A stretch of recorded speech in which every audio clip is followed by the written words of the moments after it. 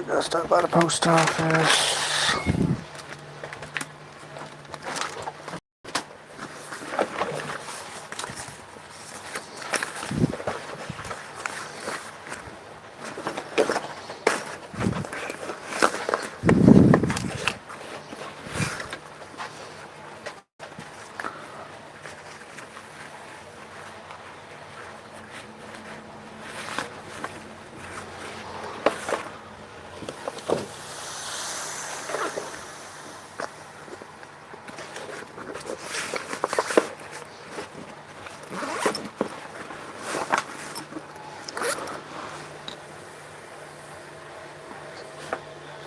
Hey, you ready for dinner the fin?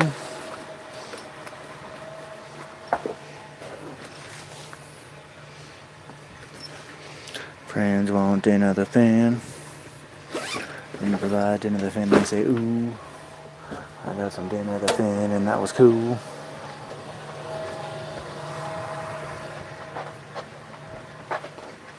Purdy the cat requested dinner the fin. And so when you hook a friend up with dinner the fin, they might say, ooh, it's going down again.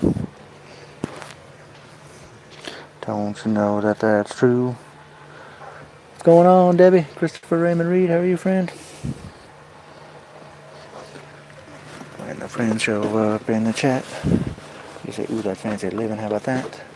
The Count of Monte Fisto, you got that right, brother. Purdy wanted food, and Fred wanted food. Everybody knew that was true. Purdy doesn't like to play when she's about to get her food. Right, Purdy? Purdy said, don't touch me when food is around. If you touch me when you're about to feed me, I'll get angry. And that's what Purdy the cat said to me.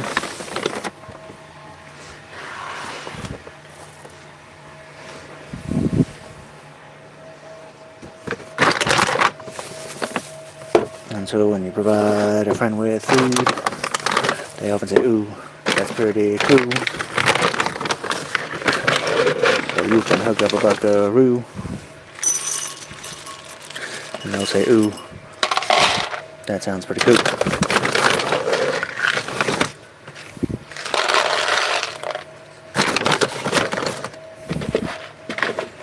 Because everybody knows that a buckaroo, it's kind of a heavy pour city. I know you've been hungry, maybe it's skimming a little off of that. We don't want you watching your girlish figure. Losing your girlish figure, I guess. See if he gets a steroid with his den fin. We'll have to give him the antibiotic afterwards just in. Where'd your spoon end up? Oh, you got your knife here. Friends like food. What's going on, Devin? Friends are known to be fond of food. And they put it in their belly. They say, ooh, ooh, ooh. I got food in my belly, and that sure is cool. Don't you know that's very true? So we hook up a buckaroo with some food, don't you see? And when it goes inside of their tummy, they might say, whoa, whoa, whoa, I got food in my tummy, don't you know? And everybody likes a food-filled tummy. If you don't, I think that's quite silly. City said he could go for some food that's true. You better not hijack Purdy the cat's food. Execution might come next. Ooh, ooh. Because nobody likes when a friend wants to hijack another friend. You got Purdy, you can have the can. Not for you, City. You wait, turtle cheese.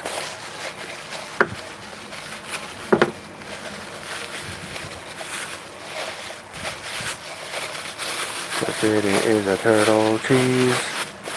He likes to say words like that to me.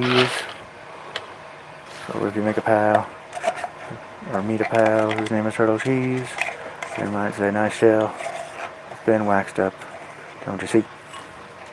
Because waxing a shell is good to do. Apply wax to a shell and say ooh ooh ooh. I once waxed a shell and felt pretty cool. Shell wax is a little bit expensive, though that's true. You gotta go to a special place, don't you see, where they can stock the stuff on my own me. Cause not every store has shell wax for turtle. I know about that for sure. Well, here goes a double can operation, Purdy. Sadie, no, that's not for you. Purdy likes to clean a can. Oh, she's a can cleaning toucan. So if you come across a toucan cleaning cat, yeah, I might say, ooh, what you know about that?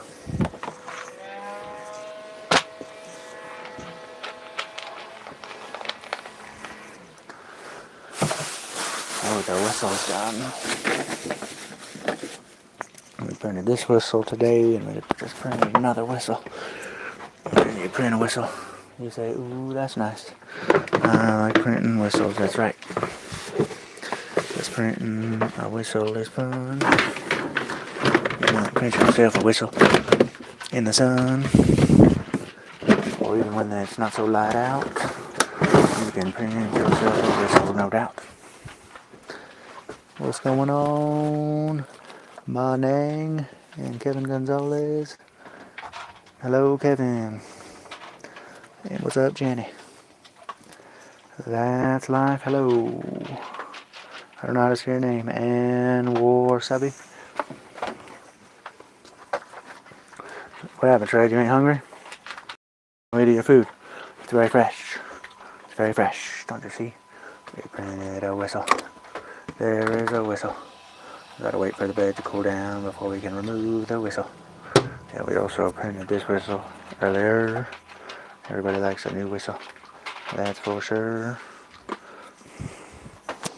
This Red likes a new whistle, don't you see? Even though she's not eating her food, she's being silly.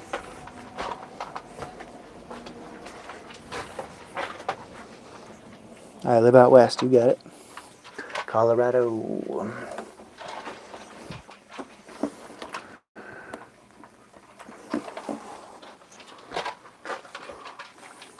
Oh, you know, this and that. We're going to go over to Mr. Carroll's here in a little bit. Do some pull-ups on the way and out to Mr. Carroll's farm to do some dialysis and insulin shot. I don't know if we're going to mess around with our scrap out there or not. Depends on the time and how I'm feeling.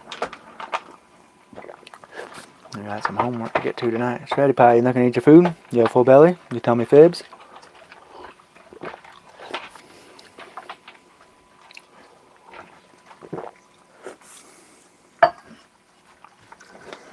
And a friend appears to be telling you a fib. They might say, oh my, why are you doing this? Say that ain't your food. Oh, don't you know about that, you see? Well, why are you eating your food all late, Trey? Are you gonna eat? You eat your food, Wang Chung. I'm gonna go for Wakale Poo. You wanna go for Wakale Poo? I know you wanna go for Wakale Poo. Well, what about your food? Are you gonna eat it or no? You wanna eat? Very fresh? Very fresh, straight from the factory? The foreman and the whole floor crew, they work so hard making the food for you. Making the food for you, not for you, City. And the foreman and the floor crew work so hard to make some food for Fred, but she didn't eat it. That's bizarre. I said, you should eat your food till the knee, because the lack of the food consumption bothers me. Because you're a buckaroo and you're supposed to eat your food. Everybody knows that that's true. And City wants to go for an adventure yonder way. And he said that to me, ooh yeah, today. Because he likes adventures around to and fro. All you're doing is dropping your food on the ground. What are you doing here? You making a food dispersion mess? City! You leave that cat food alone. Turtle cheese, I turn my head and you're a fish on a stick. Okay, let's give you your antibiotic and we will go for Wakale Poo.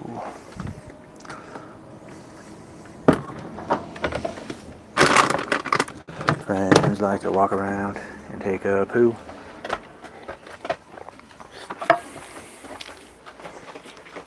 Oh, don't you know that's true? So if you see a friend Who wants to walk around and take a poo? You might say that is something I can arrange for you. As I hear that you're a poo walker.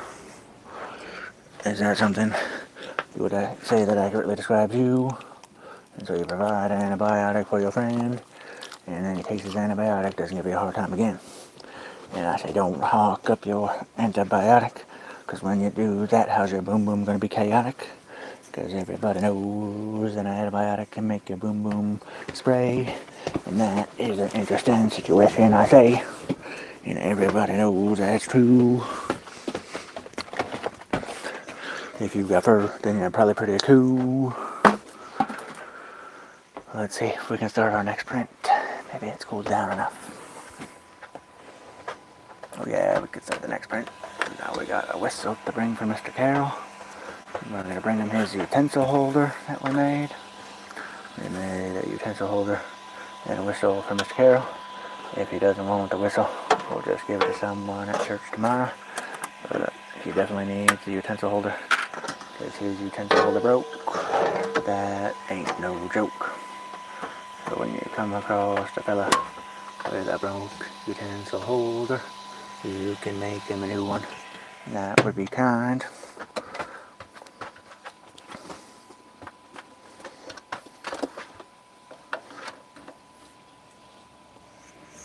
Alright, you want to go for a walk of the poo? We're going to go. Let me just start this print, honey. Sorry for moving the goalposts. When you move the goalposts on your porch beat, honey, you might say, please forgive me for my iniquities. Yeah, should we put this out in the troop so that we don't forget it? When you put a whistle and a thing in the troop, or should we just put it in the backpack? I don't think it'll break in there. And I'm not going to forget my backpack. You wouldn't break in here, Mr. Utensil Holder and whistle for Mr. Carroll, would you?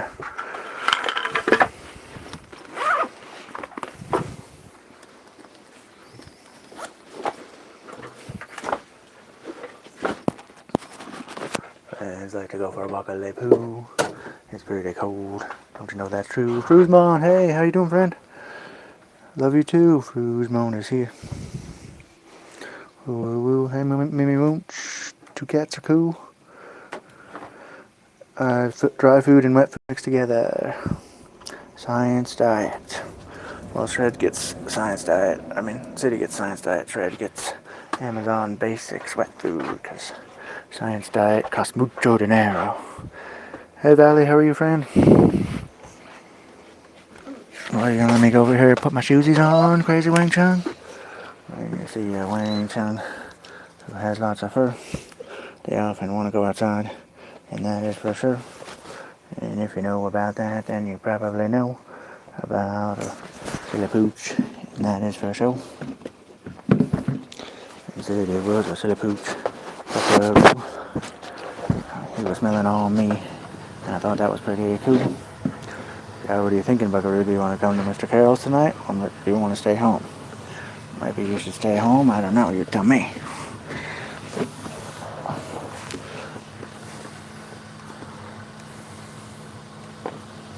City said he might want to go to Mr. Carroll's. You may Buckaroo. That is for sure. I don't want to overdo it and make it very so.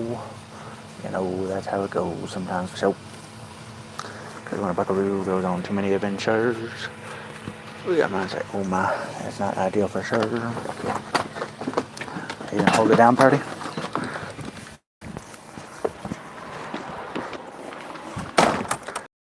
I don't know what the temperature. I think the high today was 27.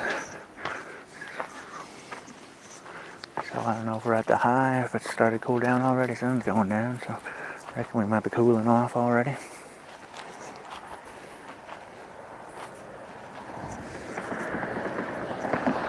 Shred had a tail, and I knew that.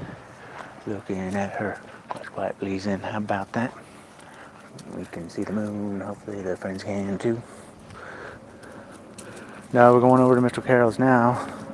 I'm sure we'll just be doing leftovers there again. He's got all that leftovers from when his food came, or not when his food came, when his family came. I'm still I ate all that sardine salad that you saw me making for lunch. Come on, Shred, let's go this way. Hey, Shred, this way. This way, let's go, move. I ate all my sardine salad, so I'm still pretty stuffed. I don't know if I'll eat anything over there or not. Maybe I'll have a couple pieces of shrimp, but he's got that shrimp scampi left over and that pot roast still, so we'll be eating that for the next couple of days. I don't know, we got the what's it called at church tomorrow, potluck, so I'll bring them some food from that too, but he's pretty right well stocked for the moment. That's good, keeps me from having to do some extra cooking. We're still in the 60s. Ooh, Valley living fancy. Valley's living fancy with that nice temperature, basking in the sun, skin glistening for sure, saying ooh, woo, woo, woo. The sunset's going down and that's cool. Everybody likes a pretty skyline. Yeah, my holler out, ooh, that's right on time. Oh, someone's got some hay. Hauling some hay. Ooh, ooh, ooh. You can put it on the flatbed and feed a furry friend, that's true. Because a furry friend likes hay, oh, every day. City knows about that, that's what I say. Yep, they listen well enough and they know if anytime they go anywhere near that road, I'll scream bloody murder, so they know not to go there. One time there was a skunk crossing the street right here and Shred wanted to go see it. And I screamed bloody murder.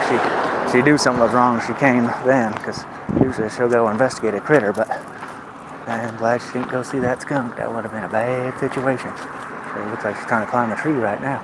Shred is trying to climb a tree. She says, I think this one's small enough for me. And we chop it down, put it in the living room, so we have something to put our presents under. That's a silly poocheroo. Hello, Farsi friend.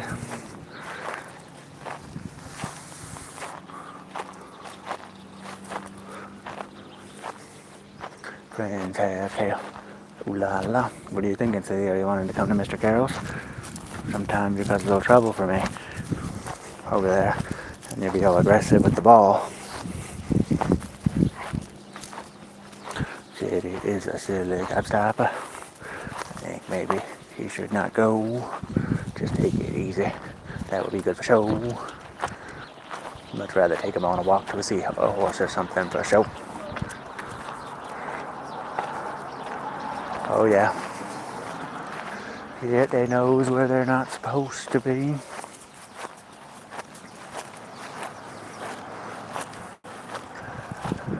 Red tails might make you well, and that is something that is true. And if you're wailing at a tail, sunset, that's pretty cool. When the sun goes down, you might say ooh ooh ooh. We're gonna miss you, Mr. Sun. Have fun down in the Eastern Hemi.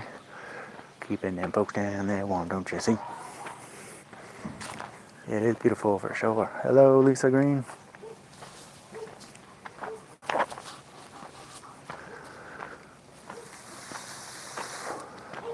Everybody likes a friendly tail. When its ways, you might wail. And that is appropriate to expect. A tail swaying. Very nice, you bet. And Shred emerges from the bushes. Oh, she's a troublesome pooch, let me tell you this. Okay, that ain't your beeswax. Hey, you stay away from that. Come on, City, let's go, move along. City. Shred, why are you backtracking? Don't we get no trouble? Come on.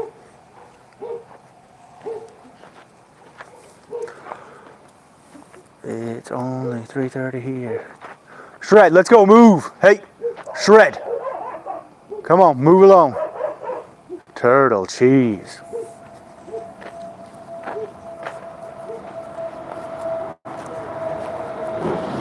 Said it is a turtle cheese. He likes being fancy. But you know what I mean? Right. Oh, we left our flashlight on. Silly gooses.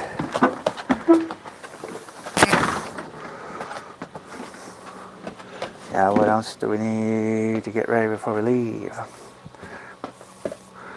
Oh, we will stay warm. Purdy the cat is sitting on my laptop. She's a silly cat. I know that a lot. She says, how dare you touch me? That's not cool. I say, I will touch you. I own you, silly fool.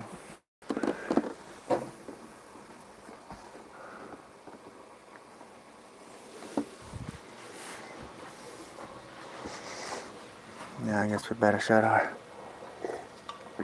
blinds so nobody's spying on you, city. I don't want anybody getting a peek in here at your beauty.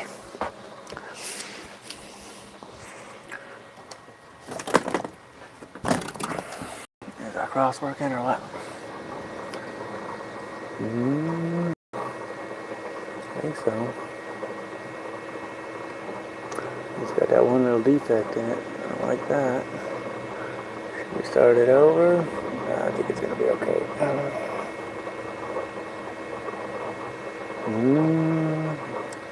It's only a 30-minute print, so if it don't turn out good, that's fine. We'll just print another one, huh?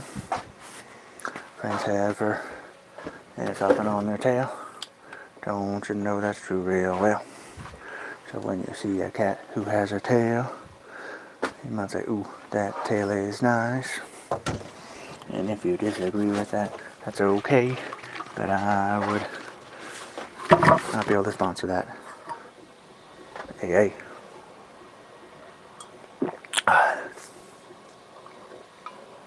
And what did you decide today? I think you're probably staying home, right? You were looking a little limpy on the walk.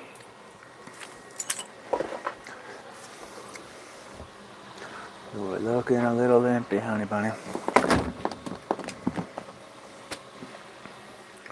Okay, what else do we need before we go? You want a quick massage? City McTurtle.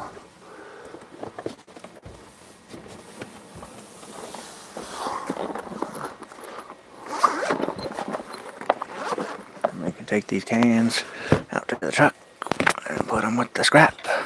Cans go with the scrap. That is cool.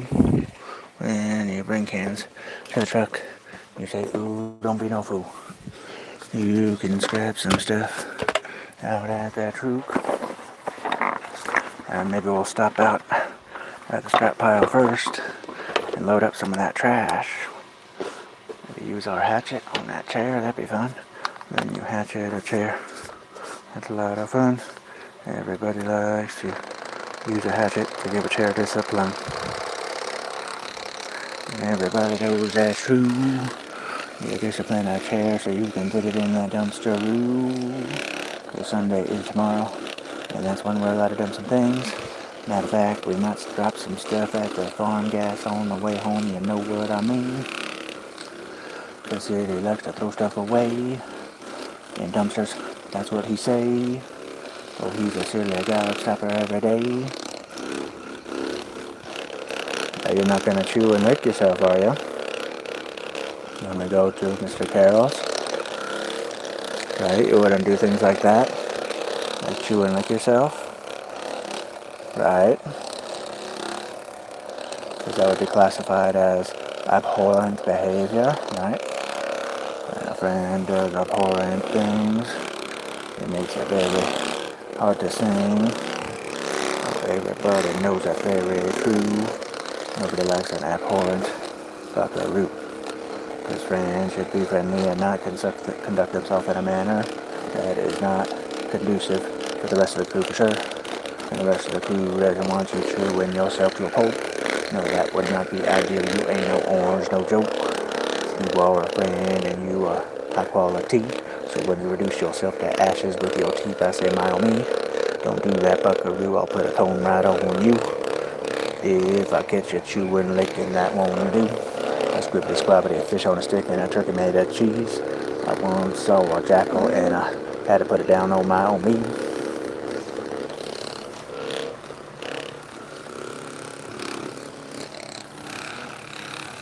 Now you ready to roll, Shreddy Pie? Do you need anything else for our adventure? Is there anything we're forgetting before our adventure to Mr. Carroll's? Possibly, do you want to try and eat some more of your food? So that way you don't hijack Oreos. I forgot that you're gonna eat.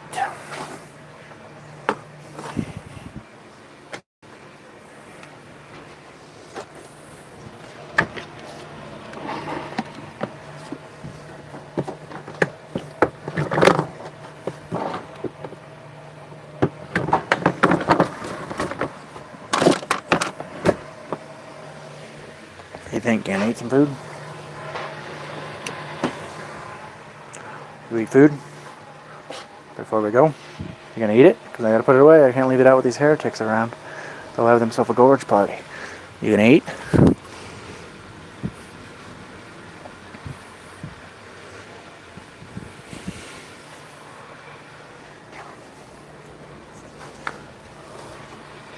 Well, why? How come every time I move you stop eating?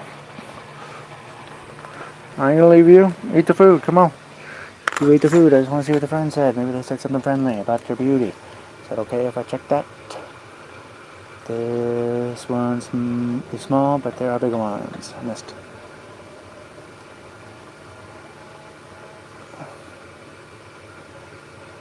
Hello, Sarah. Thank you. That's kind. I like you too.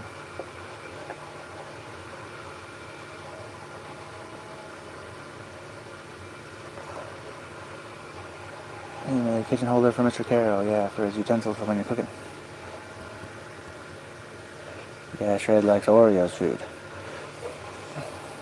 You're right about that. Oh, she wants to see the printer? Sure. I didn't see. It's a 3D printer, Debbie. Yeah, that's right. So right now I'm making a cross to give to somebody at church tomorrow. We'll see how it turns out.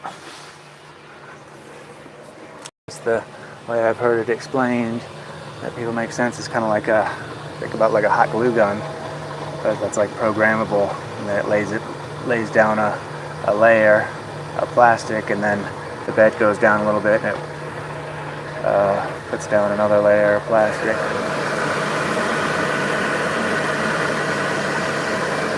So like I made this whistle earlier today. Around my neck, so I made that whistle earlier today. And let's see, we got some other things over here. I make these fidget cubes. They're good to hand out to people. People like fidget cubes. Was he like Bruce Lee? Most pictures I've seen of him, he's a little bit chubby, but he has. I've seen some pictures of him as a real young kid, where he's kind of fit. He was a hunting farm boy, so I wouldn't want to come across him in his prime. Imagine he probably would have broke me over his back. But yeah, so that's the. You can think of it, you can make it. Yeah, and you can make like the stuff I'm making now. It's already stuff. They have a whole website full of stuff that people have already made, like tens of thousands, maybe hundreds of thousands of items that you can just print for free. But you can also, like, they have different programs you can use to, like, design something. I designed a few things, but not very much. Are you eating the food or what? Are you done? Because I'm ready to go. Stop being a turtle and eat your food. Fish on stick, turtle made of cheese. And you witness a turtle cheese friend. You mean say why? You might say why? Are you putting me through this again? Fred, stop looking at me like I'm gonna get you something crazy to eat or something. You have wet food in there. Why you in the weeds? And why you look at me crazy like I'm doing something? You have to stand still so you can eat. Eat your food. Come on. Are you done? Because I'm gonna put it away. Eat it. Are you done? I don't care if you're done. I just want to know because you're standing around like you wanted to eat it. You got turtle cheese. You make me not even be able to speak English. You cause me to speak in tongues, you Wang Chung. Friend causes you to speak in tongues. You say, oh, what a Wang Chung. That's not a good situation. My friend makes you speak in tongues.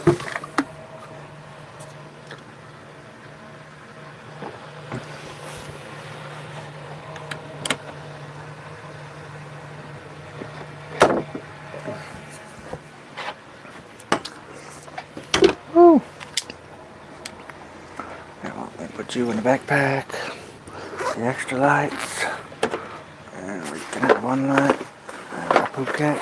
Are you done with your cans, Purdy? Because I'm taking them with me. Oh, thank you, Debbie. That's why I got to be careful with the people I allow to be in my life. Got to use discernment, because when you're loyal, people take you for a ride all the time. And it sucks being loyal and getting burned. Watch out, Purdy. Those cans are going in the truck. You had your time with them.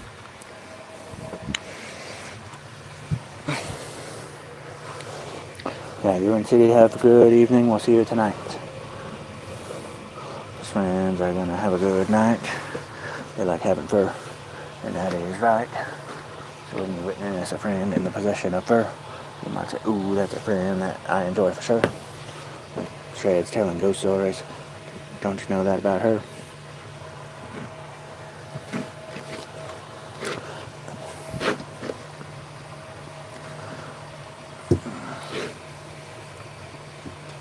Yeah, you gotta stay, honey bunny. You were kind of moving a little stiff out there on that short walk, so I don't want you going to Mr. Carroll's and working yourself up, because I want to be able to take you to the park tomorrow or something, and we don't want you wasting your soreness on just going to Mr. Carroll's. You didn't even have too much fun over there. You just get possessive over the ball and act all crazy McQuasi. Stay, City. City, lay down. Sit down. Shred, go ahead. City, you stay. Don't be a turtle. I love you.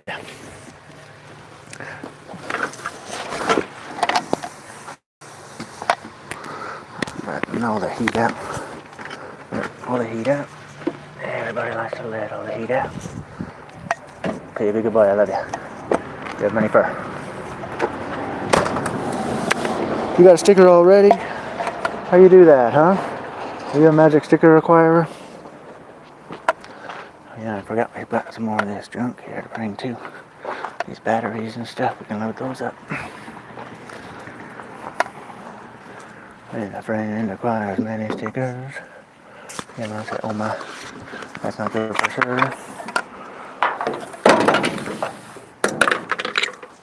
There's nobody that likes when stickers have been. Here, why don't you get in the truck? I don't want you causing no problems for me. I'm gonna be going soon. I'm gonna just grab these few little things. Go ahead, Goody.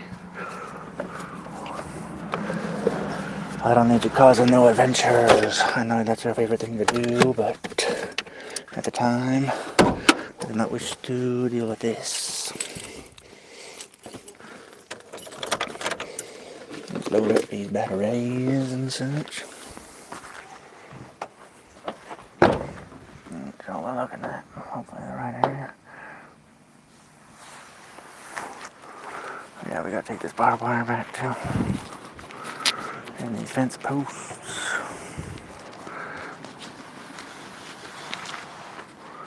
Put that in Mr. Carroll's steel building.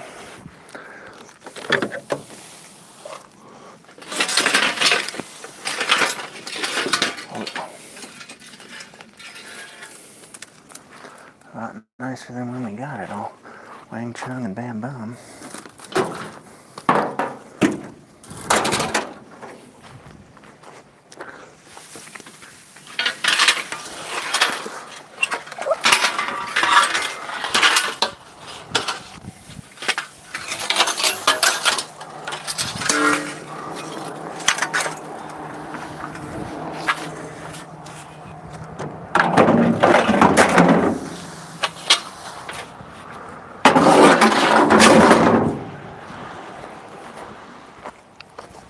What's going on with you, Tangly Wangly?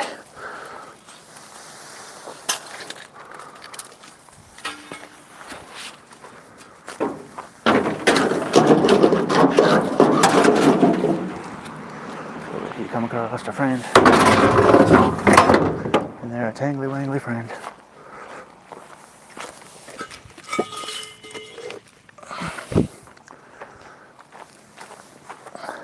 How's it going? Yeah, it got cold finally. You said what? It finally showed up. We'll see you tomorrow. Yeah, he said something about they had a spot closer to where they're working that has like a bathhouse or something, so they wanted to go there. So Miss Carol ain't happy about it because that's money out the door, but what are you gonna do? So, yeah, but. Well, who's that? The bus one? The paperwork is for the 8th for them to leave, so we'll see if they end up leaving. But who's that? Yeah, I don't. There's been so many guys in and out of there, so it's hard to tell. Yeah. Yeah.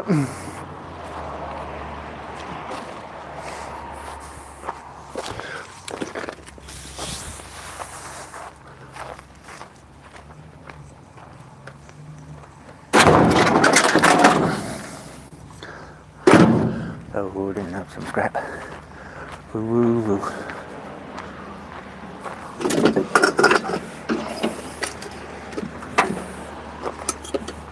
You can load up some scrap and feel pretty cool. Mr. Todd said he's got a couple more batteries for us too. We'll go over there and pick those up sometime.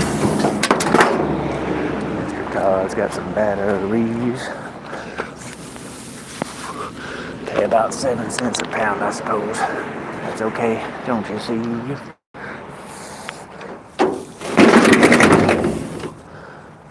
Alright, I think that's all we're bringing down now. Kaboom! How you doing, honey? Oh yeah, I gotta put the negative terminal on. Sorry, I forgot.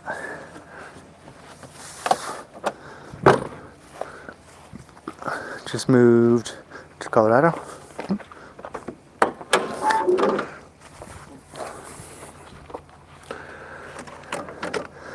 It's a cool state. The land prices are getting a little out of control though, and property value getting a little bit pricey. Connecting the negative terminal. It's good to do so Mr. Truck will start for show. Because everybody likes when Mr. Truck starts. The alternative is not so smart.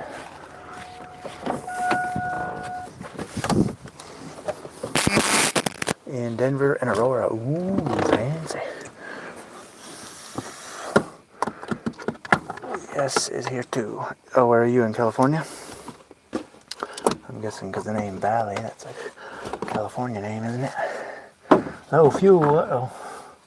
We're gonna go to buy the gas station. I guess we should have got gas this station, right, huh? We were kind of in a hurry. We were running late. Who's a good truck? Who's a good truck? Mr. Truck is a good truck, and that's what I know.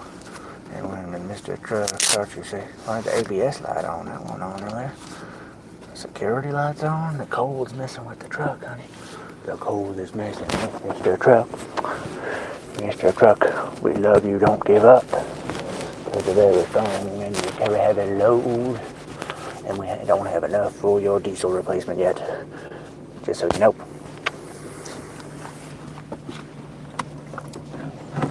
Yeah, I reckon we go to that gas station. What's the next, Freddie Pie? You want to stop at the Gassy-La-Woo? You want to stop at the Gassy-La-Woo? Put some gas in Mr. Truck and we love you. Because Mr. Truck is a good friend, don't you see? He kicks it long time and you say woo-wee. Security lights on, ABS lights on. That freezing the cold mess with Mr. Truck last night, didn't it? Mr. Truck get messed with. Did Mr. Truck get messed with by the cold? The cold Mr. Freeze said, hey Mr. Truck, I want to teach you a lesson. You'll not be in a parked in the garage again. And that is something that can be placed when Mr. Truck gets messed out in the cold. Sorry, Mr. Truck. It wasn't my intention to hurt you. And I appreciate all that you do. Because Mr. Truck will take you to and fro and keep you warm on a cold night for so. Travel you round the way so you don't got a break of the knee. Transporting stuff that's so heavy. Okay, honey, let's go. Watch out.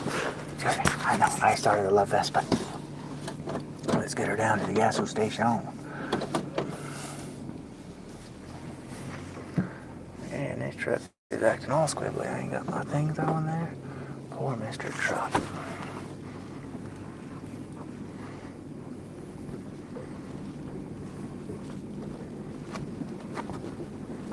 Mr. Truck doesn't like the cold. He says you left me out there, oh no. No tarp, no shade, no nothing. Just freezing. Sorry. Mr. Truck, I love you again.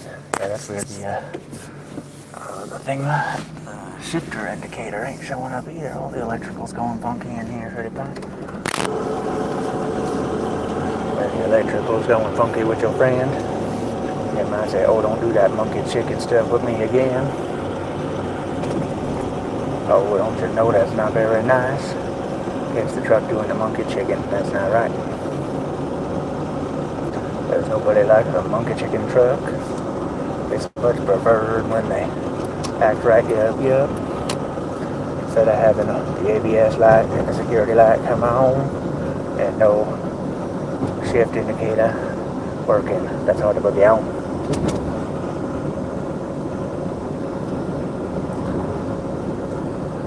The tread has a tail that's mighty shiny. I like looking at it. Don't you see? So when you see a shiny honey tail, you might say, ooh, ooh, ooh. Let's go put some gas in Mr. Truck so he can feel cool and appreciate it. I know you ain't crying. I know you ain't crying. Must have lost your furry mind, Shred. Crying. Fish on a stick. Say 23 degrees on the bank building. 23 degrees on the bank thermometer. Hard to trust that though because the time's always wrong for sure. Guess time and temperature ain't intricately, that's not a word. I'm trying to say, I don't know why I can't say that word. Intricately? No. Intricately? That's not the word. Put a Q in there. Anyways, they're not involved intimately, I guess. That word is not the same, but it could be used somewhat. Intricately. Dang it, that's still not it. Intricately. I'm still not getting it. When you can't say a word, you say silly brain. That's not very nice. You're supposed to speak the King's English, man. Oh, don't you know that's very, very true? When the brain don't speak the King's English, you say that just won't do. They put some gas in this here truck and rumble on. Down the road, you know I want to boogie on.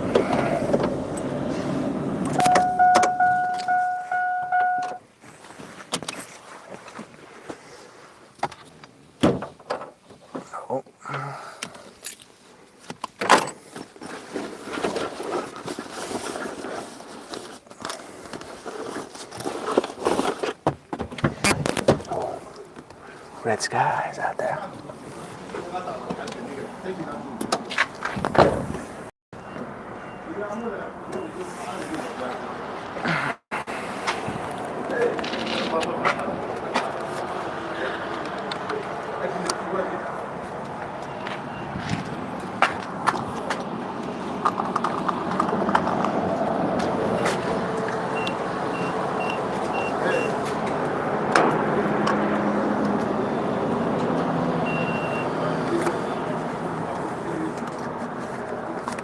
Yes, I want the receipt, even though I know you're not going to print it.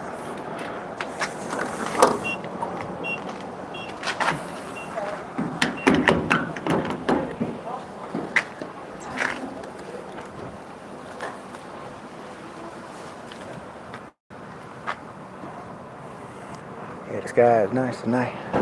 Oh yeah, Subway's there. Shred's in there. Looking at the friends. And looking at the school. Hey Martin, how you doing? Looks like my day. Show all the pretty lights. Here we got the Christmas lights on, don't you see? And y'all said I wasn't getting festive.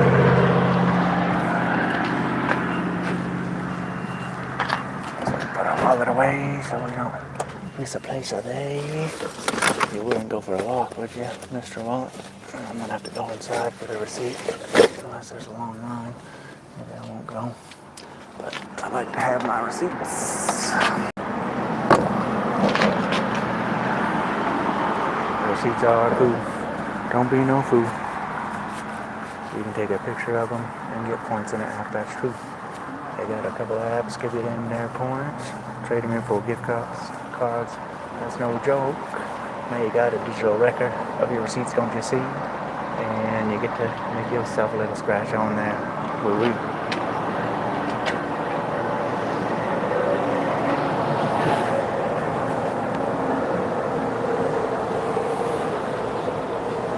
And maybe put about 10 gallons of fuel. I need to, when I put the fuel pump in this truck, I screwed up real bad. I didn't put there's like a gasket that goes around the top latch or whatever that holds that fuel pump on. I didn't put that gasket in, so if I fill up the truck then and go drive and slam on the brakes, then the fuel will spill out the tank, so that ain't good. Sailors Delight. Sailor's Warning. Oh, thank you for that information, Belly. It's very handy to know. Watch out in the morning for the red sky. We almost got our 10 gallons. Can't tell if there's a bunch of folks in there in line or not.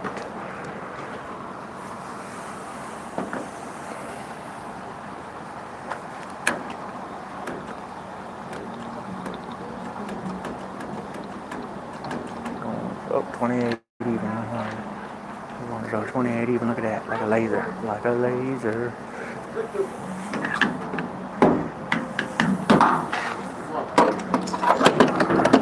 Yeah, they never stock the receipts here, so go in and get one receipt.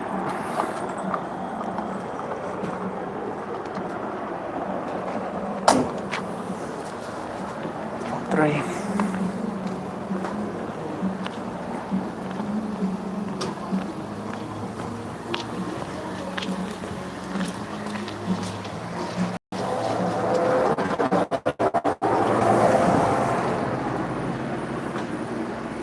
Hello. How's it going? Can I get the receipt for pump 3? Sure. How you doing today? Not too bad. Finally slowed down a little bit. There you go. Well, don't jinx yourself now.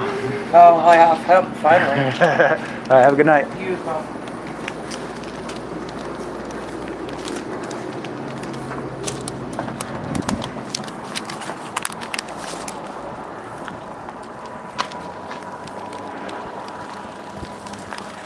Oh, there's Shred.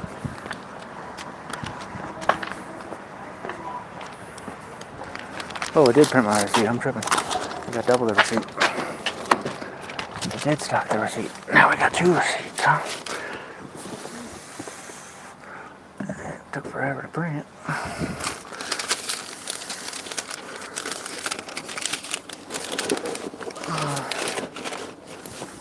Alright, you ready to go do some shreddy pie? Shred likes doing pull-ups on a tree. Yep. When she does a pull up, you say, ooh, that is a furry tail. That's pretty cool.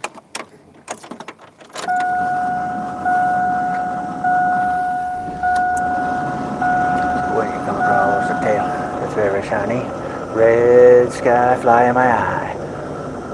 I like a shiny tail. Rub the face of a shiny tail and say, well, I enjoy your shininess, don't you see? Down that ABS light is still on. That's strange. It wasn't on before. Not on me. And so when the lights come on your dash, you say, it's okay, Mr. Truck, I still love you. I ain't worried about that. I know you're gonna rumble us on through to our destination because you're beautiful and cool. Everybody likes a beautiful, cool truck. If you disagree, you might get stuck. A spark plug in your eye. Because trucks don't like when you talk mess about them. I don't know why.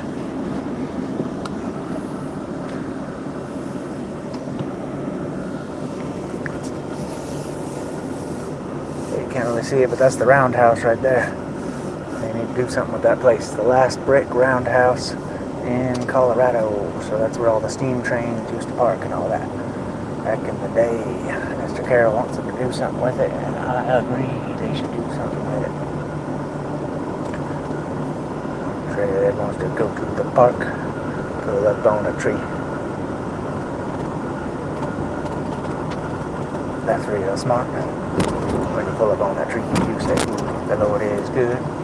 Thanks for the strength. I appreciate you. That's understood. This tree is fun to pull up on. Anything less is silly boogie on. Oh, they got a dog there too, Shred? You might stay if they got a dog. Someone's at the park. Someone's at my daggum park. What the hell? Somebody's at my park. They must be lost. Oh, they just cut on the Christmas lights. We made it in time for the Christmas lights. It's Christmas light time. Christmas light time. Don't you know about that? It's right on time. You say have a good day/night. Why do we say it here too? We do it over here as well. not sure I understand the question. So say have a good day, and then someone says you too. Like you have a good day too, right? Oh, can I get in my glove without you being a turtle? Yeah, it's getting cold. I'll give you that, Petty Pie. My hands if I are saying freeze if I. Mr. Truck, you're still saying you need gas? I put 10 gallons in you. I look at all of our sensors are going wonka-doodle day because of cold. And your sensors go wonky-doodle day because how cold, Mr. Truck, you got that you might say nay. I'm sorry, Mr. Truck. I don't got a garage for you. And I left my thing open. That's not very cool. Shred is ready to explore. Yeah, just keep that at the park, Shred. No roadways or train tracks. She knows how I feel about that.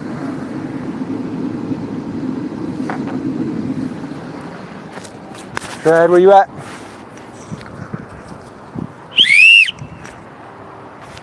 Oh, I like the sound of the news. Yeah, you were the wrong side of those trucks. You're supposed to be at the park, Wang Chung. You like the sound of the new whistle?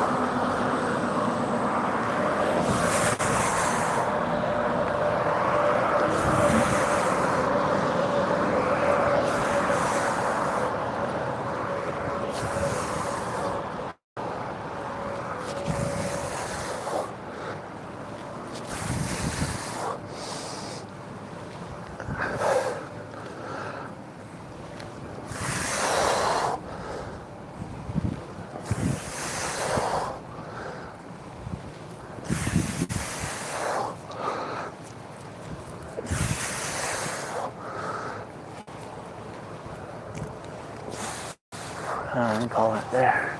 11 week.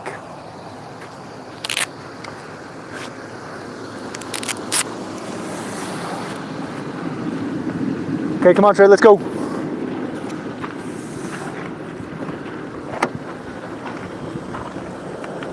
Shred, come on. My hands is mucho freezy.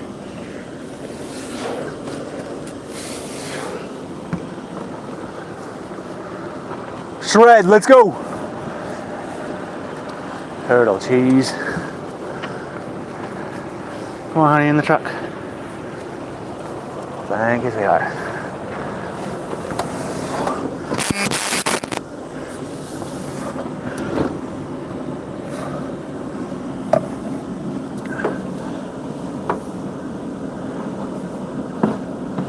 Oh.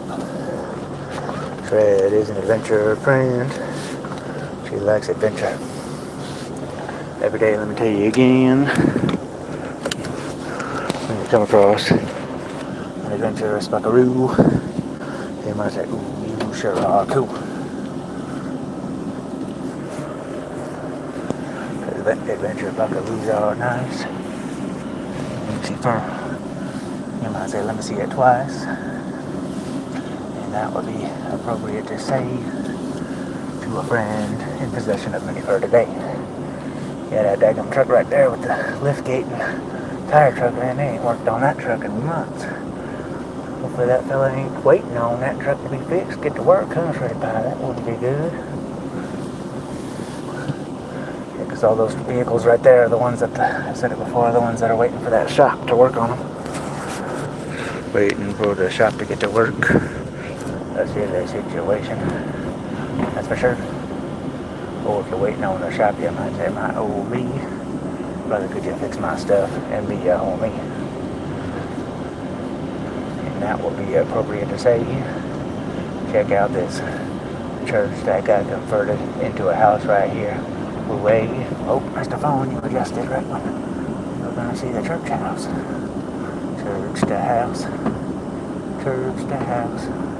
Mr. Phone wants to look to the left, no doubt. But that's okay, because there's the sunlights over there. Yeah, them folks went all out. I'll show you why. What's going on, Jason?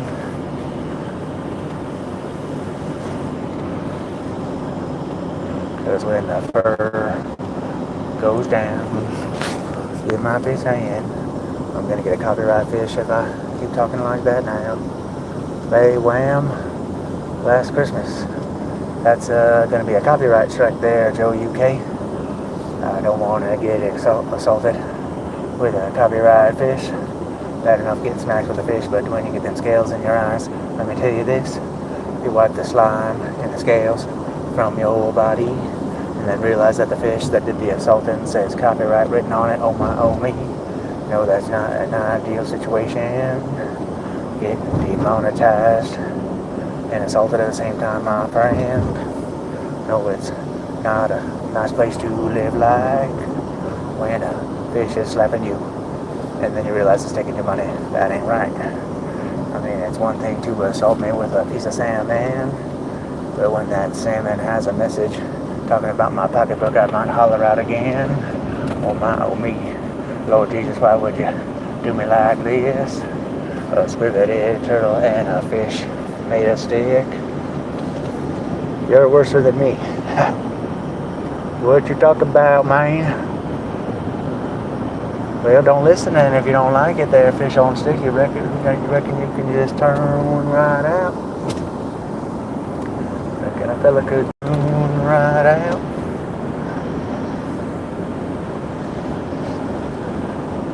This red has a tail, and she enjoys the sun, but the sun's going away, and it makes my heart break, yes, some. Cause I like the sun too, and when I see it going over the hill, I say, well, at least it's gonna keep our friends in the eastern hemi warm for real. And we got some eastern hemi friends. Yeah, they are pretty fancy, smashing crazy bugs, let me tell you again. Driving the desert, you got it. But the prairie, is it the desert, or like a high desert, I guess they call it? Well, no, there's a vehicle behind us, right? That was disturbing our peace. There's a car coming to disturb our peace, following us on the country road. They might have to meet Mr. Elbow or Karate Chop if they roll up on me. Let me tell you that a lot, because I don't like to encounter the enemy on a far away back road. I'll have to end the life, don't you see? Give me the old squibbity fish, maybe I have a rooski. Oh, it won't be pleasant for them. And if I go, I'll go down swinging, don't you see? It's red had a tail that I was quite fond of. When she swayed it side to side, I looked at it, don't budge. And don't you know that's very true? You see a tail and say, how are you? I like tails every which way. Are you gonna pass me, Mr. Carr, or just ride my tail feather? Because when a friend is riding your tail feather, I say, I ain't speeding up this truck. No, I want this truck cruising at this speed. We are going to Mr. Carroll's. Yep, we're about half a mile away from the farm, I'd say. Half a mile away from the farm. Quickly approaching, do no harm. But I ain't speeding up even though this truck's riding me. Just gonna carry on at my lazy pace, don't you see? Yeah, maybe we should stop out in the field and unload our metal first so we don't have to do it this evening since we're a little bit earlier tonight. Shred, what do you think? Because I don't want to have to freeze my tail tonight. I gotta unload all those fence posts and do all that stuff. Tell you what, my hands is a little bit freezy McFreezy right now though.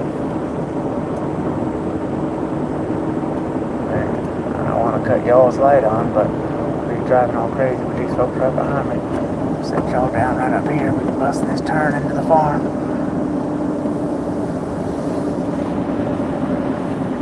We are arriving at Mr. Carroll's farm. Don't do no harm. Oh, that's the rule. Yeah, ride my tail feather now, brother. I'm gonna bust this left right into you if you try and pass me. Get me a new truck.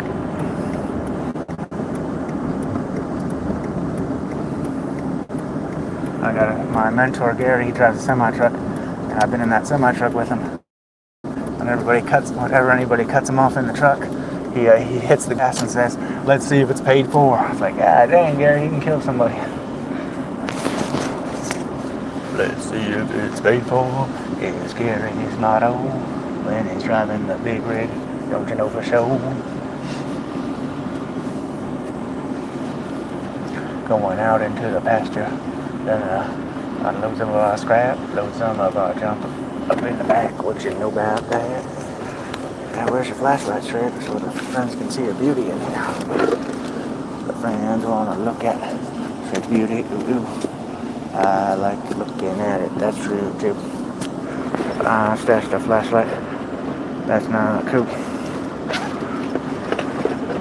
Oh, we got the backup flashlight here. We can use our flashlight to find the flashlight. Yeah, I don't know where it went, honey. But we got another one. We didn't leave it somewhere inconspicuous. Hold on, honey. I'm gonna go open this gate.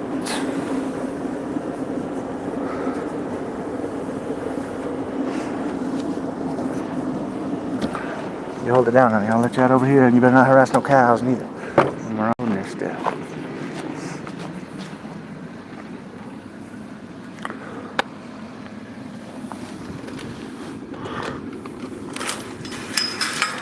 Fred likes to harass a cow.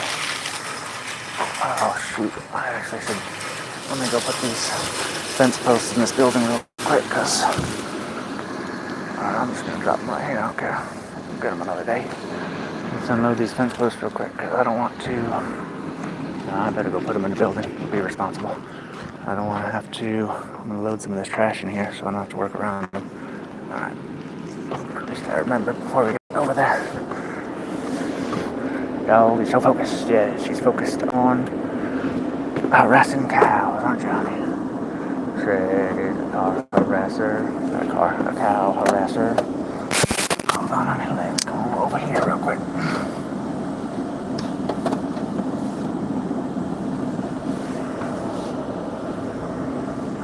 I forgot we got fence posts to drop over in the middle building.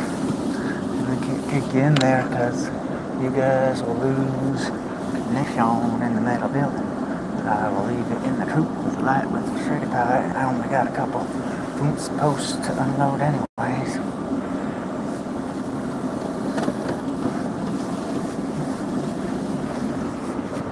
Yeah, Shred likes any kind of critters. Cows with milk or any kind of critter she can chase and cause riffraff and hootin' anywhere. Shred loves riffraff and hootin' nanny. That's one thing I know about her. I can confirm on me. So when you see a riffraff and hootin' nanny pal, you might say, ooh, I know that's been true for a while. Alright. Yeah, stay, honey. I think actually I'm gonna put some of these rubber gloves that can kind of hold the heat in my hands so I don't mooch or freezy. Maybe get me some better winter working gloves, huh? Maybe go buy Harbor Freight next time we go to town, huh? Go to Harbor Freight, get us some better winter working gloves. That way my fingers don't be froze up, cause nobody likes a frozy. And I really don't want to be moving metal around with these gloves, but I guess I will. They're warmer than them daggum leathers I got. Them leathers ain't good for the cold shreddy pie. You're gonna have to hold it down, but I just got a couple pieces of barbed wire and some fence post to unload. Fence post driver. Let's slide in. I think I'm gonna leave that one piece of barbed wire. That's scrap pile. Oh, I'm gonna need a flashlight for in here though.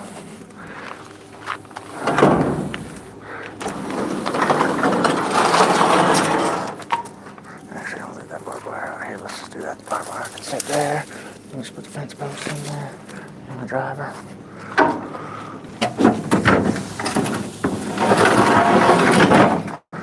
I'm just setting in here because I gotta come in here anyways to get this drywall stuff next week. I'll put them away later. Because I gotta hang that drywall next week. On like Monday or something before Wednesday. Before Wednesday, we gotta hang drywall.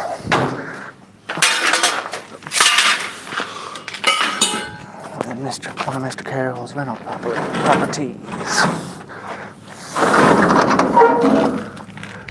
Everybody likes hanging drywall, don't you know? When you hang that drywall, you say, ooh, that's fun for show. She knows about it. She likes to hang drywall every day. They call it drywall hanger, poo shade. And drywall hanging poo shade. That's good, friend. Don't you know that's what I say? A squippity squappity fish and a turtle lived in a bowl. One on land, one was subterrestrial. That just means below the ground, Trev. That doesn't mean in the water. Silly goose. I don't know why I took my glues off. I guess it's good because I don't like to put dirty glues on Mr. Truck Steering Wheel. Because that's very disrespectful to Mr. Truck to have to experience dirty gloves upon his steering wheel. Oh, dark as a fish out here.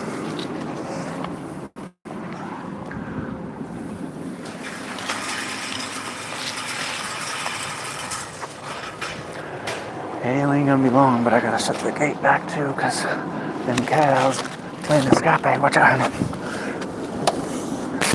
Then they'll be after me with the pitchforks and torches if I let the cows out. If I were to let the cows out, then the pitchforks and torches would come out, and my hindquarters would be poked and prodded. Little blaze, yeah, it wouldn't be fun, let me tell you this. Stay straight, bye. We're almost done.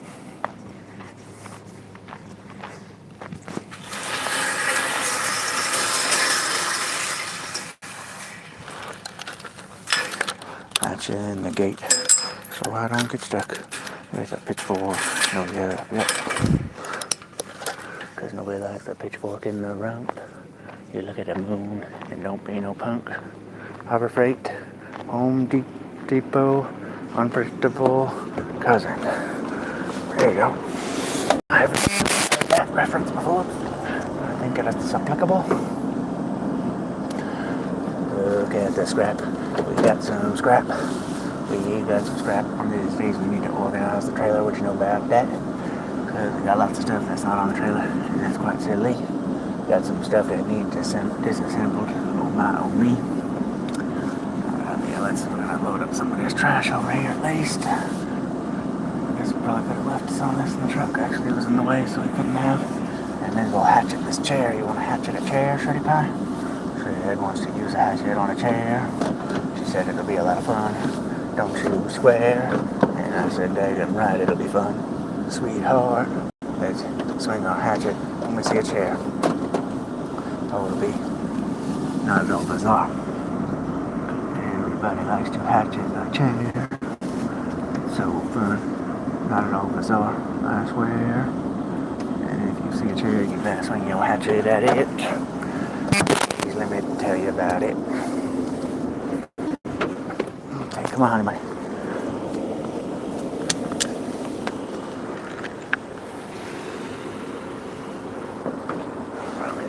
Give me the flashlight so y'all can have double flashlight action. Lost the third flashlight somehow, but it'll turn up at some point. I bet. When you lose the third flashlight, that's not cool. Good thing we packed 2 extra. Woo-woo. And how about Mr. Hatchet? Where are you at, friend?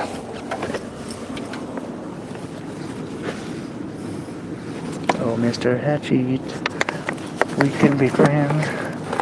You can teach that chair about death again. And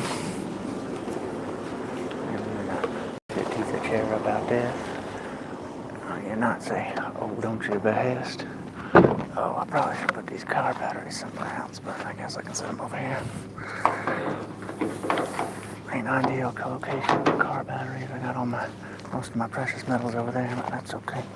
We can keep them a little separate. I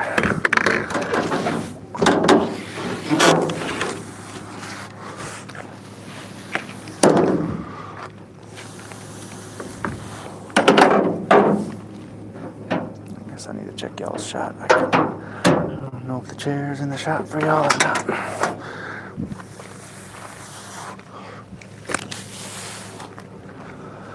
Spreading out my non-ferrous stuff, which is not ideal. Oh, yep. But that's just the way it goes sometimes. Spreading things out, and you know why? Because I'm a silly goose and I say honk honk. Oh, don't be no daggum punk.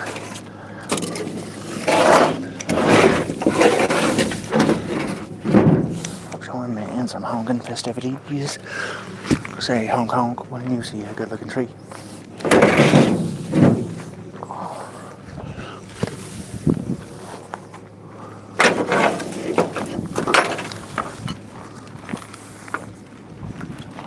Check the friend shot.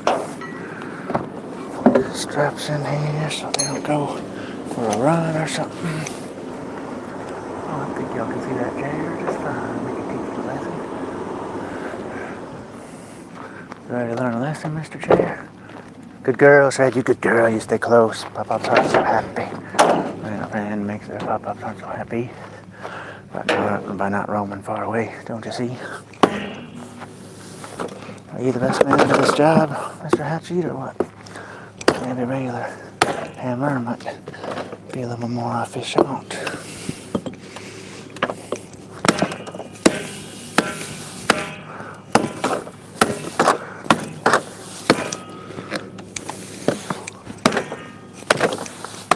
You're working. You gotta get it small enough to fit into the dumpster.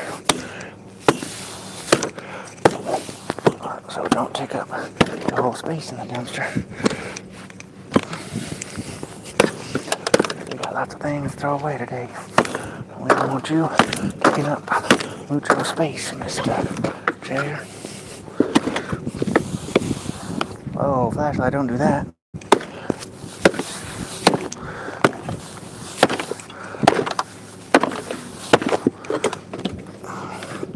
Could get the truck running, we could turn on the cargo lights. Could be a silly goose. We won't be here so long. Yeah, that's not real bright. You staying close, Shreddy McPie?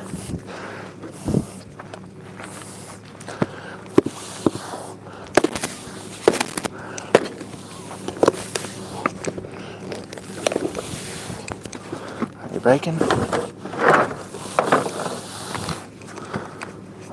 Teach a friend a lesson who happens to be a chair, and the lesson is pain. Don't you know, I swear, that can be fun. Don't you see? Chairs like learning lessons, my own me.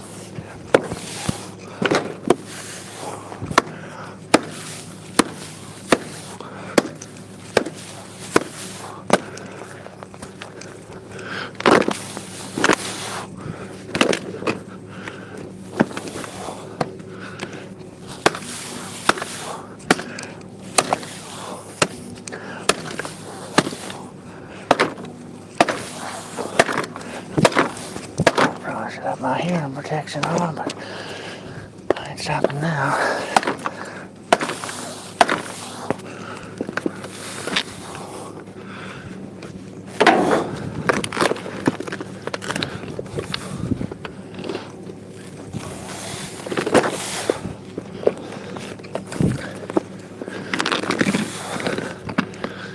How about you, Metal? You want to go to the scrapyard?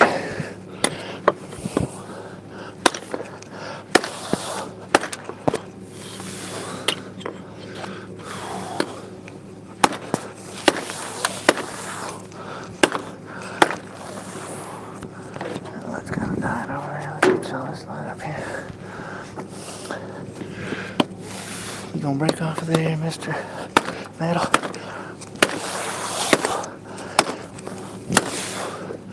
So you can go to the scrapyard and be a friend.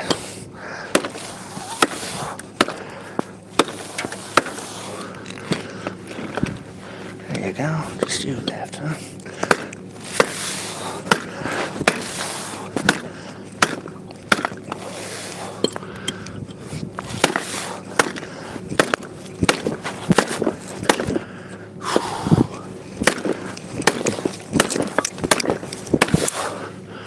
Oh, you're a dirty turtle, aren't you?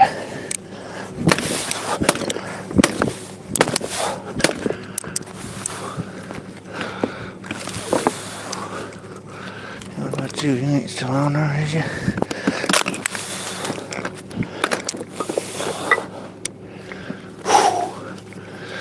Some spring action back here. Everybody likes a spring.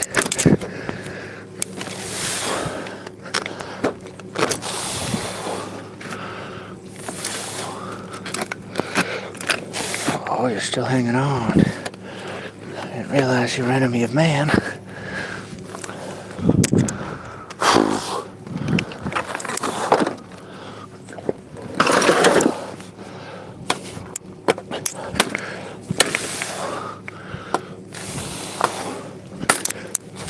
There you go.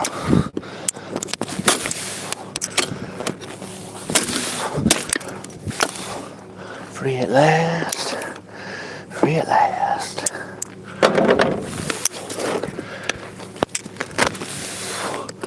Oh, you dirty, dirty made of cheese. I need Mr. Knife, so I can educate you properly in the meaning of pain, Mr. Chair. Oh, Mr. Knife. Are you around here, friend?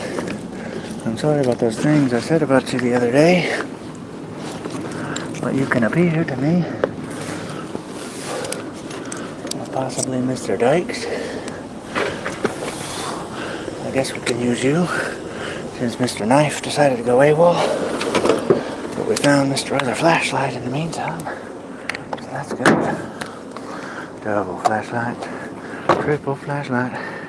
Now you're boogieing all daggum night. Good girl, said you're very good. You bring much honor to family with your actions. We got a can back here. A couple, two cans, a bird. Just kidding.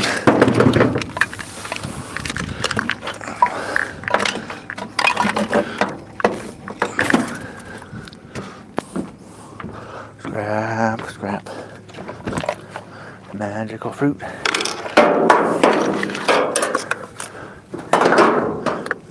You can like scrap, because I do too. Everybody knows that's true. Scrap just has an attractive quality. I can't resist you. Ooh. You see a friend named Scrap? You say, let's kick it, buddy. Long time. Why don't you pad my wallet? You see?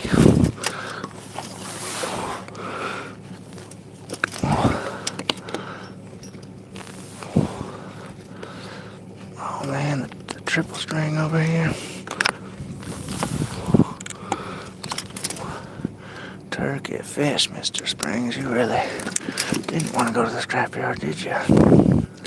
Shred, you better leave them cows alone. Where you at? I hear them mooing. Come here, Shred. Are you bothering cows? Shred. Where you at, honey? You bother a cow, I'm gonna bother you.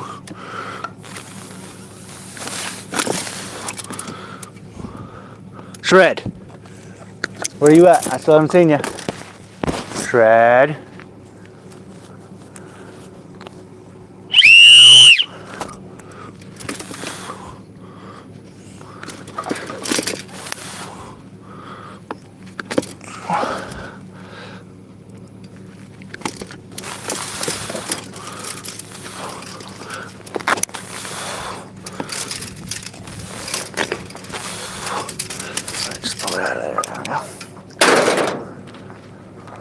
Shred, where are you?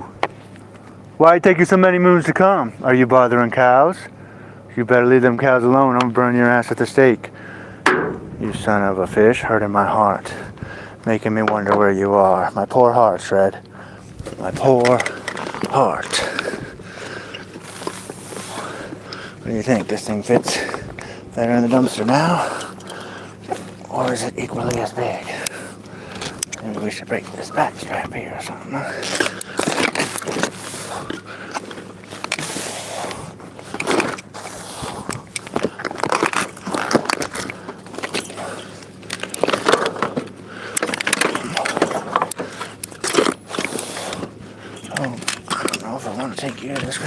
up, Mr. Metal. You're just little pieces. I guess if you come out easy. And don't give me no hard time like you are right now. A little piece of metal. A little piece of steel. Yeah, it's not very great, that's being real. I guess you could put that in the burn pit, but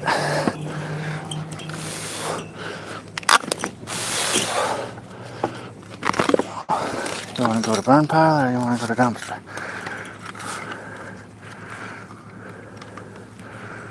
I guess you can go burn pile, Mr. Wood. Just take this cloth and such to the dumpster.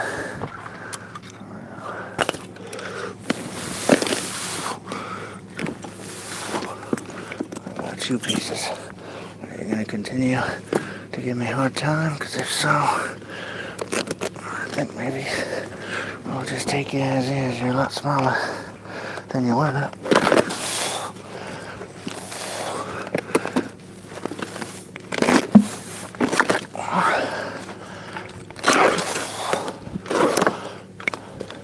You can go to the dumpster like that, huh, friend?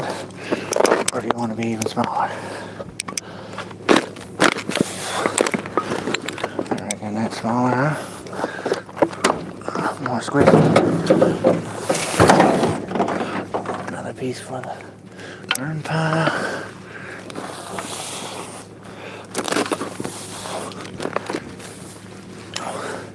Destroying a chair sure is fun. You can teach a chair a lesson, and the lesson that the chair learned was pain.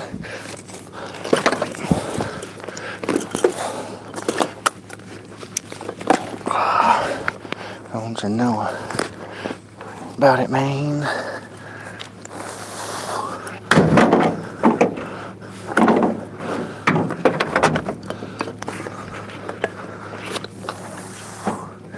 Shred, you better stay away from them cows. Don't push me. Because when a friend goes near a cow, you might say, oh well, my friend bothered a cow. And that was against regulations. You ain't messing around with that metal. You can just give it the old Rappy McLoopy, I think.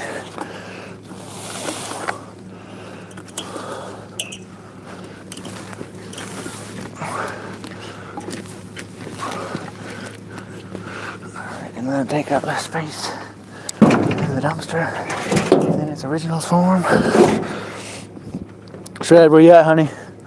You ain't planning no turtle escape, are you? Oh, there you are. I thought you were planning a turtle escape. Take these in the dumpster. We got another chair over there to take apart. Also that boat we haven't made much progress with, but I imagine it's probably getting late now.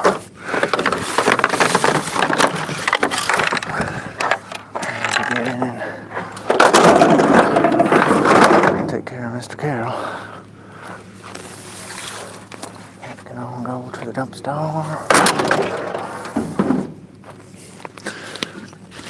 Oh wait, there's an oil filter on you. I want that oil filter actually. Just grab this whole thing. It's black. They won't be able to tell that it's not scrap, even though it's not very heavy. I'll take it to the scrap yard. That's fine. Nothing like getting paid for a piece of plastic at the scrap yard. It's so exhilarating. Let me tell you this.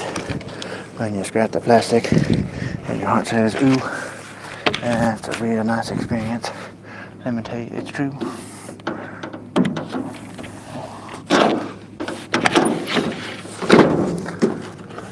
Mr. Hatchit, Mr. Dykes, my 2 friends. Alright, Trey, come on, let's go. We done our duty for the day. Good girl, you good girl. You didn't harass cow again. Come on, honey, in the truck. When your honey gets in the truck, you might say that's a good honey, that's true. Because everybody likes a true honey, don't you know? The fur they have is so pleasurable. And I had a fruit honey every day. When I saw one, I said, ooh, yay. Oh, this one's dead. We need to put you in the backpack. Sorry, friends. I didn't mean to leave you out there, no light. And your friends are sitting out in the dark, no light. And light holler out. No, this ain't right. Julio, out by the schoolyard. Oh, watch out, honey. Could you scoot back, please? Thank you.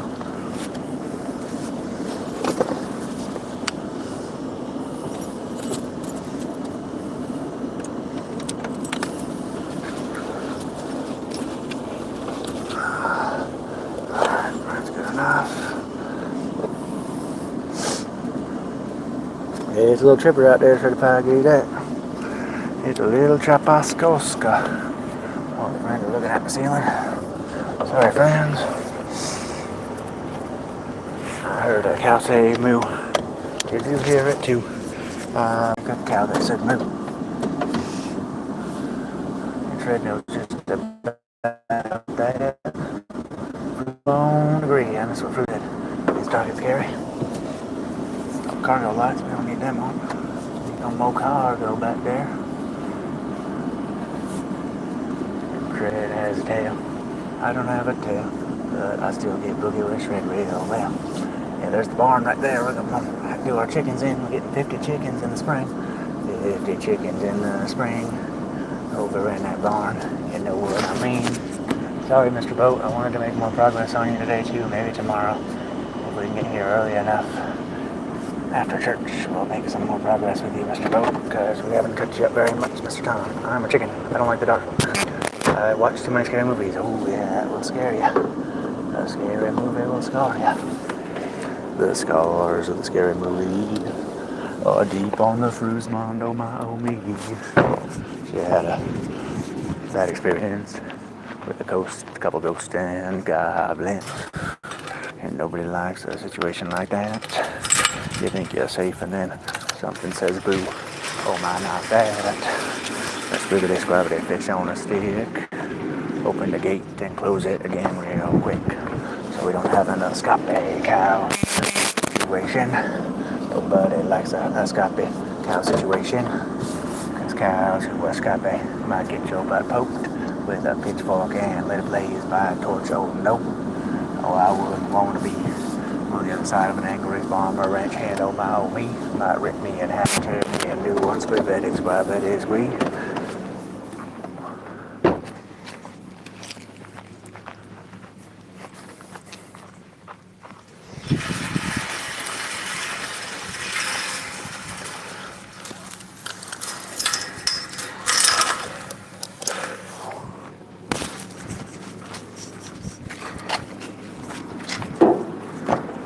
Hopefully there ain't a bunch of trash in the farm. Gas dumpsters, so I can fit it all in there.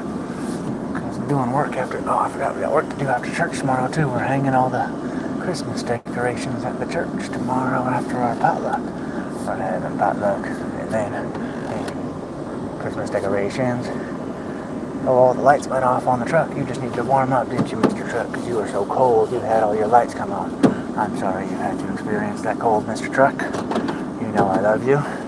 And I will think, could you hold a fish stick? Fish on a turtle, jeez. A pop-up would like to get his backpack before you do many Wing Chun walk back.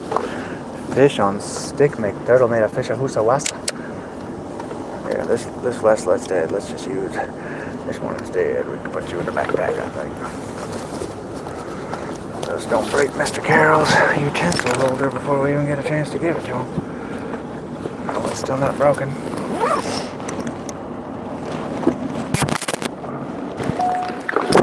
Okay, Mr. Truck, you think warm thoughts out here, okay, buddy?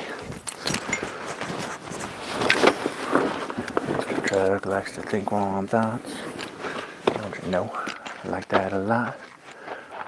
Alright, come on. Good girl, you good girl. You want to go see Oreo and Mr. Carroll?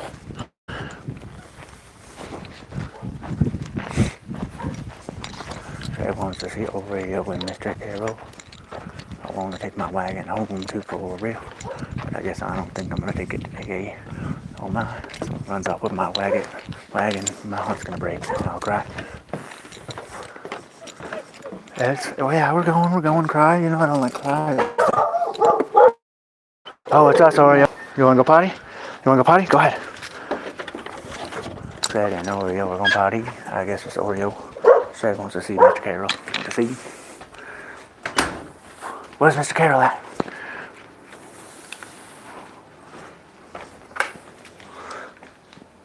Oh, you eating that food, Shred? Hey, get away from Oreo's food. You didn't eat your dinner. And you come over here and steal food? What's wrong with you? Stealing food.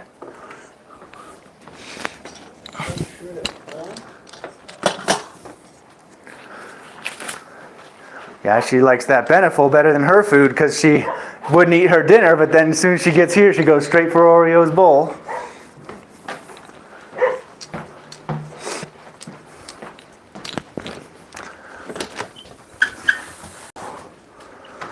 Yeah, are you a food banditti? I'm not happy about that.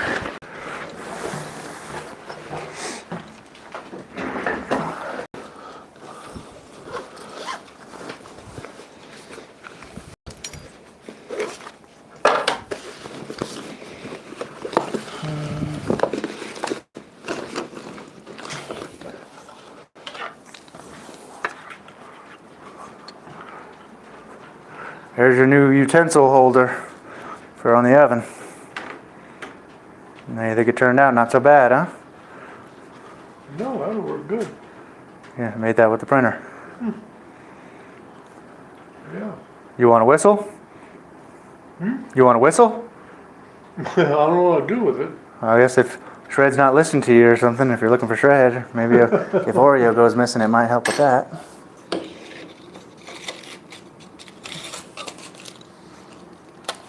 You ready for some tea? Yeah, I guess so.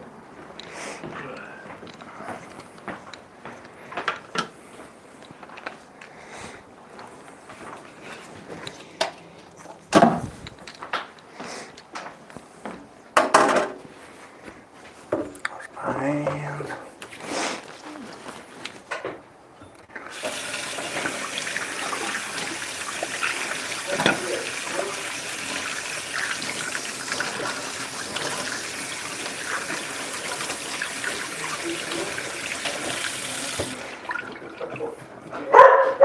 You too.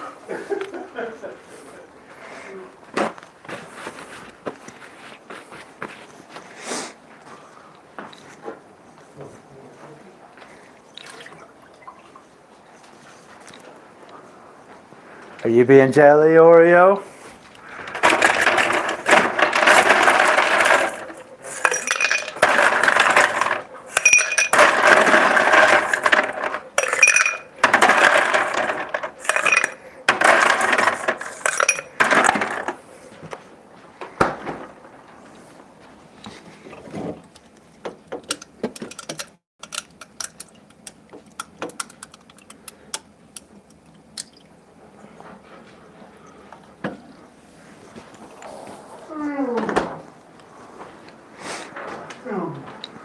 How you feeling today? Oh, crazy. Lazy?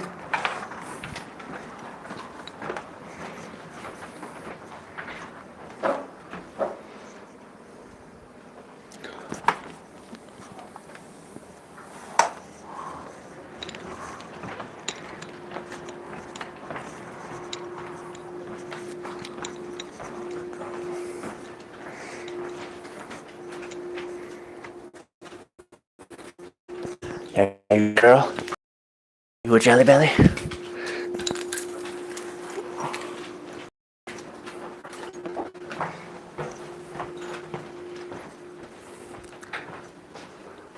Are you jelly? You're not the jelly belly. Well, sometimes. Are you the jelly belly? Are you a jelly belly? You want to go outside or what, Oreo? You're acting like you want to go out. Did you want to go out? You were just out there. Did you forget? What a silly jelly belly. On my own. Gotta pack some boxes. That's good to see. And then you pack a box full of many fluids. Pretty much, ooh, it's many fluid. birthday, that's what I said. Because dialysis takes many fluids, don't you know? And that is something that'll keep you busy for sure.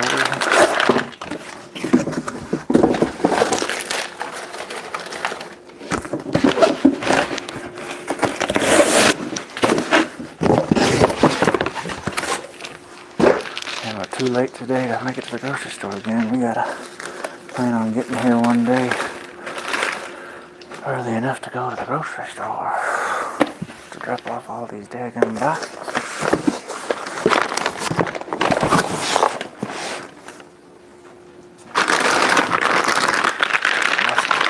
That's the one Mr. Carroll's got to carry around with him all day. The purple bag stays in him.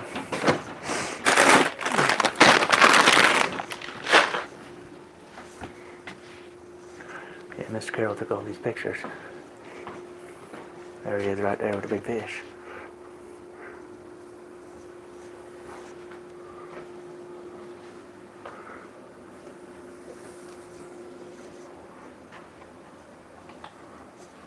Looking at some pictures, it's cool, it's cool. Fancy trinkets, woo, woo, woo, woo. Everybody likes a fancy trinket, and that's very true. Make it out of brass. Start to spoon.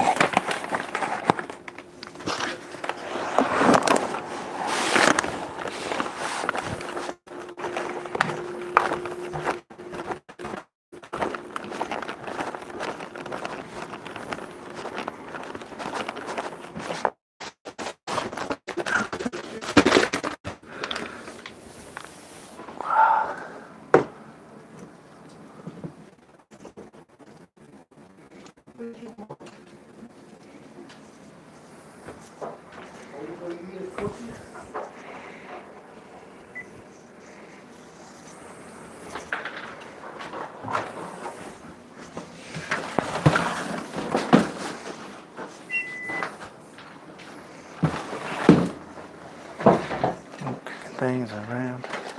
It's fun to do. You can kick some things and say ooh ooh ooh.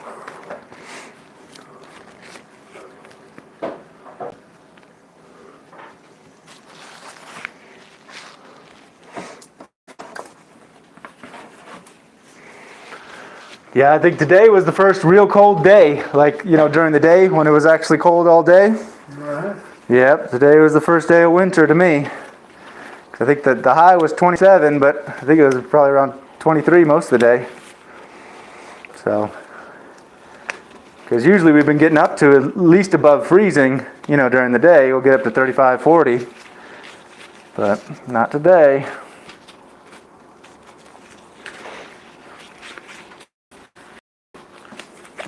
Did the guys get moved out? Yeah, they were gone before I got back last night. So they didn't pay you? They didn't pay me. But he said he's going to come back today, but I guess we got to... Do you have his phone number? We got to try and find his phone number. Because what about when he first called to... Well, that's way back and I don't really know where. Well, we'll have to look. Fucking thieves. Yeah.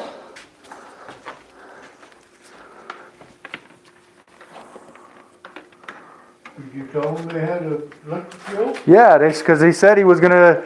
He said he wanted to pay me yesterday, but I told him we weren't going to know till later, and then he said he would come back today to pay, and he never came back. But I'm guessing he thought maybe we would call him or something. I mean, I'm sure if we can get a hold of him, he'll pay. They seem like honest guys. It's just a matter of maybe he didn't want to drive back down for no reason or something, you know, without being in contact. And it's kind of weird because he, like I said yesterday, he was asking why, like, you weren't responding, and he said he was texting and calling you, and then, like, he read me your phone number, and it was the correct number. So I don't know why the calls wouldn't come through or the text wouldn't come through, unless I was thinking maybe you had accidentally blocked him or something, thinking that it was Corey or something. That's, Oh, he's lying. I guess.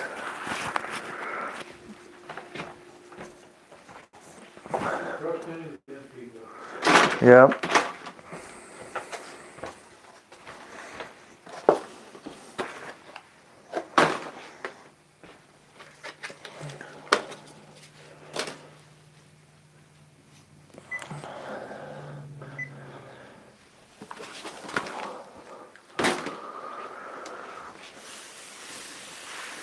Lots of plastic waste.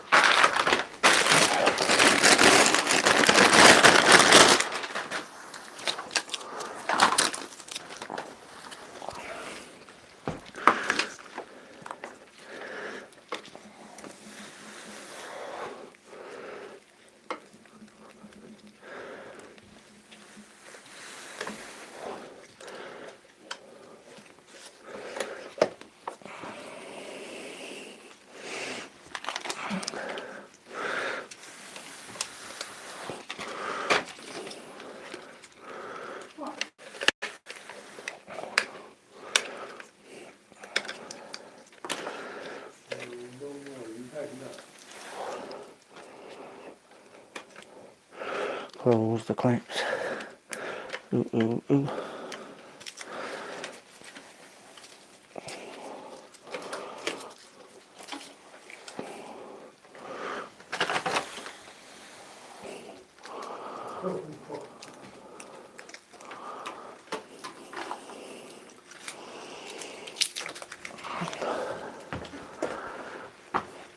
Hooking up the drain.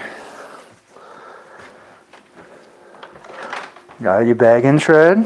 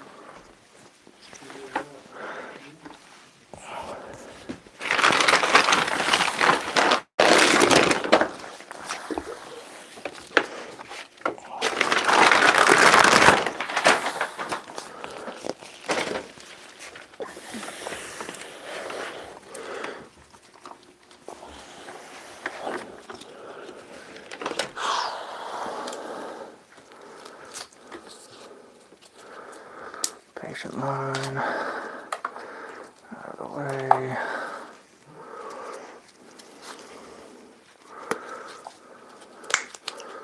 I'll go with the twisty.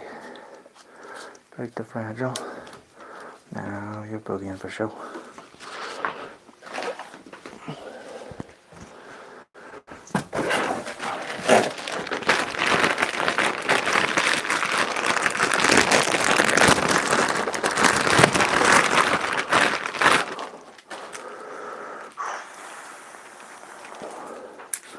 Close the clamp. Ooh, ooh, ooh.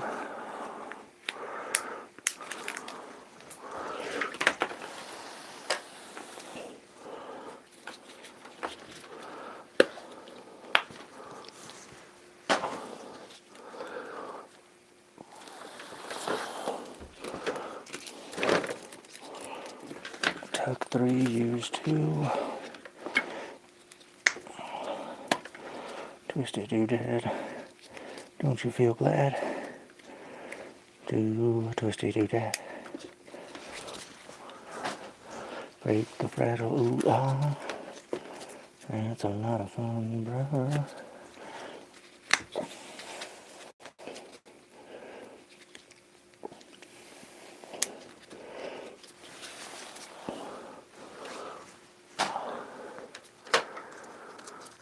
Blue goes to purple. Let's give it a day.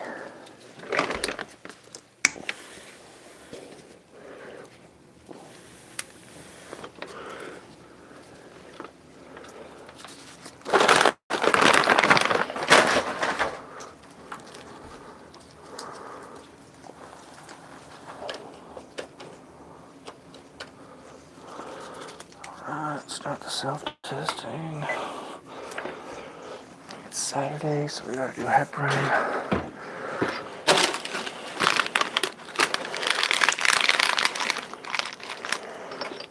Sanitize that vial first.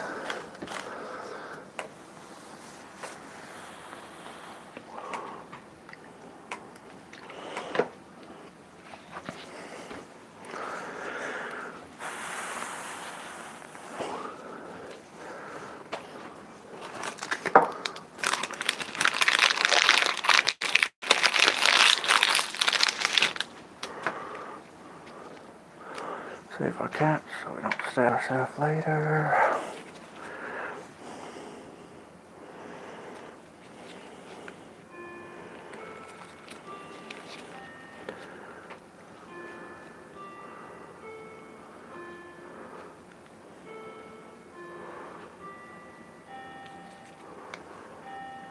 Let's get our air out of there.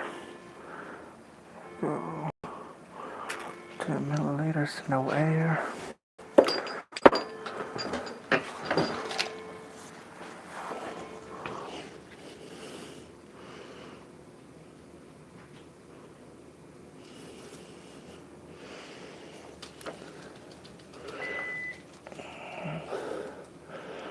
Done with the self-testing.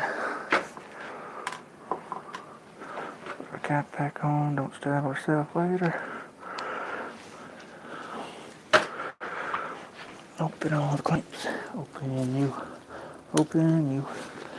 You can get open too. And you can get open as well. Open and you feel so swell. And I also enjoy opening you. Press the button. Feel pretty too.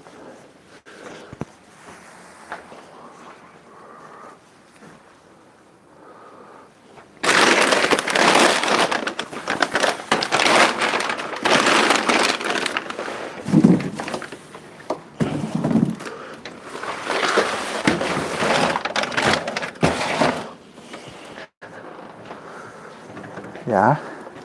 Are you doing lots of begging?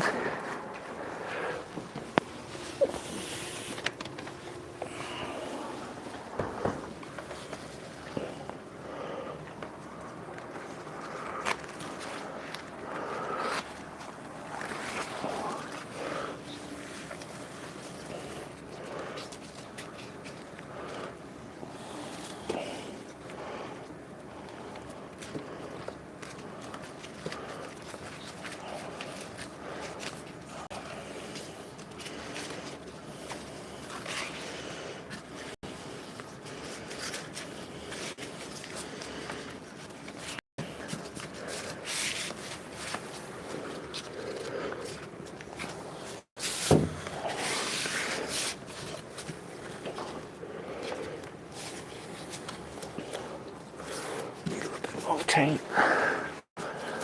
That glove's got a hole.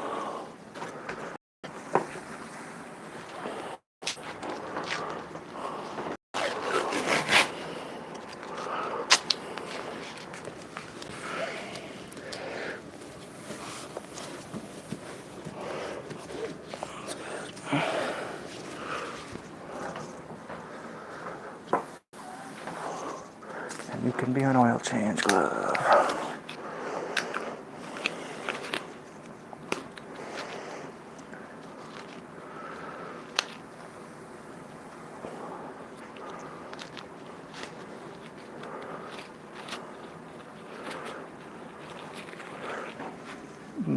Hoses are moving. That's a good sign that it's working.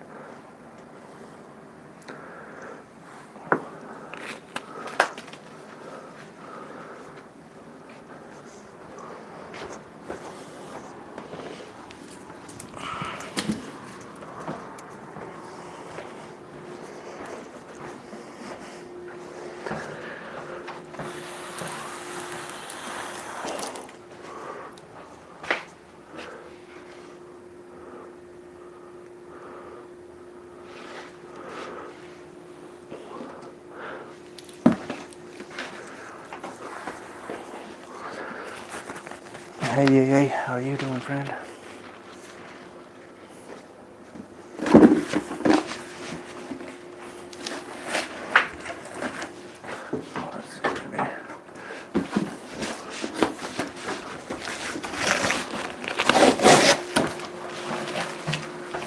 You want me to put your shower seat back in the tub in there?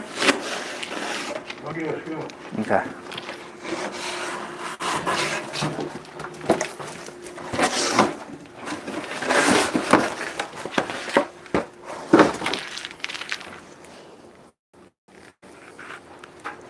Ooh, pizza. That sounds good. I ain't had pizza in many moons. I think we got some laundry to do too. Looks like it.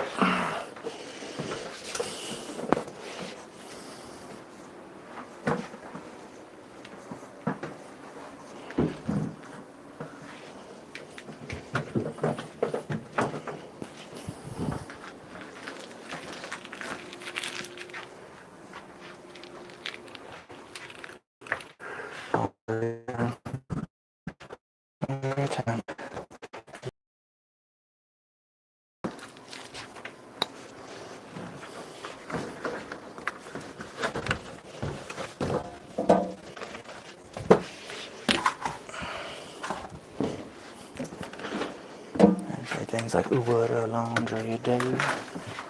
Washing laundry is fun, that's what I say. You gotta put the soap in, and that's pretty cool. You might say, woo, woo, woo, woo, woo.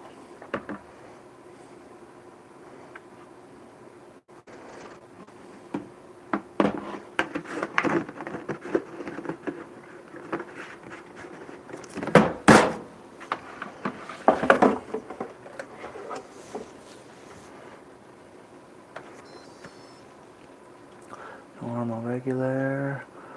Hold to start. 1, 2, 3. Bada boom, bada bang.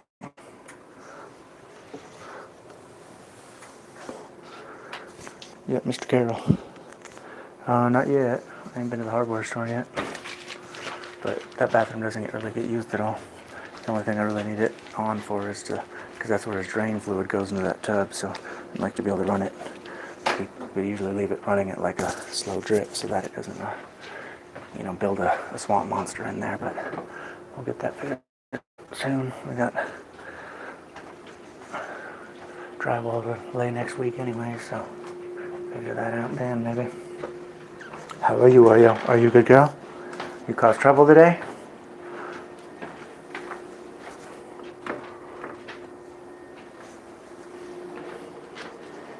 Did you cause any trouble today?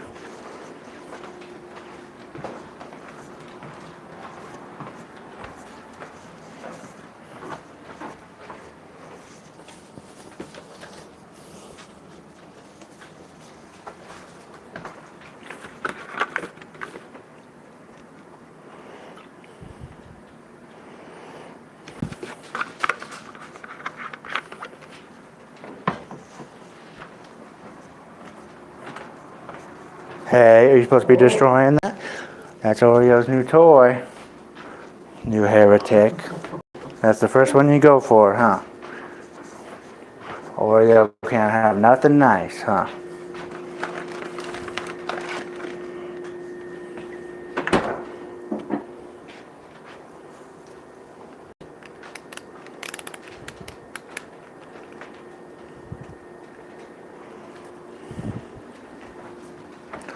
Do your insulin shot real quick. Your favorite part of the day?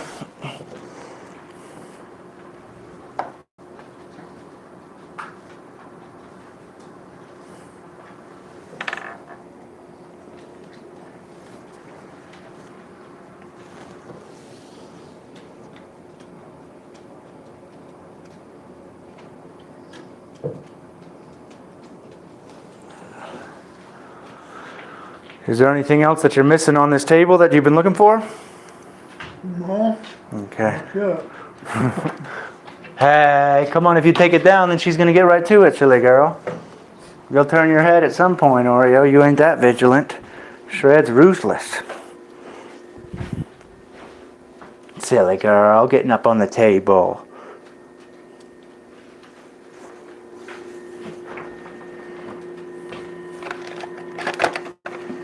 about another magnet too for the fridge because those magnets aren't very strong.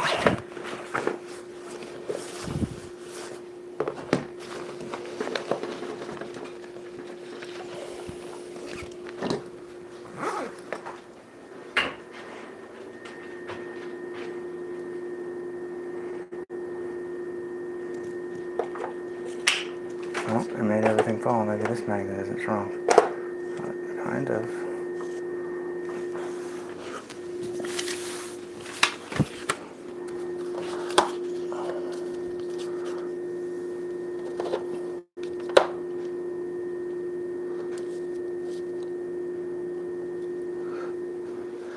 Your magnets weren't very strong, so I brought you another magnet to hold those things on the fridge. It says, the beatings will continue until morale improves. Says what? It says, the beatings will continue until morale improves.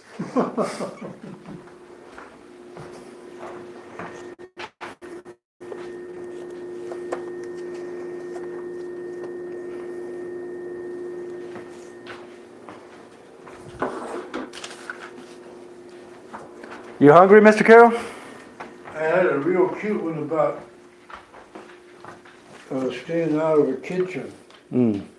And when I moved to Hugo, I had a bunch of friends help me pack and get loaded up, and that damn thing disappeared. Mm. Yeah, cute little trinkets like that tend to disappear in a move, huh? Yeah, Yeah. yeah, wasn't here. It and a marble rolling pin. Oh man, I bet that was nice. Those two things never showed up when I got here. Well, friends will do that to you. Yeah, I guess they decided you didn't need it, or they needed it more. yeah, They can do that. yeah. You know what you need that. Mm-hmm. You hungry? Not very. What are you thinking? You got that shrimp and rice in there. Do you want that, or?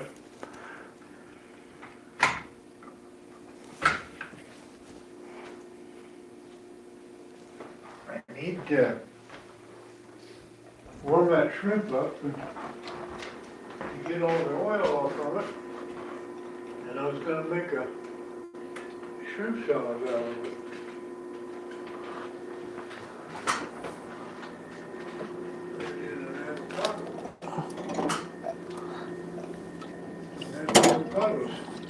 Oh yeah.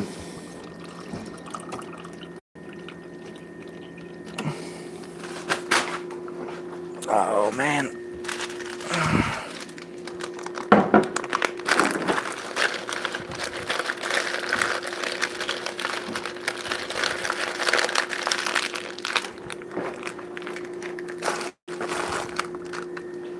Watch out, Shred. Shred, watch out. Mr. Carroll gonna run you over. You'd be roadkill. You'll be flat like a pancake. You'd be pancake pooch, huh? You wanna be that?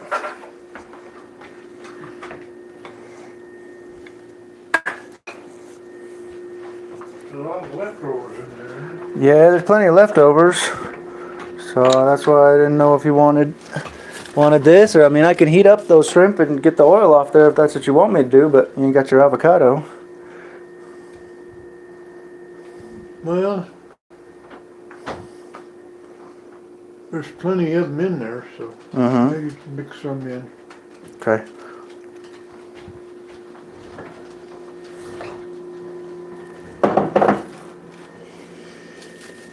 You want some? Yeah, I might eat a couple. I'm not super hungry, but I'll eat some of them.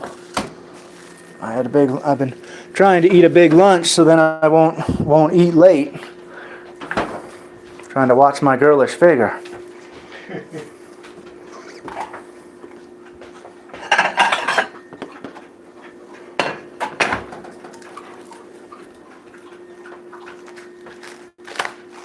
You want your food too, Oreo? I had to put it away because Shred was trying to steal it. Just don't let Shred eat it, because she's going to be a fatty boom batty if she eats it. Stealing food, fatty boom batty.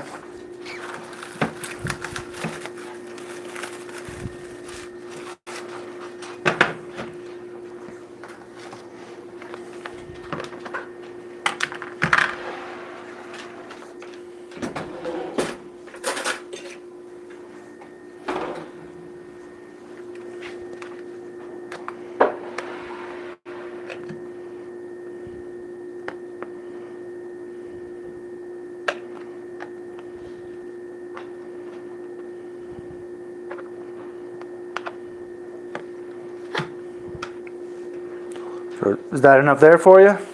Oh, that's plenty. Okay. More than I can eat. Oh, more than you can eat? Well, let me take some out then. I don't want you to be too stuffed. Maybe I should put it on a plate for you so you can have... Because you don't want all that rice probably tonight. That's probably why. Save some of that rice. I don't know if I want any rice or not. Yeah, you want some of it? Yeah, I'll have a little rice, I guess. That sounds good.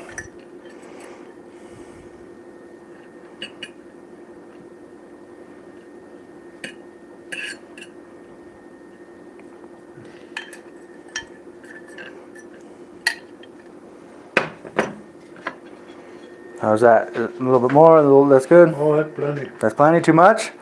Okay. That's okay. I don't want to make it. I don't want to stuff you like a turkey I've been doing.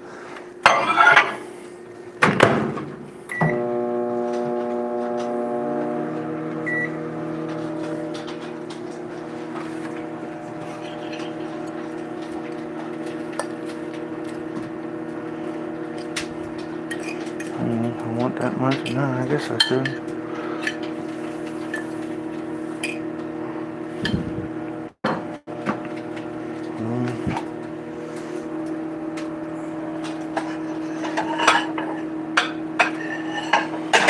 Yeah, I better just eat that.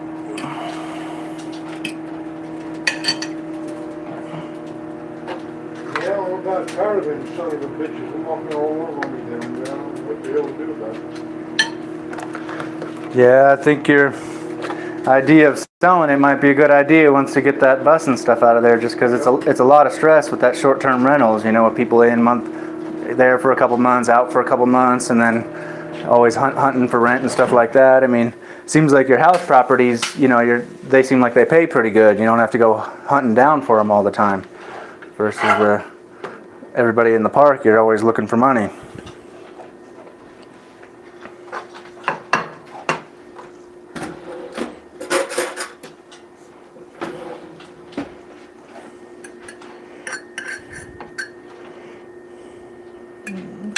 Up a little bit more.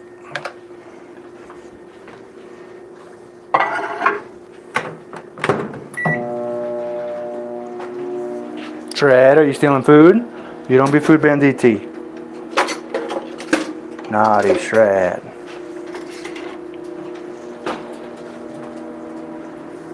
You didn't want to eat your food at home, remember? And now you want to steal Oreo's food?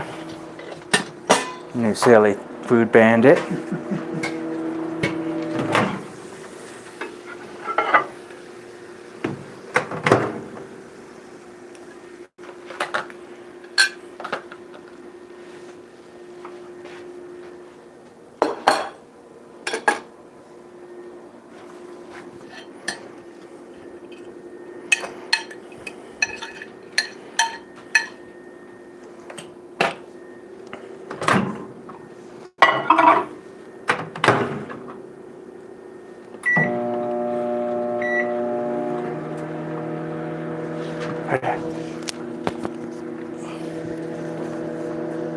Sorry.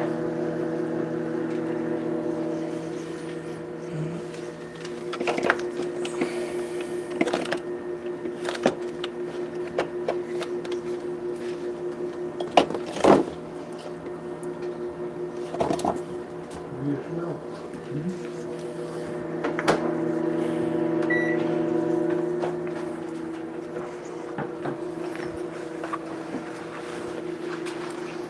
Yeah, that currant jam is really good. Was it? Yeah, I would put. Yeah, current, the guy is good. Yeah, it's got a lot of seeds in it, but it's got a good flavor. It's real tart. I like it. I don't know why we don't use currants. What are they, like a berry, or what are they? Yeah, grow wild here. Yeah, I know. I don't know if I've ever seen them before. Maybe I have. They use a lot of them in Europe. We grow them. Hmm. We don't. I don't know why. They're really good. Hmm. Yeah, I like the flavor a lot. There's a great big bush up over there by Shirley's. Is there? Yeah, right there in the fence. Huh. Under that tree.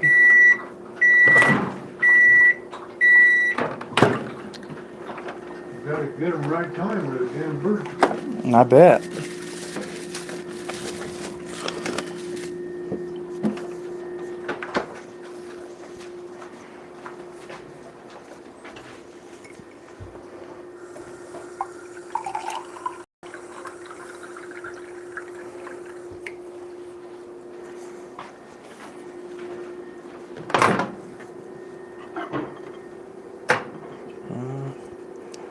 One up enough. That should be.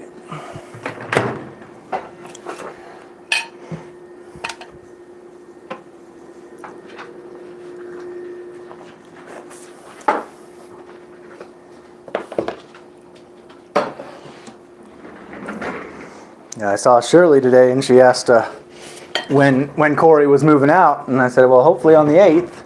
And then she asked if her boyfriend was back home or whatever, and I said, well, there've been so many guys in and out of there, it's hard for me to tell. The Lord is my shepherd, I shall not be in want. He restores my soul, guides me in paths of righteousness for his name's sake. Even though I walk through the valley of the shadow of death, I fear no evil, for you are with me. Your rod and your staff, they comfort me. Dear Heavenly Father, I come to you tonight and I ask that you be with Mr. Carroll in his health and his upcoming doctor's appointments. Let the doctor's hands work miracles for his health. I ask that you be with me in my decision making, be with my grandma in the healing of her arm, and be with my siblings, and also my Shepherd City with his healing as well. Amen.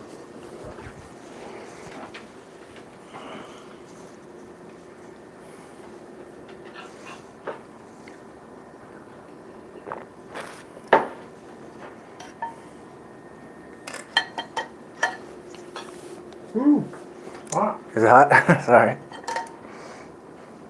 I guess it's better than cold.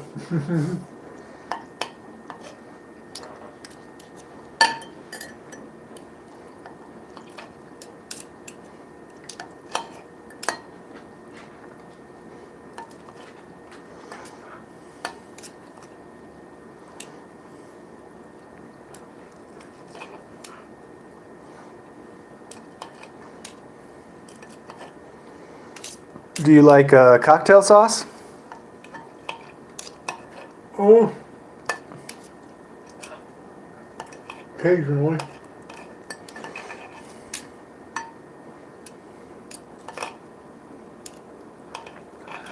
Cause you put you put cocktail sauce on other fish too, or just shrimp? Mostly just shrimp. Mostly just shrimp. Yeah, I never really had it, but I remember serving it a lot at the restaurant. Some people get it on the crab legs. Oh, really? Because usually you just soak the crab legs in butter, kind of, right? Or you put the meat in the butter. That's how you eat it. Well, if you're eating them hot. Mm.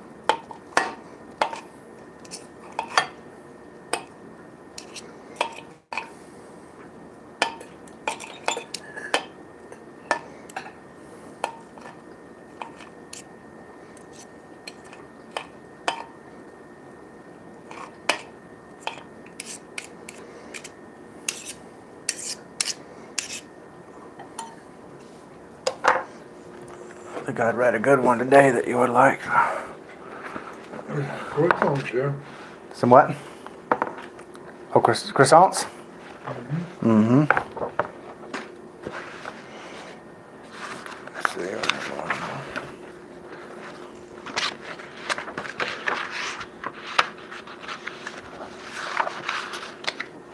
Oh yeah, this one I think you like. The 88-year-old millionaire married a 14-year-old country girl. He was quite content, but after a few weeks, she told him that she was going to leave him if she didn't get some good fucking real soon. So he had his chauffeured limousine take him to a high-priced specialist who studied him and then gave him a shot of spermatoza. Now look, the doctor said, the only way you're going to get it hard is to say beep. And then to get it soft again, you say beep beep. How marvelous, the old man said. Yes, but I must warn you, the doctor said, it's only going to work 3 times before you die. On his way home, the old man decided he wasn't going to live through through 3 of them anyways, and he decided to waste one trying it out. Beep, he said. Immediately his penis got hard. Satisfied, he said beep beep, and his penis got soft again. He chucked with delight and anticipation. At that moment, a little yellow Volkswagen pulled past his limousine and went beep, and the car in the opposite lane responded with beep beep. Alert to his jeopardy, the old man instructed his chauffeur to speed it up. He raced into the house as fast as he could for his last great fuck. Honey, he shouted at her, don't ask any questions. Just drop your clothes and hop into bed.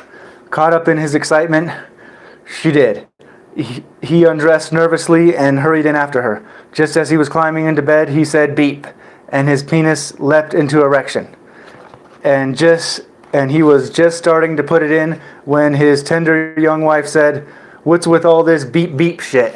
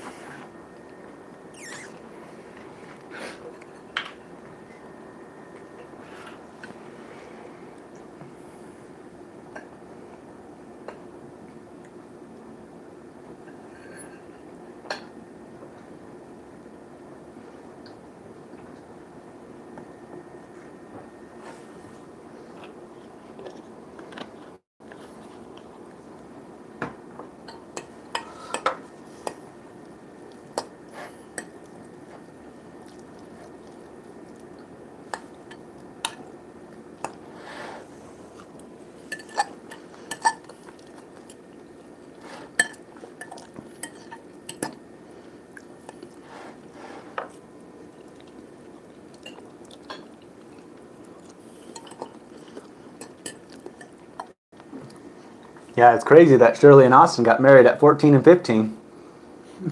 Did a lot of other folks get married young like that around here? They're the only ones.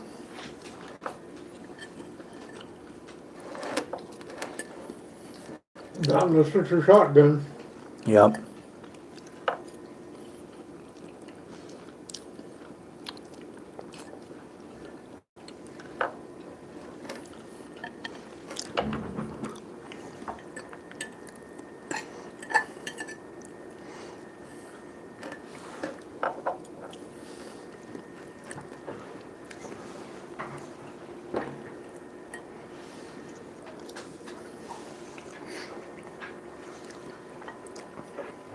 Because Austin was younger than you, though, right? Or Austin was younger than you? Or the same age as you? Austin? Yeah. I think he's a couple of years younger. A couple of years younger.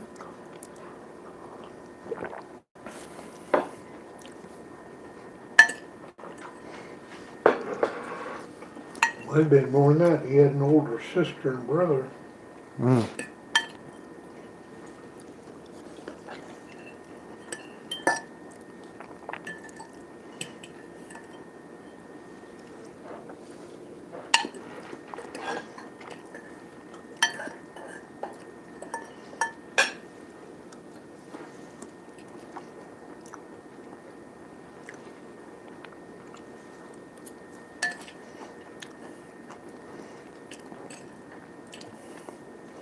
Seemed like he lucked out and got a pretty good job in the Marines, just running the store. That's one of the easier jobs, you think. Because that's what Shirley said. He ran the shopette, they call it.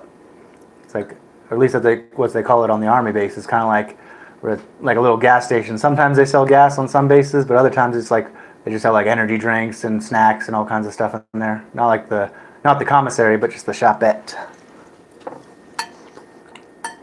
I didn't realize I was even a military person in there running that. Usually they have like like contractors and stuff that run those, but I don't know. I hadn't been on a lot of Marine bases, so I don't know how they work.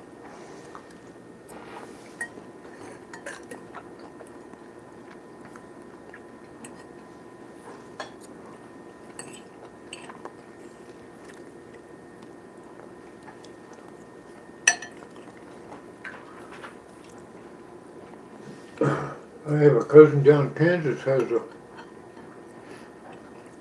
gas station, and There's about snacks and stuff in there, Mm-hmm. all unmanned. Unmanned? Nope. Nobody works there. Mm-mm. What? That's fancy. Yep. He's had it like that for a while? Oh, yeah, he had it for years. Wow. So I guess you go to the pump, you pay with the card at your pump, and you go inside and you pick out your snacks and put them on the counter, and it knows what the snacks are and charges you for them or something? Well, it's all machinery. Yeah, I've been in Denver, I've been in a Circle K before where it's like you go and pick out your Gatorade or whatever, and it has like a square area. You put the Gatorade in that square area, and it knows what it is and it rings it up. So I don't know if it's like that or not.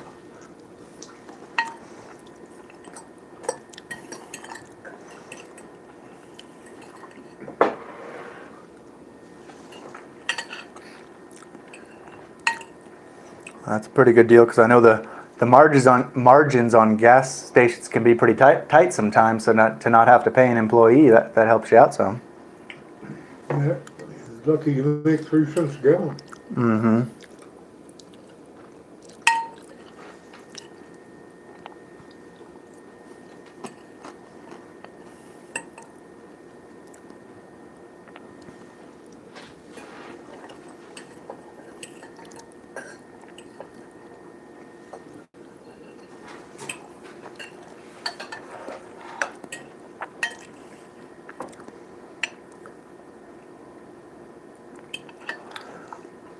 Well, and I guess they got a Buc-ee's. You heard about Buc-ee's?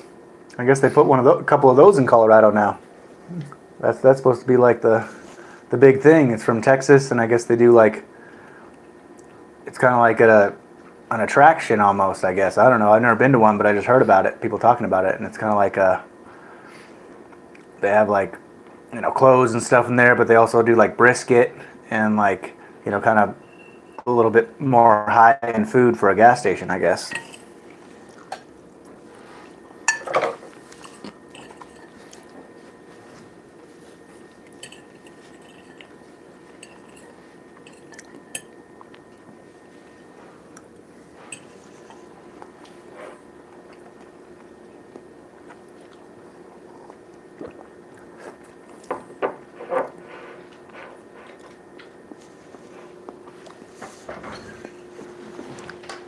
I've seen pictures on Facebook of that tower in Genoa, of them restoring it.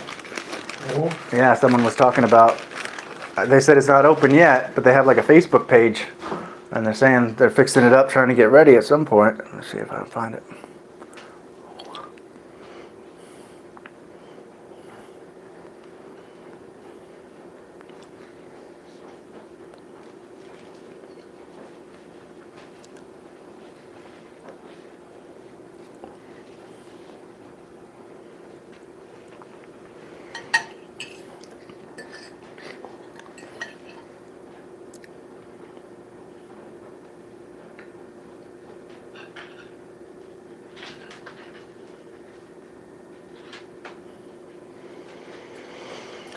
Oh, I guess Lyman won state championship.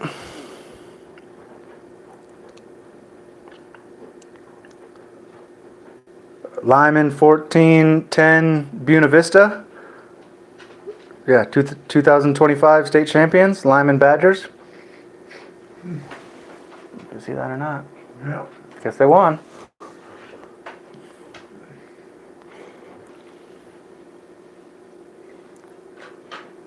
Player of the game, Camden Tacha. You know that name? Or yeah, Camdyn, and the last name Tacha. That don't mean nothing to you? Let's see, where's that thing at? Oh, here it is.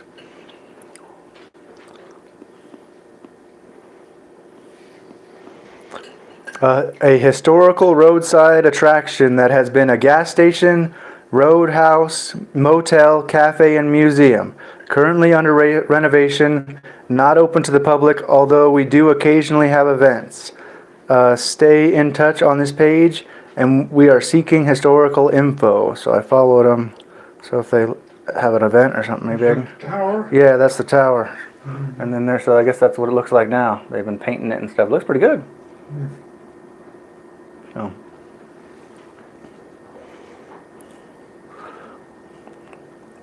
So, yeah, this was on Wednesday. They posted this picture and said, "Some girls and a mural." So I guess maybe that's a company. "Some girls and a mural have restored our historic signage from the 1930s." That's cool. Here we go. There. Oh, that's a benefit. Is that in? No, it's in Denver. I thought I was gonna be at the place. Yeah, they got a benefit in Denver.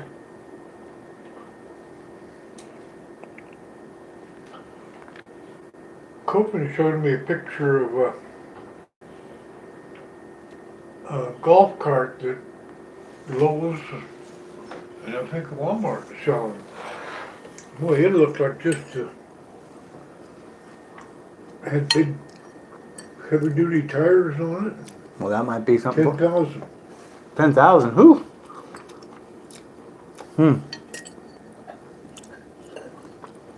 But so that's a golf cart, not a side by side. No, it's golf cart. I think it had 4 seats.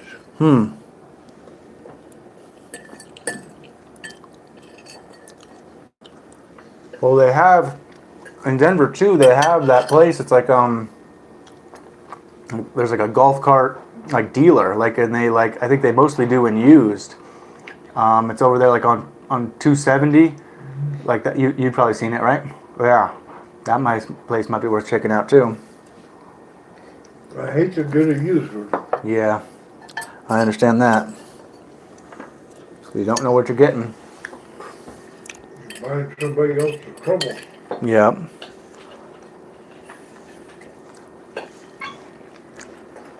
Well, and I think they have at Tractor Supply, they have a 2-seater side by side for around 10,000, but that's not I don't think that one comes fully enclosed, but I wonder if you could like buy the stuff to fully enclose it.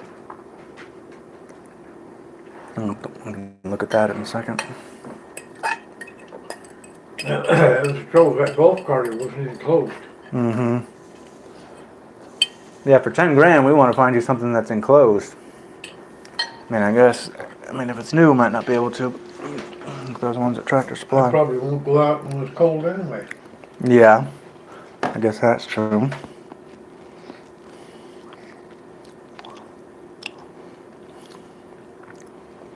Look at the ones on Tractor Supply.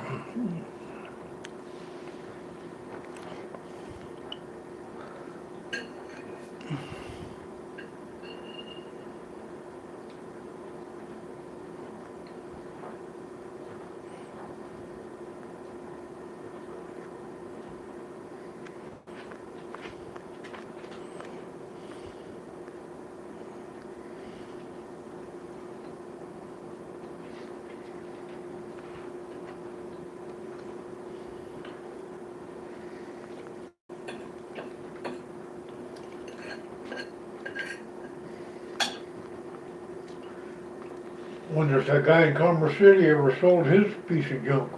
I'm not sure. He might have pawned it off on somebody. Oh, no, that one's enclosed. Let's see.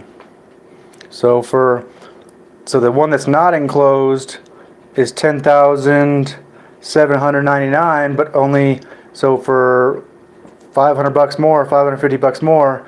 There's the enclosed one. So yeah, they call that the winter edition. Bighorn Explorer 550 UTV winter edition. So that's 11,250. That's the enclosed one. Let's take a look at it.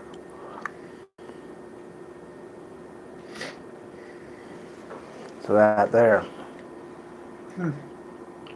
That's how much? 11,250. So that's That isn't bad, is it? no. I mean, especially if you're talking about a golf cart for 10,000. I mean, that's got a little bed and that's got fully enclosed. Yeah, that's more like it. Where is that? That's Tractor Supply. Sure. Tractor Supply. You know Tractor Supply. They got one in Bennett. Oh, Yeah, so we could probably, even if they don't have it in stock, I'm sure they could order it in for you.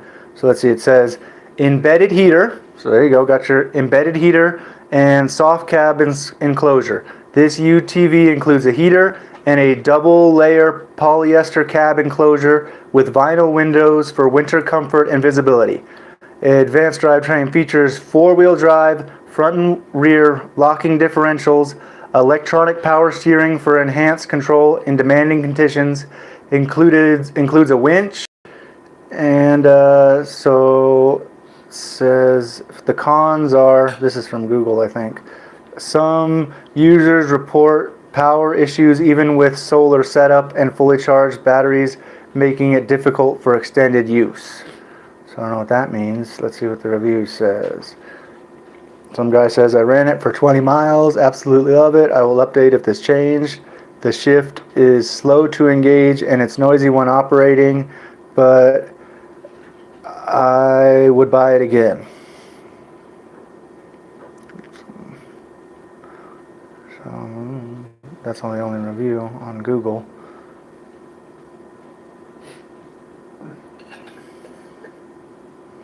You can watch a video on it, see what somebody says. Let me see, copy that.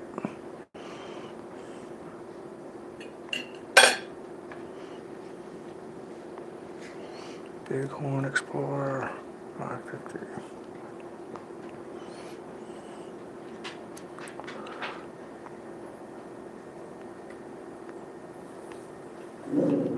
Whoa, what's going on there? Whoa, you wanna go outside and go potty? Ain't nobody out there. Ain't nobody out there. Alright, go get him, go get him. Alright, take it easy fighting each other.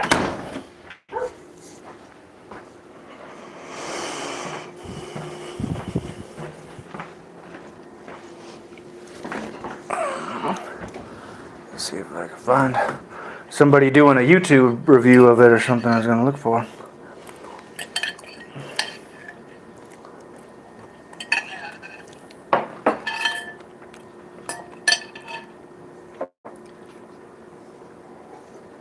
Let's see.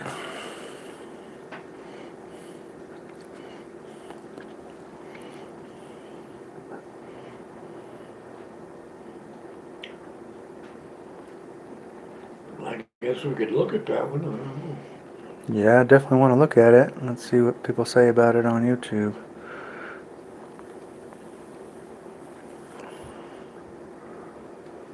Bighorn.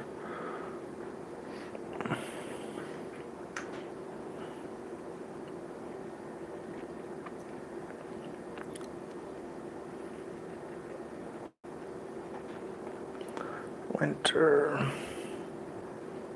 edition. Oh, come on, Mr. Phone, don't break on me. That sure beats a golf cart if it's any good. Yep, that's for sure. My phone is not getting good connection in here. Maybe I'll pull it up on your laptop.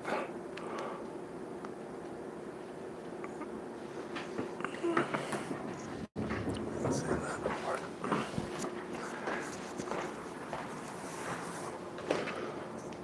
You can see it better on here anyways.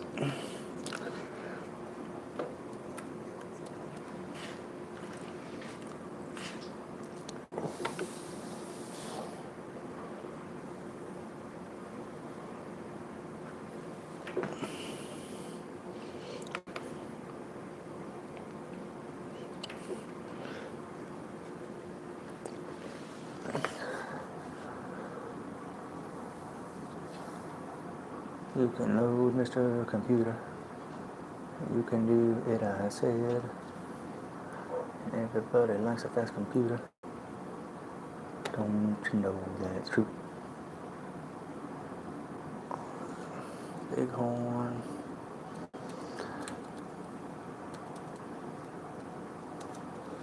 Explorer. Oh, that's nice, Bell Explorer. 550. Oh, Winter edition.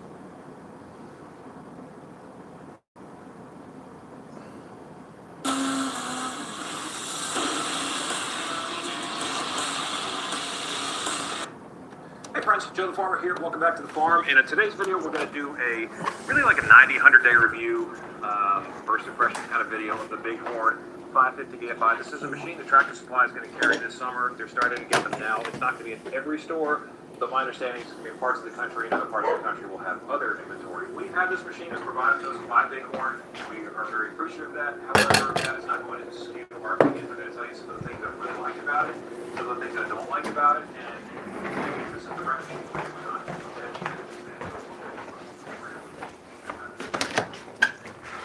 You got a sticker? Let me see. Let me see. Come here. Let me get the sticker. You got a sticker, Hoppy? Come here.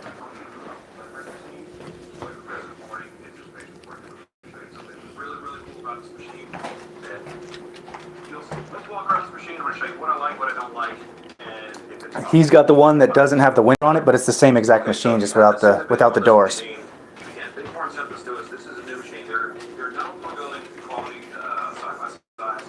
But they have a partnership with Tractor Supply. You can only buy this machine through Tractor Supply or through one of their dealers. So he's just doing a review on it. So that's the one, but the only thing different about this one is that's not the winter one. So it just doesn't have the doors on it, but it's like the same machine. What we care about is we want to know about like the motor and that kind of stuff. So he's just talking about that.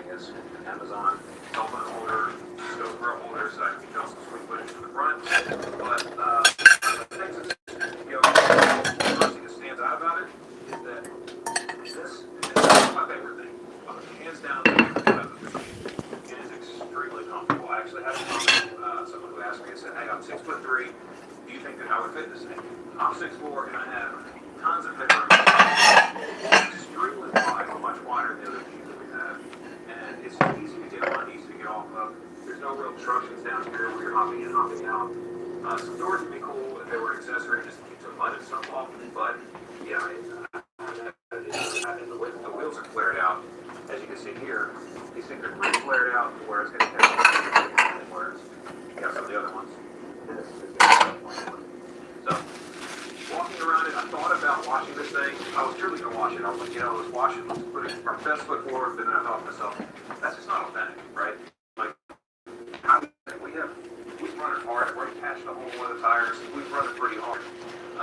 But just to give you an example, is in the back. We've got some of course, turkey seats. We've got laying chemicals. We've got battery control cameras. We put some seat out. Some necessity. There's a bar roll from a chainsaw. This thing has been used. It hasn't been the kind of thing where it's a vanity machine. And we told Bighorn to their credit, we said, listen, if this thing comes out here, you watch our videos, we're hard on this stuff, we use them, we don't, this isn't something pretty dress up. We actually really do use this stuff. Some of the most impressive things about it are the power. It's a very, very powerful machine. First thing that I would say about it is that it's extremely comfortable. Hey, get out of there. Second thing I'd say about it is it has power for days. Very, very, very powerful machine. The winch works great. We use the winch. We're actually trying to get a ladder stand up. All right, so ran into some issues with a ladder stand going up, so we're using the winch on this Bighorn 550. We're going to see if we can test the winch's durability. It wasn't pulling anything super heavy. I've never done this stuff, but the winch is strong enough to actually crush a ladder stand. So, again, rip to the ladder stand, but the winch worked great. On to something I don't like, which I believe that this is going to be fixed and changed because this was one of the first machines in the U.S. that used to have two cars. These things right here, they're going to get a bunch of debris, thorns, brush. I mean, this is a pretty thick rubber boot, but some kind of guard there would be really helpful. It'd be nice. In that same kind of respect, it'd be kind of cool to have a little bit more of a beefy front end just to push down brush and push down hay or saplings and things in the way. You know, protect these nice LED lights. You know, that's another thing I love about it. This LED light is really cool. But anyway, that's just, you know, kind of what it is at that point. But this is important. That needs to be something that in the future gets on. So, another thing I love about it is it has a hook release similar to a car. Propping on my head so I can. There we go. You can get to the battery very easily. The disconnect for the speaker, or not, yeah, the horn was super easy to disconnect. Just unplug that thing. So I don't have any annoying backup alarm. But this is super easy to service. You want to unplug your battery during the winter time, or you know, just sit for a while. Very easy to get the battery out. Easy to fill in and do, you know, overflow reservoir, pull it. Super well thought out. We talked about the first video. I'm not a huge wheel guy, but I really love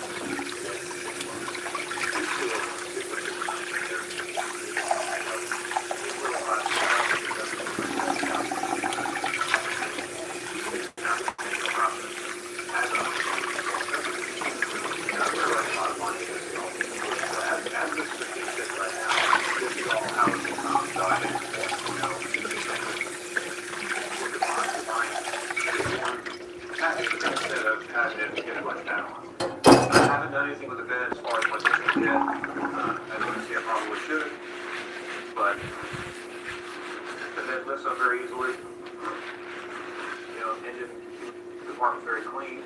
Servicing's gonna be a breeze. You know, getting in there, I still need to do a first oil change. But you know, as far as everything else, it's really nice and stuff. I have stuff there. A lot of plastic on here. We talked about the previous video.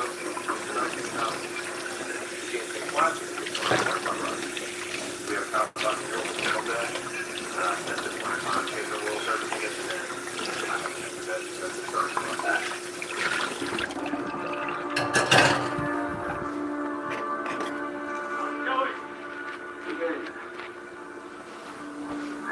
Oh, it's an ad. She thinks they'll finish inspecting. Operator controls. Walking through this. Has a really nice spot here.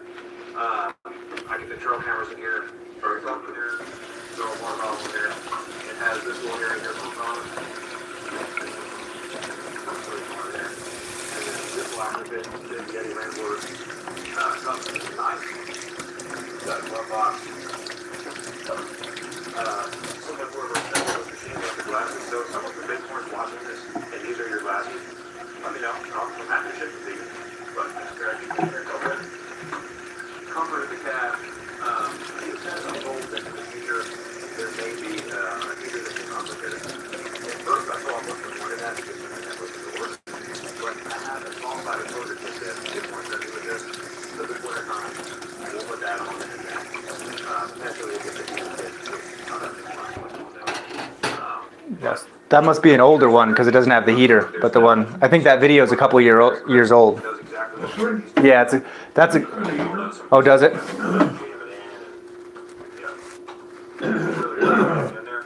What I can say is that this brake pedal, you have to really jam that thing on to start the machine. Because if I just tap it, well, I'll start to loosen up down over again.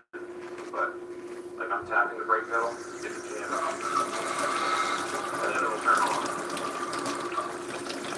But you know, as far as the steering wheel, this is adjustable. You can adjust the steering column. They're going to do that with the camera, but anyway, there's your thing.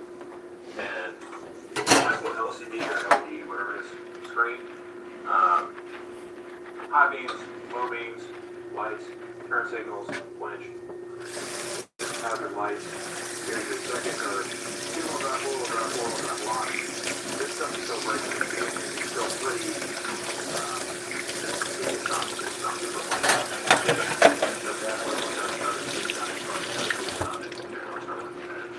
The lockers work great. No issues there. Of course you have a 12-volt receptacle. You can park everything. So, two-seater machine like this. Flip that up. Becomes a three-seater.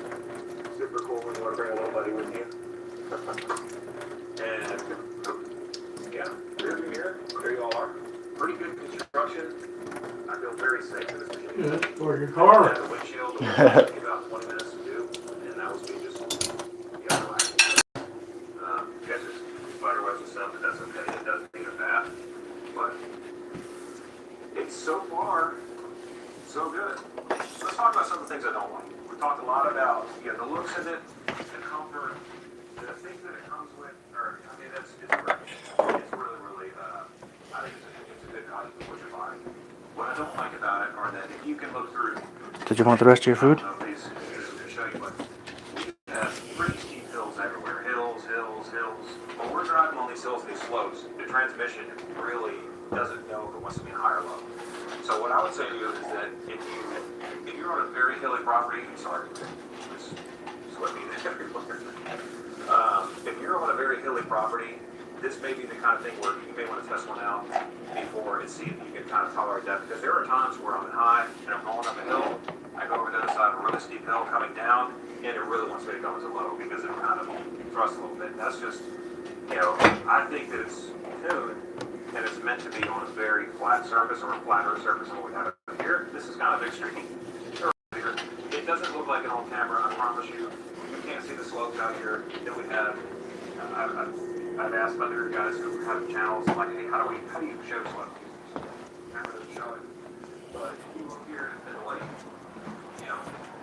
we'll probably see story fire.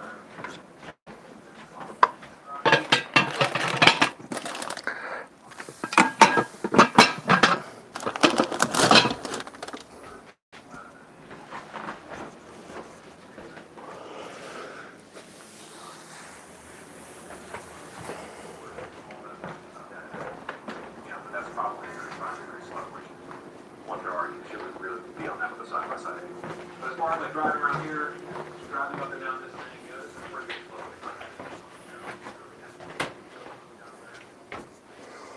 Washing machine still going.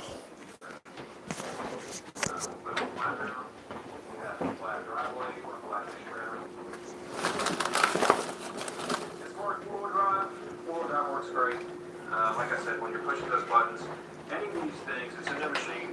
Even though we've had it for about 3 or 4 months, it takes a while for these things to break in, all the gears to marry and everything. But the 4-wheel drive works flawlessly with the gauges. I did pop one of the tires, like I said. That was kind of, wasn't really doing anything big. It was on that 35-acre field I mowed, just driving through there. So if you're tired, I don't know what ply these are. You can check and see. 2-ply, that's why. 2-ply is probably not going to get it done if you're really going to be taking this thing and doing some rough stuff with it. So in the future, if we ever have to replace the tires on this, we may be looking at doing more like a 6-ply or a 4-ply at least.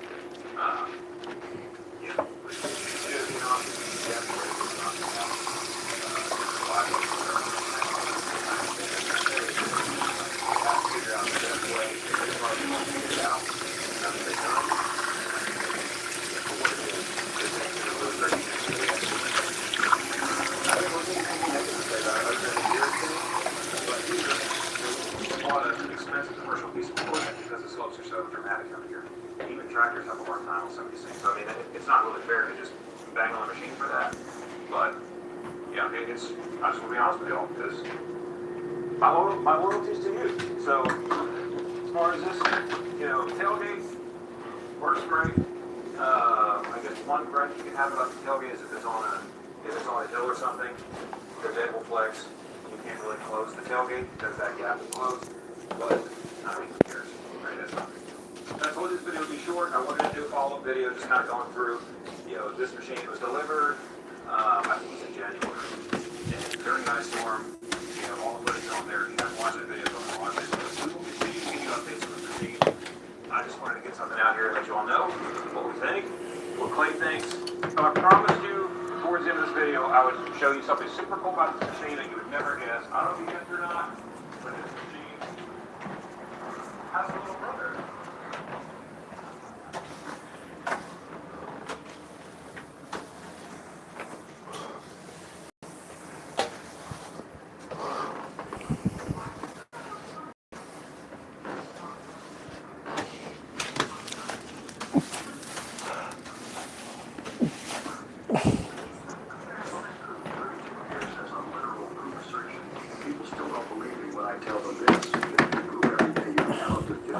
the bed on there, dumps, Oh, it's a dump one too, huh? yeah. It looked pretty nice.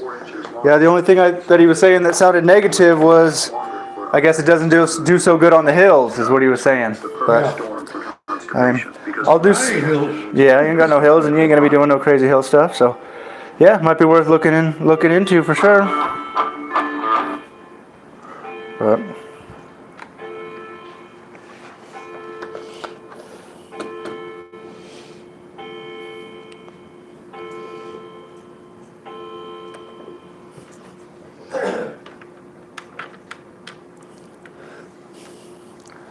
yeah, we can call down to that Tractor Supply and see if they got one in stock or something, and then go take it for a test drive sometime. And if not, have them order one and test yeah, drive it. what Or was that one? How much was it? that was I think 11,250. Yeah, because then that was the one that's that one, that's the one without the doors. So that one I think was 10,000, 800 or something like that, and the one with the doors and all the winter stuff was 12,250. 12,250? No, sorry, 11,250. Let me see. I got it right here. So I ain't lying to you. That isn't so bad. That ain't so bad, no. Especially if you're looking at a golf cart for 10,000. I mean, I'd rather have something like that than a golf cart. Yeah. My phone's glitching out. It has that little console there that pulls up, and then you got a whole seat. It's for Oreo to lay in. A spot for Oreo to lay. That's where she'll be. I'll have to. I'll do a little bit more research on it too, just because. So that guy, the only thing I'm a little bit nervous about that video, because I didn't realize when he was talking, it sounds like they gave him that machine. So he might be a little bit biased. Well, it's sponsored by 3 different companies. So I might look for somebody else that isn't, sponsored by them or whatever. I don't know. So we'll see. Because he said he was being honest, but just because somebody says they're being honest, you got to do a little bit more research than that. Because if somebody gives me a side by side, you're damn right I'm going to say how good it is, So maybe find somebody reviewing it who didn't get it given to them to double check. But it was good for you to just kind of see what it looked like too. They had another one there, it was smaller. Oh, did he? Yeah, a little bitty thing. Huh. I didn't see that one. It had a cab on it. This little kid was driving it. Damn near run over him.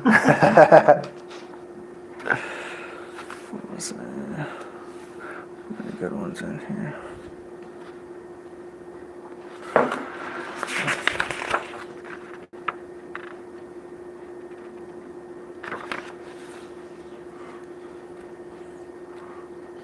I haven't read this one yet, so I don't know if it's good.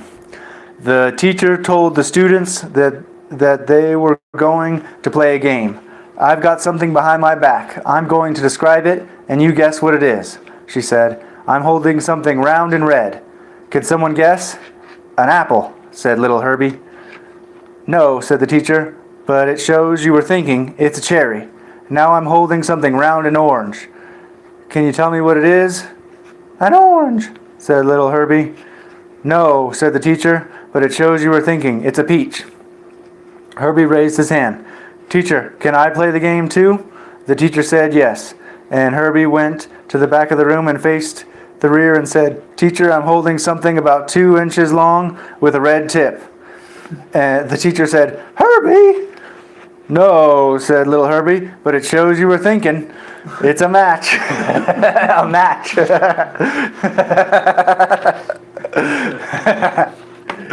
He got her.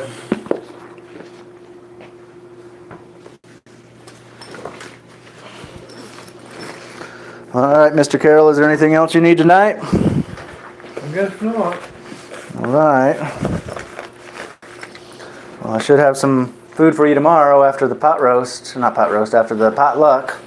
So I'll bring you some stuff, some desserts and stuff, and I guess not too much dessert because that ain't good for you. And then, I think on Monday I'm going to go do we don't have an appointment on Monday? No. So I'm going to go do the drywall at the White House there on Monday. Fix that ceiling. That'd be good to get that off the list. And I need to stop by the hardware store too and show them the picture mixture of that stuff in the bathroom back there and see what pieces we need to get that fixed up so it's not leaking. Because we would like to be able to at least kind of leave that water running a little bit so we don't end up with the swamp monster in that tub. So, you know, when you have your fluid just going in there without the water, we end up with the swamp monster pretty quick in there. You know, I don't like the swamp monster living in here. I hope she had some of that paint left, The paint. but that's drywall. Oh, yeah. For the ceiling. Yep.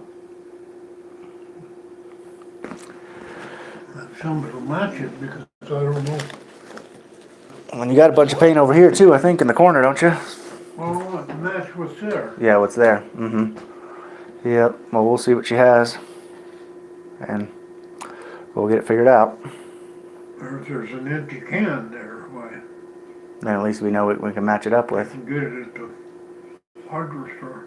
I'll make sure and check with that. See what we can do. That'll be good. All right, Oreo, you gonna be a good girl? Did you want to go outside and go potty one more time? Are you a good girl? Are you a little Tootsie Roll? Do you look like a little Tootsie Roll? Are you a Tootsie Roll too? Yeah, I don't know if you look like a Tootsie Roll. Oreo looks a... Giving her Tootsie Roll. That's what you said. Your Tootsie Rolls are fattening her up some. When you said she used to just go in there and take them whenever she liked. Put this away. Silly Oreo. Eating a bunch of Tootsie Rolls.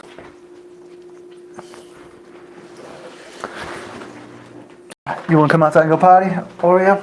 You might call that dealer and see what you want up there. Yeah, I'll do that. Go ahead, honey. Come on, Oreo. Yeah, I'll see what they got. I think sometimes they have them at the Big R in Lyman too, so I could check there too. I don't know if it's the same brands they carry there, so I'll look around. I think the Big R has those golf carts. Oh, do they? Okay, yeah. No, we prefer those, that Big Daddy. But yeah, I'll call around and see if they have one in stock, and if they don't have one in stock, we'll see maybe they could order one down there, just to even, not with any commitment to buy, but for the test drive. See if they do that, and it may be something where they might say no, but we have them in the Springs, and then we can go check them out when we go to the Springs for your eye appointment. I got to remind you on Monday too, because we got to call, I guess, either one of those doctors, the eye doctor or that doctor in Aurora, and switch one of those appointments. I think she said that they could have done the 15th, because I think right now you have them both on the 16th. The dialysis doctor, I think it said she had available 15th, Monday the 15th, so we'll see if they could switch to that, and then if not, we might have to switch your eye doctor appointment, because right now you have them both on the 16th, but I'll remind you on Monday.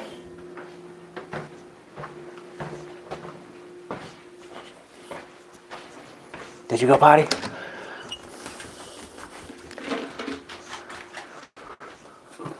All right. Okay, good night. Yeah, have a good night.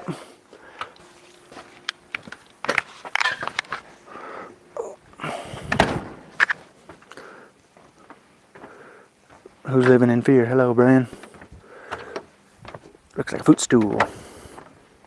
Time to go home. Yeah, I made it. We made it. And there is some breasts that we need to get some time. Ooh, brass, brass, brass. Everybody likes some brass. We're gonna start with the farm gas and drop some of our trash we got back here. Mr. Moon's shining pretty bright for a half a moon. Thank you, Mr. Moon, for reflecting the sun and being a friend. That is fun. Everybody likes a friend. That is the moon. Shred, where you at, honey? Shred.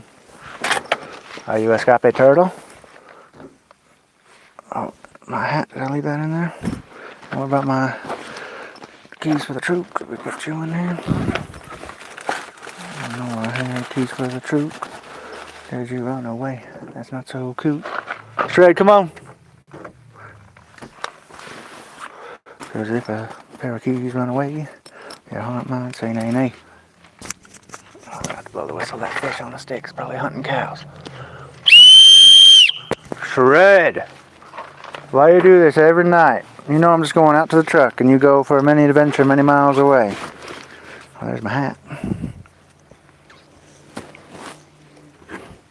When your friend goes for an adventure many miles away and your heart starts to say, oh nay, nay, I don't like a many mile away adventure poops.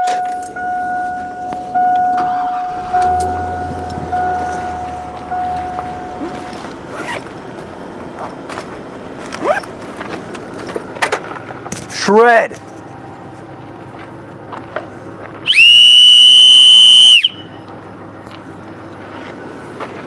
What a fish on a stick. What are you doing? You hunting cows? Where you at? Shred! Hunting cows, you heretic. Where are ya? And your friends with a heretic that likes to hunt cows.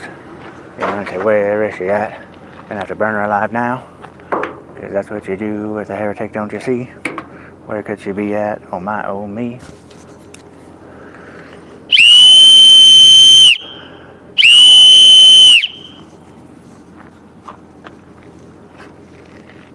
Shred!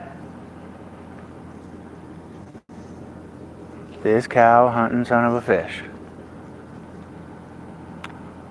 Shred, let's go! What are you doing? Huh? Why does it take you 40 moons to get over here? I'll burn you alive. You whore, you bring dishonor to your family. For what reason? Fish on a stick, you cow bothering heretic. And you come from the direction of the cows. Get in the truck. I am not happy with you. I'm so ashamed to know you. Get in there. Fish on a stick bringing dishonor to your family. How am I supposed to exist in this realm with the pain in the heart that you caused to me?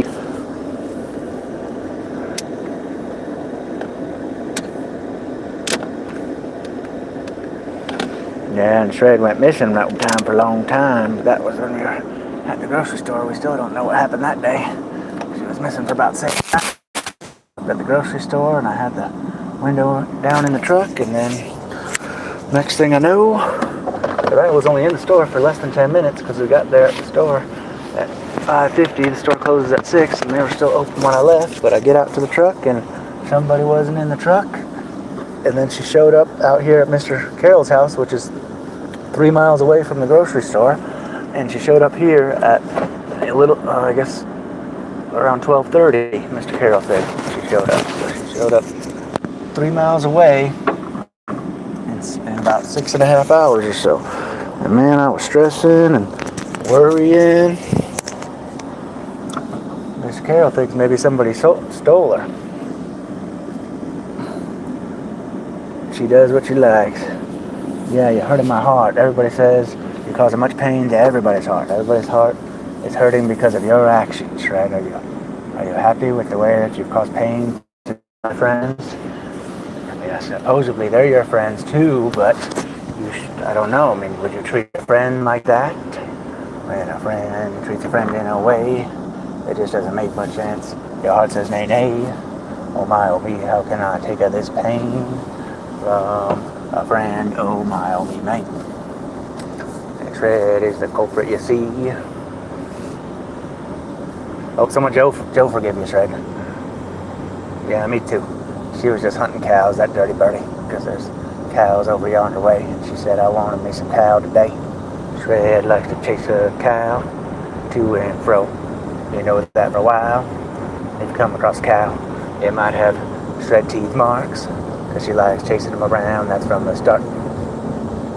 Yeah, this morning when we went for a run, we saw Julie's cows, and she had 2 donkeys with them. I need to text Julie, see if she'll let me go over and pet the donkeys sometime. She had 2 donkeys, and they looked cool. They were coming over to the fence until Shred said, bark-a-roo. And then the donkey said, oh, we're scared because there's a barking heathen. And I said, daggum, Shred, I thought we were going to make a new friend. We could say ee-aw and ooh-aw and run around. But when you barked, they ran away, cowering now. City is a boy, yep. Shred's a girl, you got it right. And Purdy the cat is a girl.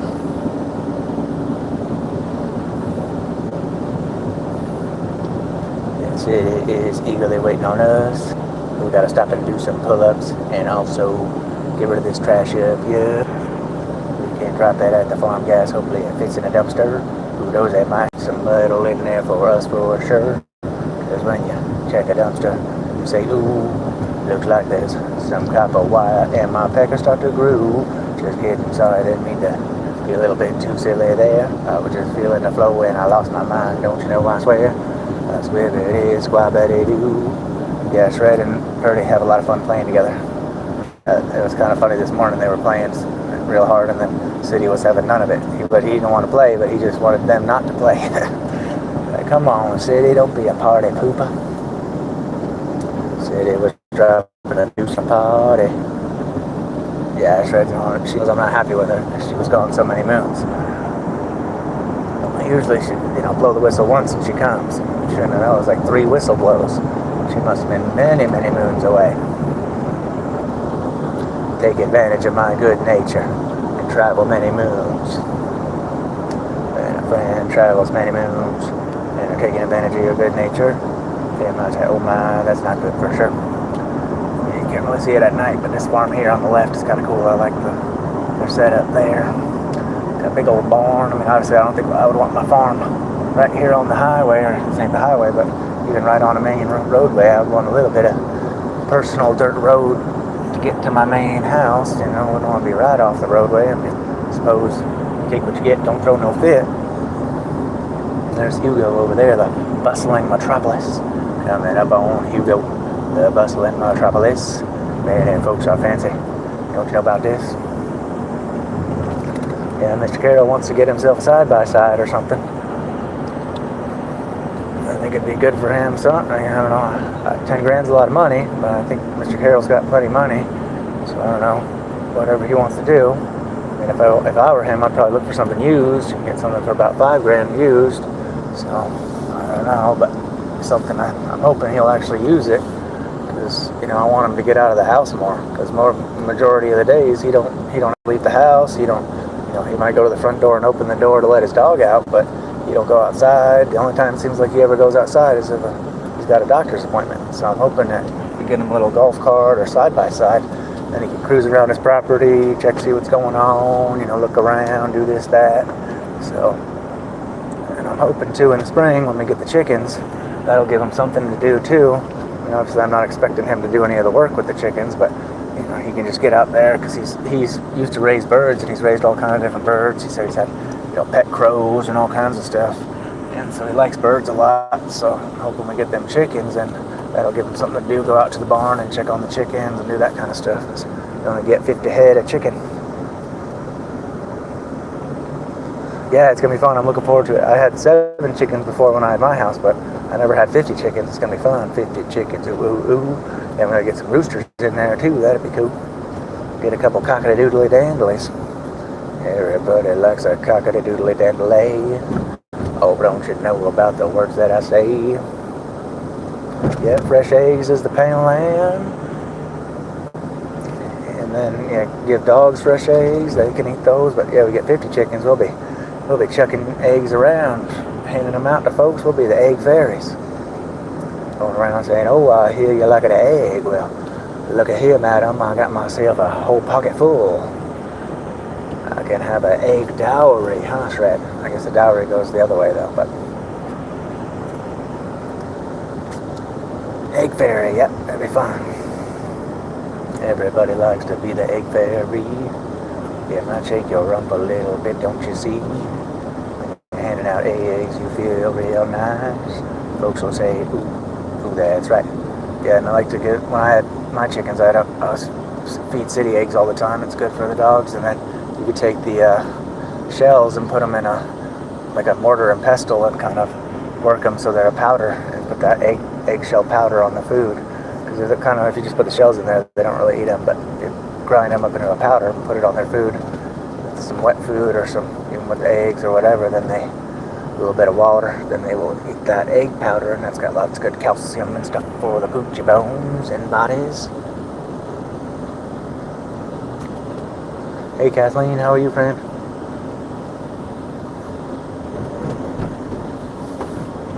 Hello Gen Xer, how are you, friend?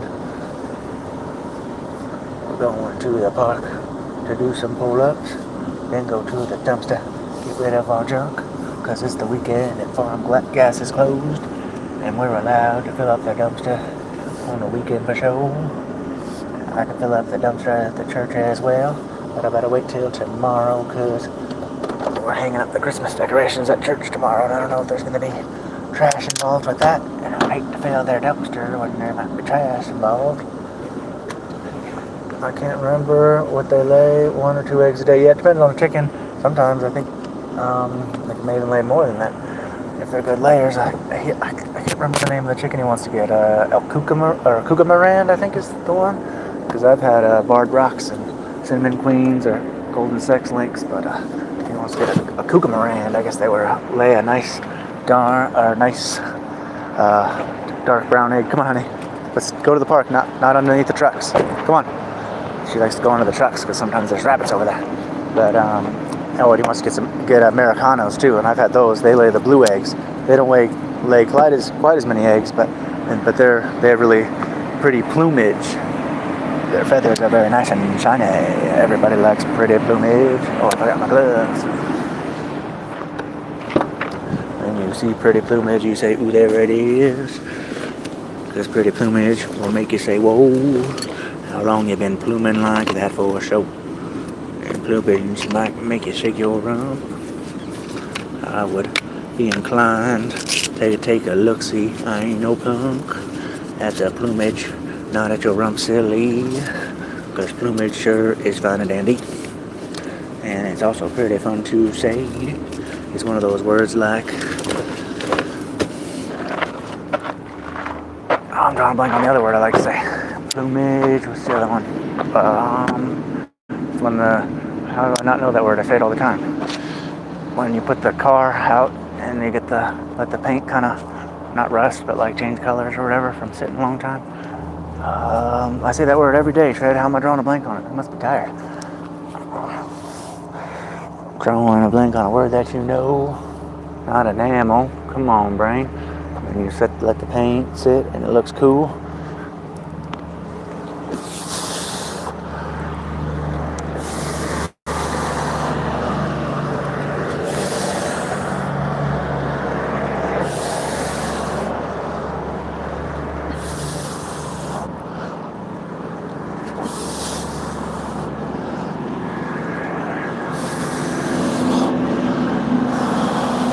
Patina, the patina. Patina is a fun word to say.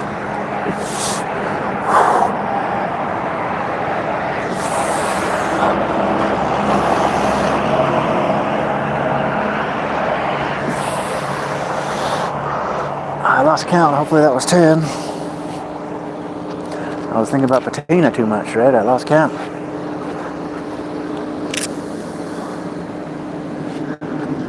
Yeah, but patina is a fun word to say, along with plumage, ooh-ay, dang paint fades.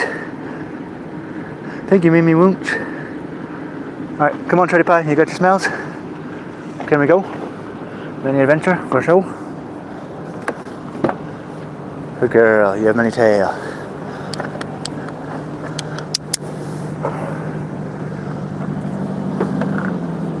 Looking at some plumage and some patina.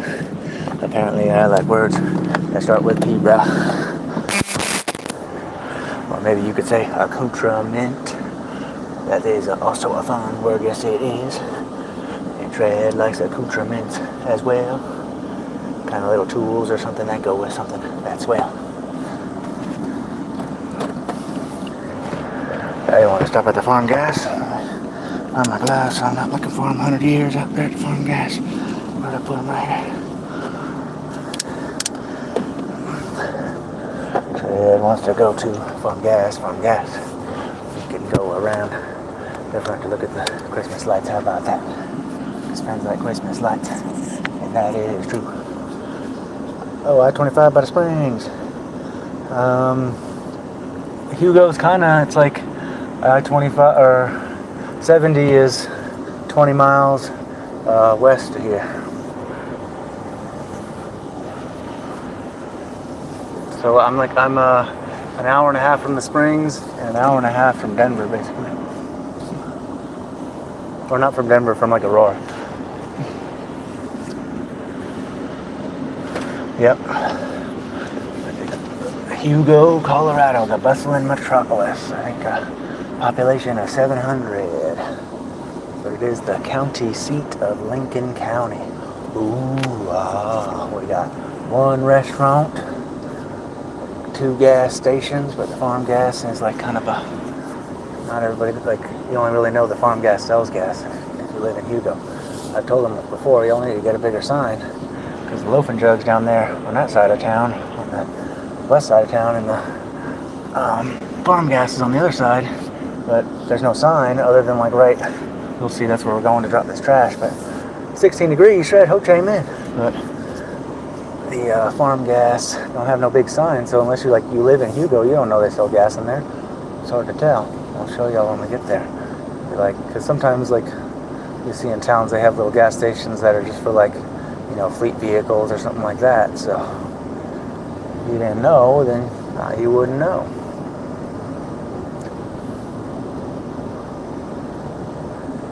The little Jesus. Oh yeah, I got 2 of them. Because I got Jesus on Jesus' shoulder there. Well, also, I had one, but then tried to put a second one so I could put the phone up there to stay, but don't really stay too good still. But either way, double the Jesus, never hurt nobody.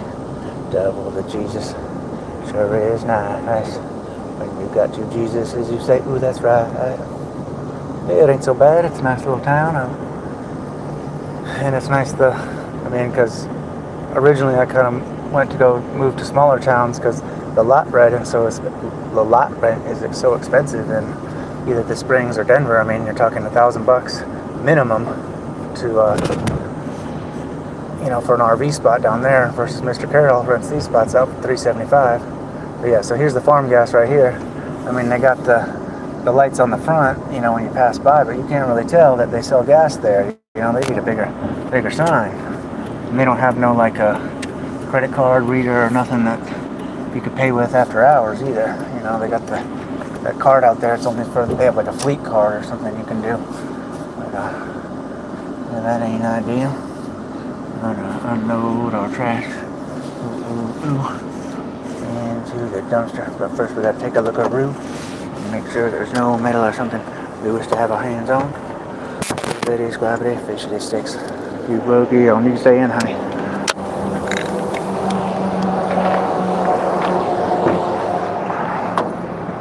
Flashlight, let's see it. Got any metal in here? No metal that I see. Oh, there's some Poocherooskies over there.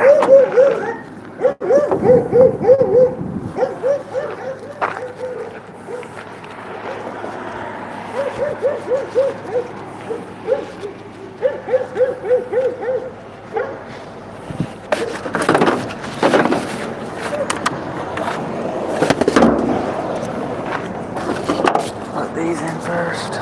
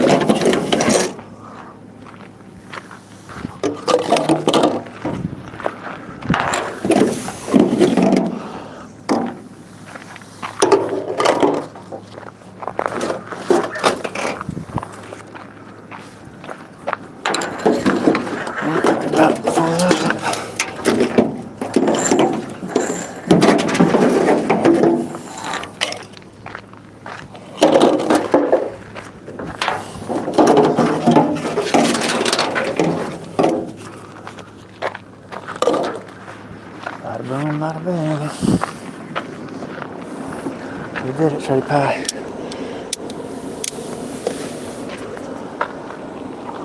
Thank you, Mr. Moon. A winner. But I'm getting there. Yeah, you gotta get there at some point, don't you, Shreddy Pie? Who's a good truck? Who's a good truck? You're very strong and handsome. When you go through town, all the ladies start to swoon. When they see Mr. Truck, they say, ooh, look at that truck there. That thing carry a heavy load. Everybody likes when your truck carry a heavy load. See some Christmas lights across the Serengeti for show. And everybody likes Christmas lights across the Serengeti. You might holler out, ooh man, y'all sure look fancy. Fine and dandy, ooh, and that is true. Shred's got fur, and it's pretty cool. Down with you, and say squibbity, squabbity, fur is cool. Now I'm arriving quickly at the home. Boogieing on, you know that's how we do for show. Squibbity, squabbity, day. Yeah, see a pooch and say, ooh, that's my homemade. Surely you must know what I mean. See a pooch and shake your tail feather, not at all obscene.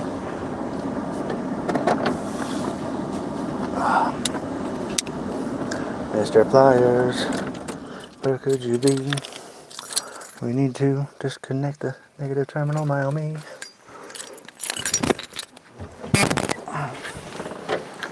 There they are. Okay, go ahead, honey buddy. Not too far many travels. Don't go too far many travels. Oh, flashlight.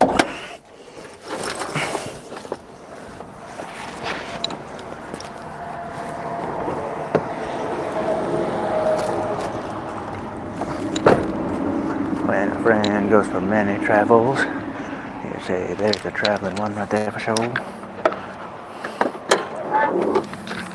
And a too many travels friend is not real. You be hollering out, come on brother, for real. Oh, don't you know that's how it be? Disconnect the negative terminal, say ooh thank you. Because now Mr. Truck will be live tomorrow. Don't be cold out here, buddy. Alright, come on, let's go. Let's go, move. Let's go. Move along, turtlefish.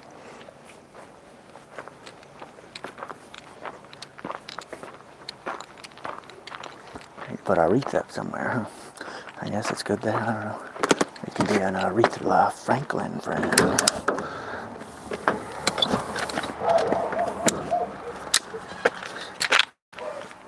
Oh, are you chewing plastique in here, Purdy? I remember that bag being out. Are you a plastique chewing addict? When you see a friend that likes chewing plastique, you might say your actions are not so neat. Cause it is a buckaroo, that's true. Every kind of buckaroo is known to be cool. Once saw a buckaroo and said, ooh, how are you? Gotta turn these lights on so the friends can come through. Hey, say, baby, how are you, honey turtle? Did you have fun? Oh, the cross is done. The cross is done printing. We printed a cross. We printed a cross. Purdy is a cat. He's got fur a lot. I say, ooh, ooh, ooh, ooh, ooh, ooh. Said it has a tail that I enjoy, that's true. And I say, you are a friend. And that's what I know. You often have fur that grows off your soul. And I say, ooh, whoa, whoa, whoa, whoa. Look at the fur that's on your soul. And said it is a furry soul. I know that to be true. He likes to wear a hat and feels pretty too. He says, ooh, I'm a hat buckaroo, don't you see? Put your hat on me, pop up, and I'll feel fancy. And everybody likes a pop hat friend. Ooh, you wear a hat, and I like that's true.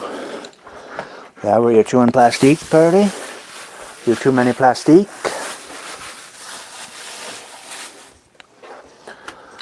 And a friend is chewing many plastique. You might say that is not so neat. Yeah, how much battery do you think the friends have?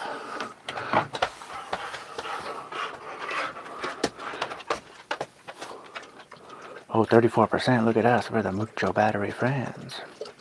Ooh, so bad with friends. Does it look like I'm outside in the rain? Does it seem like outside to you? Back home, the cat loves to chew plastic. Yes, she's a plastic chewing heretic. Yeah, that's what she always does. First thing in the morning, whenever I wake up, she's always chewing plastic. I'm like, you son of a fish. We've only talked about this every day for your whole life, and yet you chew plastic. Yeah, did you have fun? Were you wanting to go for Wakalepu? Did you want to go for Wakalepu? I suppose I could be amenable to that if you would like. You tell me. We can. I guess before I get too comfy, maybe we should do that. I'm gonna get the shoes on then. What's wrong with your pausey? Were you licking it? Did you lick your paw? I should have left the tic tac on so I could see. And did you touch this plate? Oh, first let's have the friends check the print. You want to check the print, Purdy? Let's see how the cross turned out, and then we'll go for Wakalepu after we start new cross, and see how did our cross turn out. I'll put in a cross to hand out tomorrow at church, no doubt. When you see a fancy cross, you say, "Ooh, that looks cool." I think it turns out pretty good. I don't know. Let me get it off the bill plate, and we can evaluate whether we need to tweak the file, or that's great.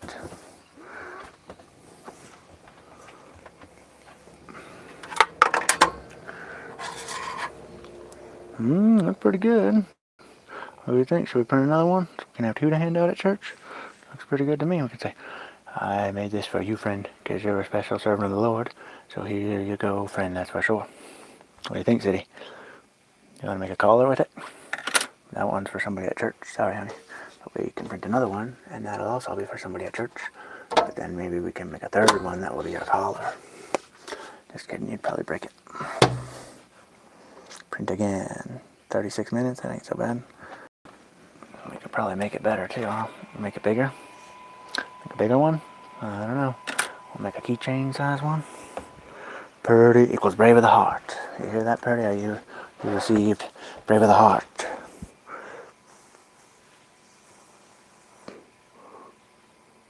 Is that a Siberian cross? I wasn't sure. There's another one that's like a Celtic cross that I downloaded, but I haven't edited. You have to put the file through the slicer and stuff, so I haven't ran the Celtic cross through the slicer. I'd done it before, but it didn't do good, so I have to edit it again because I didn't like how that one turned out. It's kind of, especially on the sides, you can see the layer lines real bad, so I want to do that one again, but I need to edit the file better. Okay, you want to go for Wakalepu? I can be amenable to this. Because friends like to walk around and take a poo. I guess I better put my hat back on. That is true. Purdy the cat is blocking the shot with her furry body. Oh, she's silly a lot. And how about my gloves? Those would also be nice. Put them on your hand, shake your rump all night. Everybody knows that's how it goes. Shaking your rump is nice for sure. I lost my hat already. How did I do that? Oh, there it is. No, it's not. I had it and I put it on City's head. And then I threw it, apparently. I guess I don't need it. When you lose a hat and your heart says, "Oh my." Oh, there it is. I'm a silly goose, my God.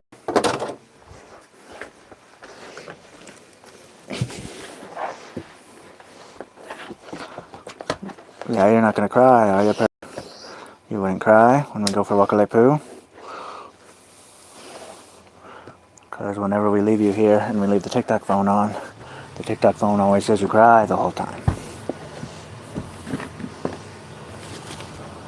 I guess you can come shred even though you've had a long adventure and go hunt cow while I go out to truck. I walk to truck, and by the time I walk truck, you're already 30 miles away hunting cow. But I suppose you can come out for Wakalepu, even though you hurt my heart with your cow exploration. And a friend goes on an exploration, or maybe should I say expedition, to look for some cows to sink their tooth in. You say, "Shred, naughty, naughty friend." Because we've spoken many times about the cow harassing, and when you do that, technically the rancher has rights to put some lead in you, friend. So if you come across a cow who's got an ornery owner, they might end up filling you with lead for sure. And that would not be what I want to see take place. So if you could kindly refrain from the disgrace of the cow hunt that you're insistent upon. Silly fur friend, boogie out.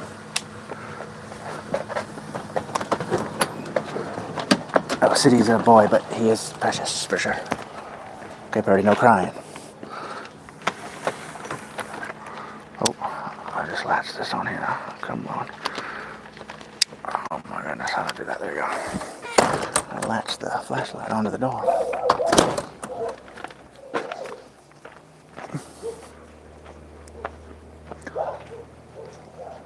See that he likes to walk around and take a poo. He sure thinks that is pretty cool. Oh yeah, City's a good boy. Well, he's not chunky. He's perfectly shaped. Peterbilt.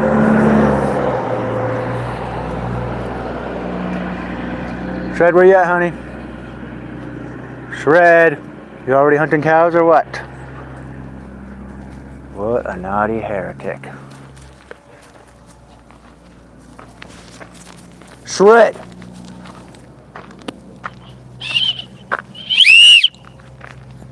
Hey, why I gotta look for you many thousand moons? Huh? Let's go this way. Hey, thank you so much. Into the woods with Jesus? Or Jessica and Kurt? I said into the woods with Jesus. Ah, we know you're a friend from Texas. I need to see a Texas friend. That's pretty nice. They hooked it up. Sadie is a good boy. City, yeah, C-I-T-Y. Simba, but he is at least 12, maybe a little bit older. We stopped counting at 10, but because Shepherd's lifespans are about 8 to 10 or 8 to 12 years old, so every day with him is a blessing. But yep, he's doing good. His health is doing a lot better since he's got on his antibiotics and steroids. Yep, she's gone, but she's up there somewhere, I think. She should not be too far away, lest she be set ablaze, right, City? Oh, City, like City Boy, C-I-T-Y. Because the reason I call him City, there she is because when I first got him, I was living in Aurora, which is like big city, suburb of Denver. 1 million people live there more, so he's my City Boy, C-I-T-Y. My lab is 11, and I cherish every moment with her as well. Yep, that's the way you got to do it, because you never know when the time's going to come, and you know, dogs are just like people in the sense that, you know, something can happen with a person, and your health can be good one day, and it can be bad the next. So same thing with the dog. Something can happen with them, and so you got to treat every moment like it could be their last, and do the best you can for them, and make them as comfortable as possible so they can have a good life. And yeah, I'm kind of telling myself, because I don't know how it's going to go. Sometimes dogs have something traumatic happen where, you know, then you have to, you know, either put them down or that kills them, or, you know, sometimes dogs kind of, they live and then they get to the point where they're not able to be a dog anymore. So I'm kind of mentally preparing for at some point, because Cities has kind of, the hip dysplasia real bad and that kind of stuff. So, you know, I might have to at some point make a decision, you know, if he's not able to, you know, I mean, I'm fine with helping him in and out, the RV and stuff, but if you can't walk around and do dog things, you know, then I might have to make that call at some point. But I'm hoping that's a long ways off, and God will give me strength for whatever needs to happen.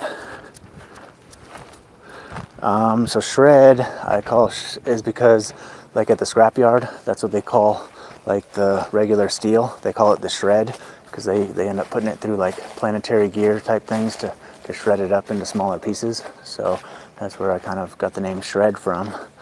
And then it kind of sounds cool, like, you know, a dog might shred you up or something. So that's where that name came from. And then Purdy, just because she's pretty, but it's kind of like a, I guess, a pun on pretty, because she's a cat. So it's Purdy instead of pretty. Yeah, that's what you got to do, Joe. You're right about that. Yeah, I'm always trying to be extra sweet with my grandma and call her as much as I can, and always, you know, sometimes grandma can be a little bit frustrating on the phone, but be as patient as I can. Same thing with Mr. Carroll. You got to show that patience and grace, because, you know, they've got a lot of time left, and life's a lot harder for them with their health issues and not being able to do the things they used to be able to do. City, come on, you don't need that. And Shred, come on, let's go.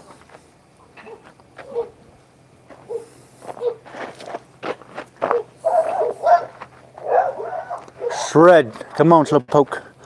You have mini adventure. And you see your friend engaged in mini adventure. Yeah, Purdy. And that's kind of spell it with like 3 R's. So it's kind of like Purdy. Yeah, I think I was talking about earlier today. I think the best animal names are the ones that are kind of like a pun that like references like a historical figure. Like I used to have a chicken named Attila the Hen. And if I were to get a male cat, I think I would name it Meow Zedong for the Chinese communist leader or whatever. So like Attila the Hen for a chicken, and Meow Zedong for a male cat.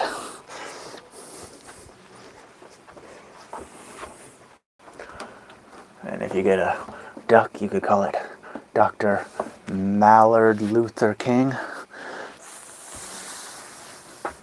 But I stole that one from Theo Vaughn.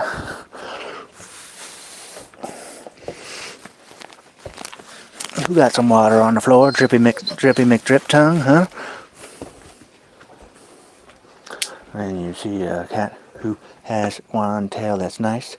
You might say, ooh, shake it back and forth, that's right. Because everybody likes a tail, and that's nice to see. Don't you know about that? That gets down on me. Because I saw a tail, and it was pleasurable to observe. Yeah, that shrimp was pretty good, Mr. Carroll's. That shrimp scampi. Shrimp scampi at Mr. Carroll's. What a place in for sure. Because when you get some shrimp scampi, you might say scampa the shrimp. Scamp, scamp, scamp. Don't be no punk with it. Cause scampa da scampa da scampa da scoompa da scoomp scomp scomp scomp. Shred is chewing her tail. She ain't no punk. And said it has a tail that is nice to look at. I better not drink no more of that tea that's got caffeine in there.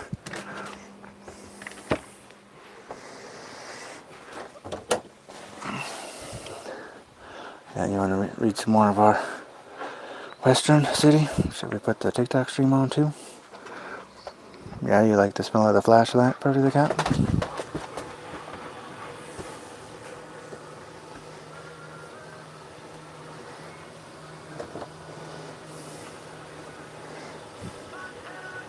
Purdy was a cat who often had a tail.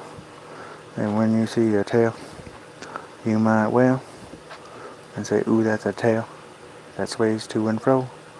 I like tails every day for sure.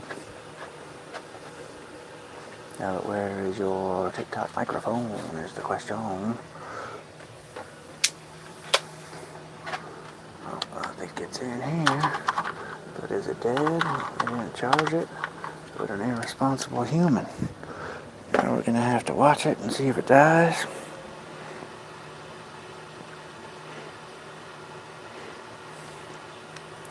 And you find yourself being an irresponsible human and not charging your microphone, your heart might break again. Alright, I got a knot with the YouTube chat make me upset because last time I was cussing out somebody on YouTube and then I got a restriction on TikTok because you're apparently not allowed to cuss people out on TikTok. But I'm trying not to cuss people out anyways, so sometimes that pride dragon flares up. Mr. Pride Dragon, I thought we had slayed you a long time ago.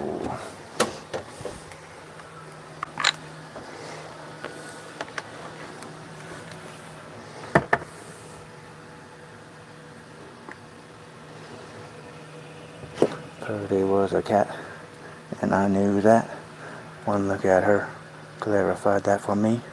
She had a shiny tail, and I was taken aback, don't you see, by the beauty and the way that she's strewn around.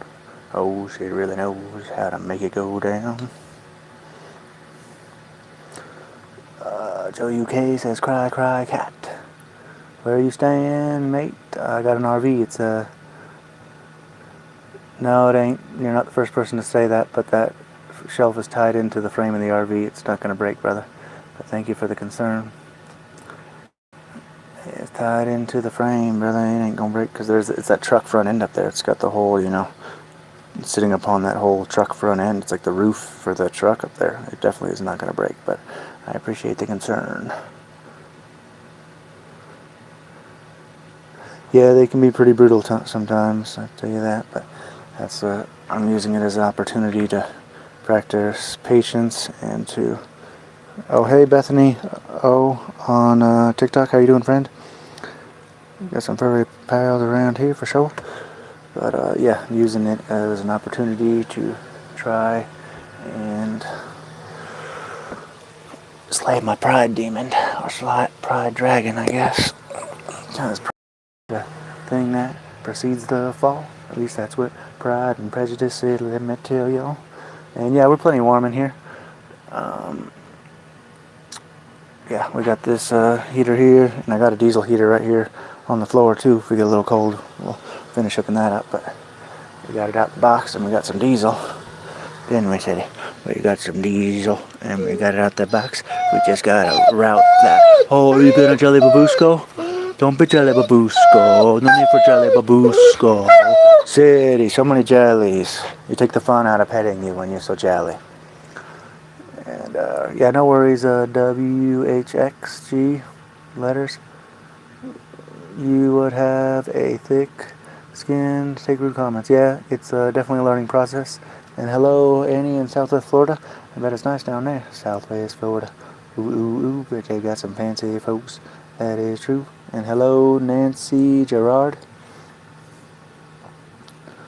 Yeah, that's true. Yeah, it's hard not to let them affect you when they saying mean things, that's for sure. But it's kind of one of those things too. I mean, sometimes some of the stuff, might be, accurate, so that makes it hurt more. But, we're all works in progress, so, nobody's perfect. So that's, and I know I'm doing the best I can to make things better. Obviously, I could still do better, but it is what it is. But I guess I'm getting at is a lot of times people, they're just hating because, they got problems in their own life that they're trying to avoid dealing with. So that's how some people deal with their problems, is to lash out, and try and belittle other people, because I guess maybe it takes away the pain from the issues that they got in their life, or distracts them from their issues that they got going on. Oh, you jelly babushko. Let's get a Bible reading, I guess, first. And then I bet we can probably finish our Western tonight if we wanted to. Shane's about to get in that gun battle, I tell you that, City Boy. City wants to hear about Shane and his gun battle. Don't you know about that for sure? We're all works in progress. Yeah, he is a jelly belly. Oh, good night, Mary. You heading to bed? Yeah, you have a good rest. Mary's a friend that comes through. We like Mary because she's pretty cool. She knows she's walking with the Lord, and that's nice. When you got a Lord walking friend, that's right. Alright, we are in Kings, or 2 Kings, chapter 4. One day, the wife of one of the seminary students... Hey! Now you're interrupting the Bible, Sadie. Came to Elisha to tell him of her husband's death. He was a man who had loved God, she said, but he had owed some money when he died, and now the creditor was demanding it back. If she didn't pay, he said he would take her 2 sons as his slaves. Hey, too many yips. Can you guys play without so many yips and so many tooth? I mean, that seems like an excessive amount of tooth there, Hardy. Fish on a stick. Hey, cut it out. Shred, I'm about to banish you to the other bed if you keep that up. Don't be a turkey cheese about it. What shall I do? Elisha asked. How much food do you have in the house? Nothing at all except a jar of olive oil, she replied. Then borrow many pots and pans from your friends and neighbors, he instructed. Go into your house with your sons, shut the door behind you. Then pour olive oil from your jar into the pots and pans, setting them aside as they are filled. So she did. Her sons brought the pots and pans to her, and she filled one after another. Soon every container was full to the brim. "Bring me another jar," she said to her sons, "but there aren't any more." They told her, and then the oil stopped flowing. When she told the prophet what had happened, he said to her, "Go and sell the oil and pay your debt, and there will be enough money left for you and your sons to live on." One day, Elisha went to Shunem. What did she smell like? Smell like Oreo? Shunem. A prominent woman of the city invited him to eat, and afterwards, whenever he passed that way, she stopped him for dinner. She said to her husband, "I'm sure this man who stops in from time to time is a holy prophet. Let's make a little room for him on the roof. We can put in a bed, a table, and a chair, and a lamp, and he will have a place to stay whenever he comes by." Once he was resting in the room, he said to his servant Gehazi, "Tell the woman I want to speak to her." When she came, he said to Gehazi, "Tell her that we appreciate her kindness to us. Now we want to ask what we can do for her. Does she want me to put in a good word for her to the king or to the general of the army?" "No," she replied, "I am perfectly content." "What can we do for her?" he asked Gehazi afterwards. He suggested, "She doesn't have a son, and her husband is an old man." "Call her back again," Elisha told him. When she returned, he talked to her as she stood in the doorway. "Next year, about this time, you shall have a son." "Oh my God," she exclaimed. "Don't lie to me like that."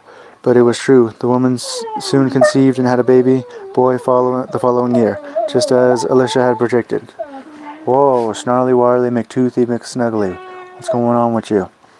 One day, when her child was older, he went out to visit his father, who was working with the reapers. He complained about a headache and soon was moaning in pain. His father said to one of the servants, "Carry him home to his mother." So she took him home, and his mother held him on her lap, but around noontime he died. She carried him up to the bed of the prophet and shut the door. Then she sent a message to her husband, "Send one of the servants in a donkey so that I can hurry to the prophet and come right back." "Why today?" he asked. "This isn't a religious holiday." But she said, "It's important, I must go." So she saddled the donkey and said to the servant, "Hurry, don't slow down for my comfort unless I tell you to." As she approached Mount Carmel, Elisha saw her in the distance, and said to Gazelle, "Look, the woman from Shunem is coming. Run and meet her and ask what the trouble is. See if her husband is all right and if the child is well." "Yes," she told Gehazi, "everything is fine." But when she came to Elisha at the mountain, she fell on the ground before him and caught hold of his feet. Gehazi began to push her away, but the prophet said, "Let her alone. Something is deeply troubling her, and the Lord hasn't told me what it is." Then she said, "It was you who said I'd have a son, and I begged you not to lie to me." Then he said to Gehazi, "Quick, take my staff. Don't talk to anyone along the way. Hurry, lay the staff upon the child's face." But the boy's mother said, "I swear to God, I won't go home without you." So Elisha returned with her. Gehazi went on ahead and laid the staff upon the child's face, but nothing happened. There was no sign of life. He returned to meet Elisha and told him, "The child is dead." When Elisha arrived, the child was indeed dead, lying there upon the prophet's bed. He went in and shut the door behind him and prayed to the Lord. Then he lay upon the child's body, placing his mouth upon the child's mouth, and his eyes upon the child's eyes, and his hands upon the child's hands. And the child began to grow warm again. Then the prophet went down and walked back and forth in the house a few times. Returning up the stairs, he stretched himself again upon the child, and this time the little boy sneezed 7 times and opened his eyes. Then the prophet summoned Gehazi. "Call her," he said, and when she came in, and he said, "Here is your son." She fell to the floor at his feet, and then picked up her son and went out. Elisha had now returned to Gilgal, but there was a famine in the land. One day, as he was teaching the young prophets, he said to Gehazi, "Make some stew for supper for these men." One of the young men went out into the field to gather vegetables and came back with some wild gourds. He shredded them. Hey, that's what you do, shred. You shred. He shredded them and put them into a kettle without realizing that they were poisonous. But after the men had eaten a bite or two, they cried out, "Oh, sir, there's poison in this stew. Bring some meal," Elisha said, and he threw it into the kettle and said, "Now it's all right. Go ahead and eat." And then it didn't harm them. One day, a man from Baal Shalisha brought Elisha a sack of fresh corn and 20 individual loaves of barley bread made from the first grain of his harvest, and Elisha told Gehazi to use it to feed the young prophets. What Gehazi explained? Feed 100 men with only this, but Elisha said, Go ahead, for the Lord says there will be plenty for all, and some will even be left over. And sure enough there was, just as the Lord had said. Wah, wah, wah, wah, wah, wah, wah, wah.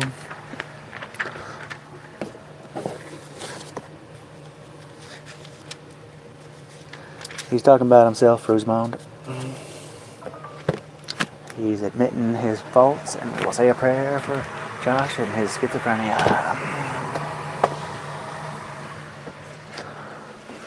Are you guys being friendly now? Not so many squeaks, and not so many squawks, and not so many barks, because I don't like that a lot. Because when a friend squeaks and squawks and barks and walks, you might say, oh my, that's not good.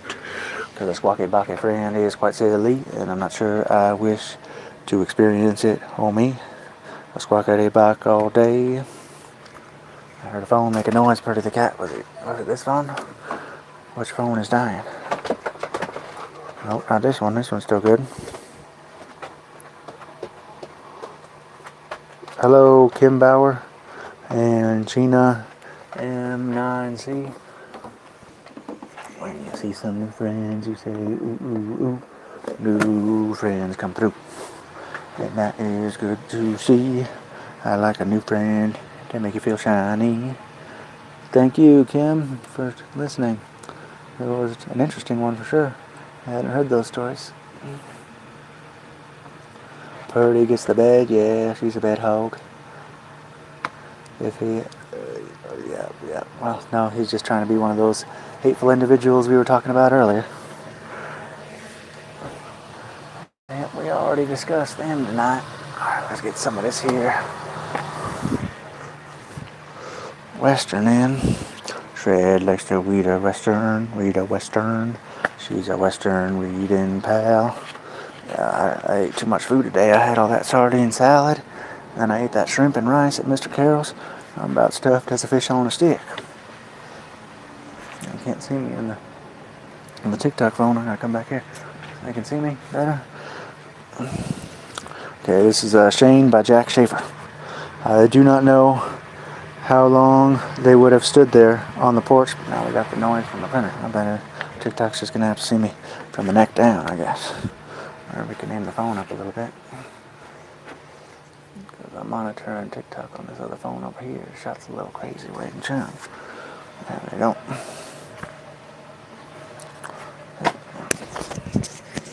Oh, this microphone's dying. Everything is dying. All my devices are dying. Here device because you were supposed to last a long time and not die this microphone. Good thing we got another one right. And you can boogie on when the microphone works. Ooh, the other ones. Over here, somebody.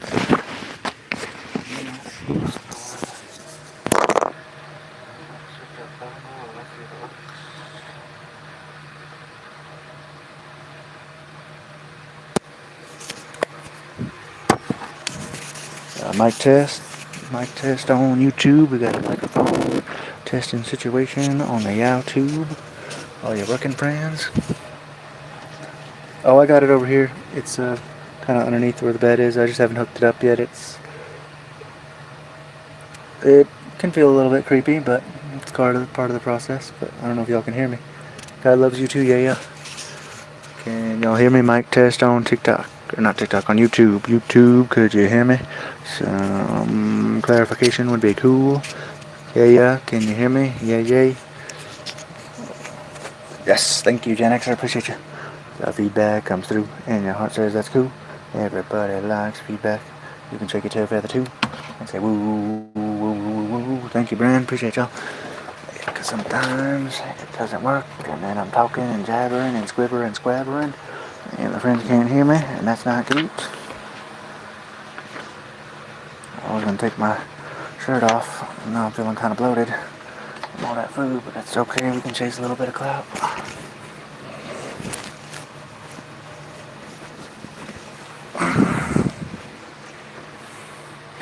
Chasing some clout.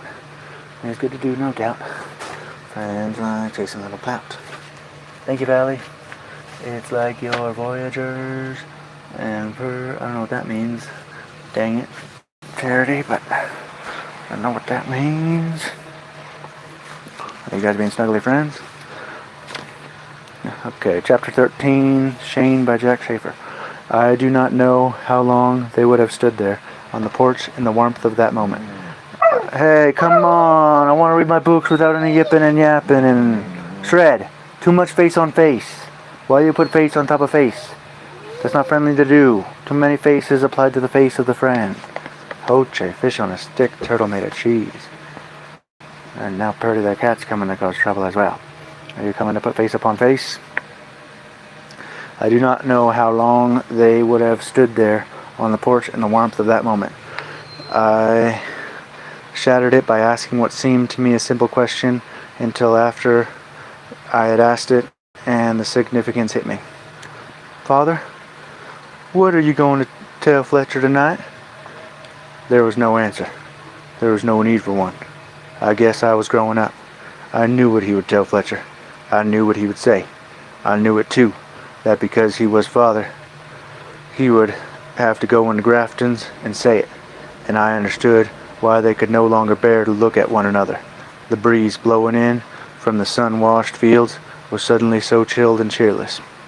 They did not look at each other. They did not say a word to each other, yet somehow I realized that they were close together in the stillness there on the porch. They were closer together in the stillness there on the porch than they had ever been. They knew themselves, and each of them knew that the other grasped the situation whole. They knew that Fletcher had dealt himself a winning hand, had caught father in the one play he could not avoid because he would not avoid it. They knew that talk was meaningless when a common knowledge is already there. The silence bound them, as no words ever could. Father sat on top of the porch step. He took out his pipe and drew on it as the match flamed and fixed his eyes on the horizon, on the mountains far across the river. Shane took the chair I had used for the games with Mother. He swung it to the house wall and bent into it in that familiar, unconscious gesture, and he, too, looked into the distance. Mother turned into the kitchen and went about clearing the table as if she was not really aware of what she was doing. I helped her with the dishes, and the old jar of sharing with her in the work was gone. There was no sound in the kitchen except the drip of the water and the chink of the dish on dish. When we were done, she went to Father. She sat behind him on the step, her hand on the wood between them, and his covered hers, and the moments merged in the slow, dwindling procession of time. Loneliness gripped me. I wandered through the house, finding nothing there to do, and out on the porch, and past those three into the barn. I searched around, and I found an old shovel handle and started to whittle me a play saber for my knife. I had been thinking of this for days. Now the idea held no interest. The wood curls dropped on the barn floor, and after a while I let the shovel handle drop among them. Everything that had happened before seemed far off, almost like another existence. All that mattered was the length of the shadows creeping across the yard as the sun drove the afternoon sky. As the sun drove down the afternoon sky. I took a hoe and went into Mother's garden, where the ground was caked around the turnips, the only thing left unharvested. But there was scant work in me. I kept at it for a couple of rows, then the hoe dropped and I let it lie. I went to the front of the house, and there they were, sitting just as before. I sat on the step below Father and Mother, between them, and their legs on each side of me made it seem better. I felt Father's hand on my head. This kind of tough on you, Bob. He could talk to me because I was only a kid. He was really talking to himself. I can't see the full finish, but I can see this. I know what's going to happen. Shane's going to have to fight Wilson with that Colt single action. Wilson down, and there'll be end to it. Fletcher will be done. The town will see to that. I can't beat Wilson on the draw, but there's strength enough in this clumsy body of mine to keep me on my feet till I get to him." Mother stirred and was still. Her voice went on. Or his voice went on. Things could be worse. It helps a man to know that if anything happens to him, his family will be in better hands than his own. There was a sharp sound between us on the porch. Shane has risen so swiftly in his chair that it knocked against his wall. His hands were clenched tightly and his arms were quivering. His face was pale, with the effort shaking him. He was desperate, with an inner torment, his eyes tortured by thoughts, and that he could not escape, and the marks were obvious on him. And he did not care. He strode to the steps, down past us and around the corner of the house. Mother was up and after him, running headlong. She stopped abruptly at the house corner, clutching at the wood, panting, and irresolute. Is that a word? Irresolute? Irresolute. Slowly she came back, her hands outstretched, as if to keep from falling. She sank down on the step close to Father. He gathered her to him with one great arm. Oh yeah, Shane's going to get that Colt single action. He's going to get it. The silence spread and filled the whole valley, and the shadows kept across the yard. They touched the road and began to merge in the deeper shading that meant the sun was dipping below the mountains far beyond the house. Mother straightened as she stood up, and Father rose too. He took a hold of her two arms and held her in front of him. "I'm counting on you, Mary Ann, to help him win again. You can do it, if anyone can." He smiled, a strange little sad smile, and he loomed up there above me, the biggest man in all the world. "No supper for me now, Mary Ann. A cup of your coffee is all I want." They passed through the doorway together. Where was Shane? I hurried towards the barn. I was almost to it when I saw him out by the pasture. He was staring over it.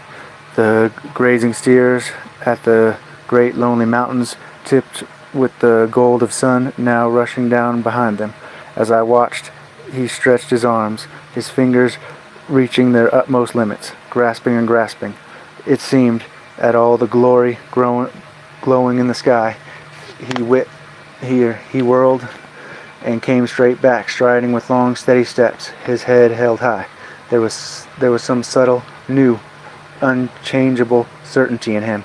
He came close, and I saw that his face was quiet and untroubled, and that little lights danced in his eyes. "Skip into the house, Bobby boy. Put on a smile. Everything's gonna be all right." He was past me, without slowing, swinging into the barn, but I could not go into the house. I did not dare follow him, not after he had told me to go.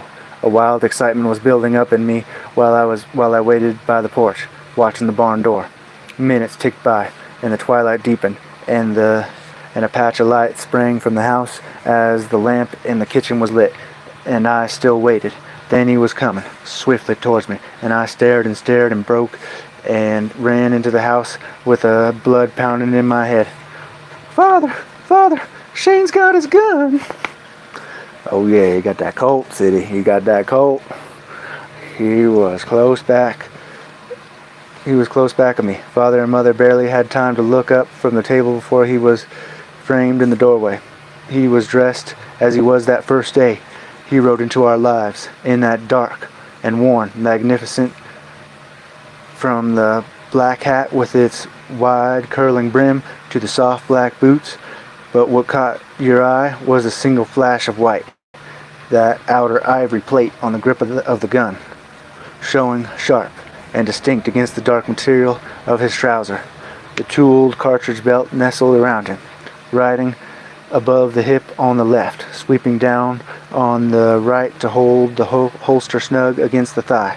Just as he had said, the gun handle about halfway between the wrist and elbow of his right arm, hanging there, relaxed and ready, belt and holster and gun. These were not things he was wearing or carrying. They were part of him, part of the man. Of all the sum of integrate force, of all the sum of the integrate force that was Shane, you could see that for the first time, this man who had been living with us, who was one of us, was complete, was himself, the final effect of his being. Now that he was no longer in his crude work clothes, he seemed again slender, almost slight, as he did that first day. The change was more than that. He had been seeming iron iron was again steel. What was that? What had been seeming iron was again steel. The slenderness was that of the tempered blade, and a razor edge was there, slim and dark, in the doorway. He seemed somehow to fill the whole frame. Woo, city! He about to teach him that single action. For friends out for the count. And then you see a couple friends, you might say, ooh, ooh, ooh. Friends coming through. And that's pretty cool. It's common sense. Why bother someone? Nope. That's what the friends were saying. Were they saying anything else? Oh, bad people turn good people bad. Ignore them. Yep, that's how it goes.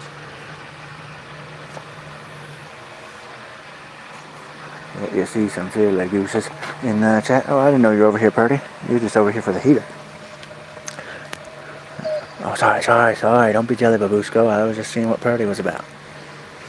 I just wanted to say hi to Purdy. Is that so terrible? Yeah, y'all let me know if you want me to keep reading. I guess we can save it till tomorrow. But ooh, Shane gonna go over there and teach Stark Wilson about that Colt single action. He say he don't care if he got 2 pistols. You can't. 2 pistols don't matter if you get that bullet in you, right, City? Let's read another 52 Bible verses you should have in your heart. The one we read this morning was good. Okay, this is Joshua 1:9. Haven't I commanded you to be strong and courageous? Do not be afraid or discouraged, for the Lord is your God. For the Lord your God is with you wherever you go.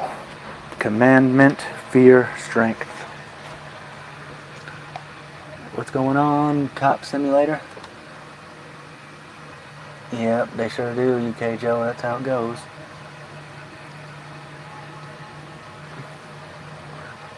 Hey, come on, Cop Simulator. Why you gotta share that, brother? Hey, what's going on, Aberos 2?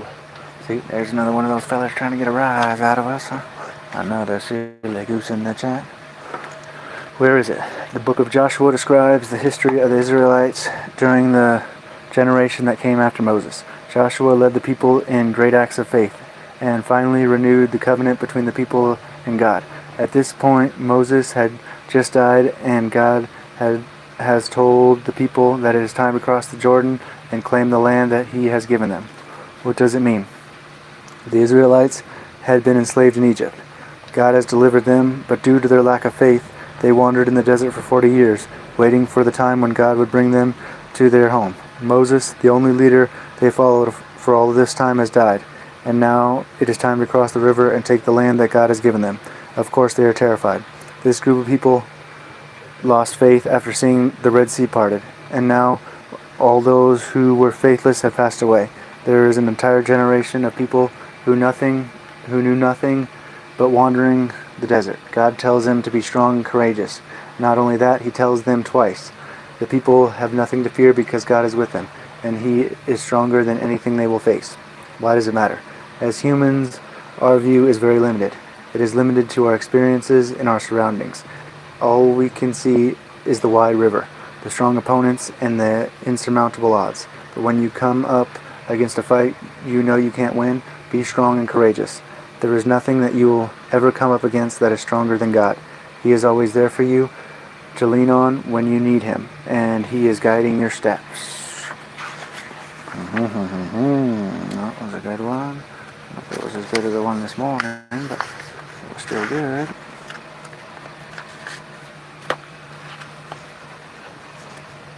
Yes, amen. Yep, she's a clever little kitty. You have a good one too, Cop Simulator. Thank you for the apology. See, he was just coming in for a second to see if he could get a rise out of us. Oh, our phone farming phone has made our 70 points, so we gotta unlock that. We do that mobile app or whatever on this one. It's pretty good. Probably like every 2 months, maybe 3 months, I'll get $175 Amazon gift card, or actually I think it's just a MasterCard gift card, or something like that. So you can use it anywhere online.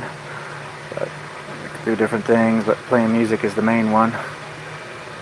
And but when it's plugged into a charger, you get points too. So it like puts like a ad on your lock screen or whatever.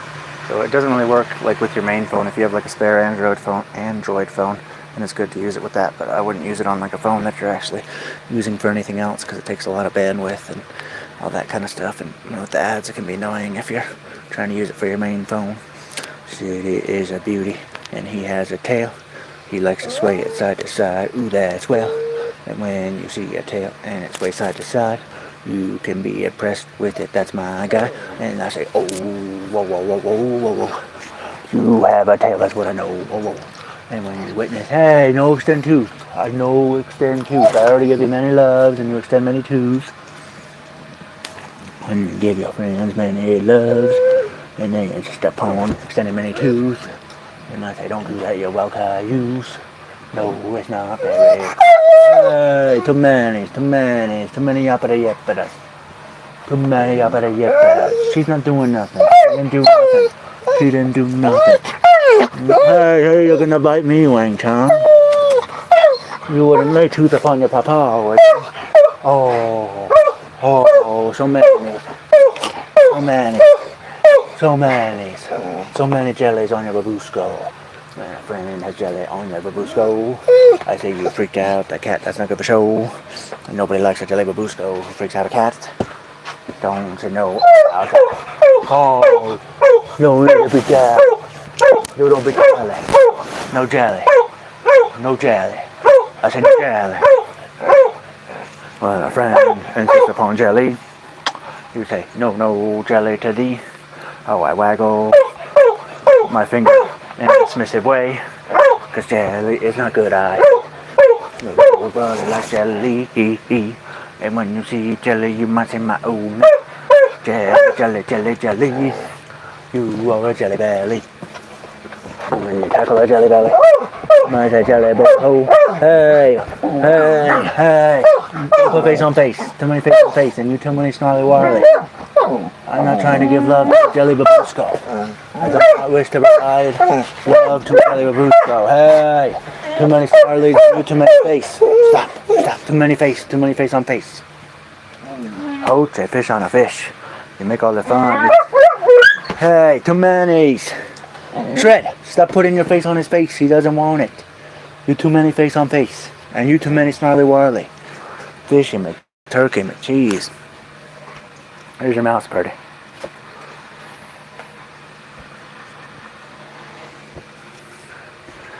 Hugs and more hugs for pets. Yes, they like pugs. See right there. Not pugs, hugs. Yeah, they don't like to share. City is a Jelly Babusco. What a Wang Chung. You got that right, Bren.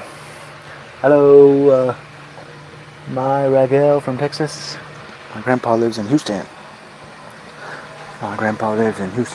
Ooh. Oh, Jelly Babusco is what you are left to. Alright, back to the book. Which book are we reading next?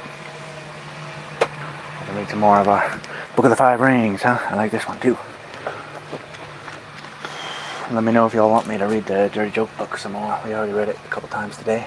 Good morning from Sweden. Ooh, a fancy Swedish friend. Cool, Tommy.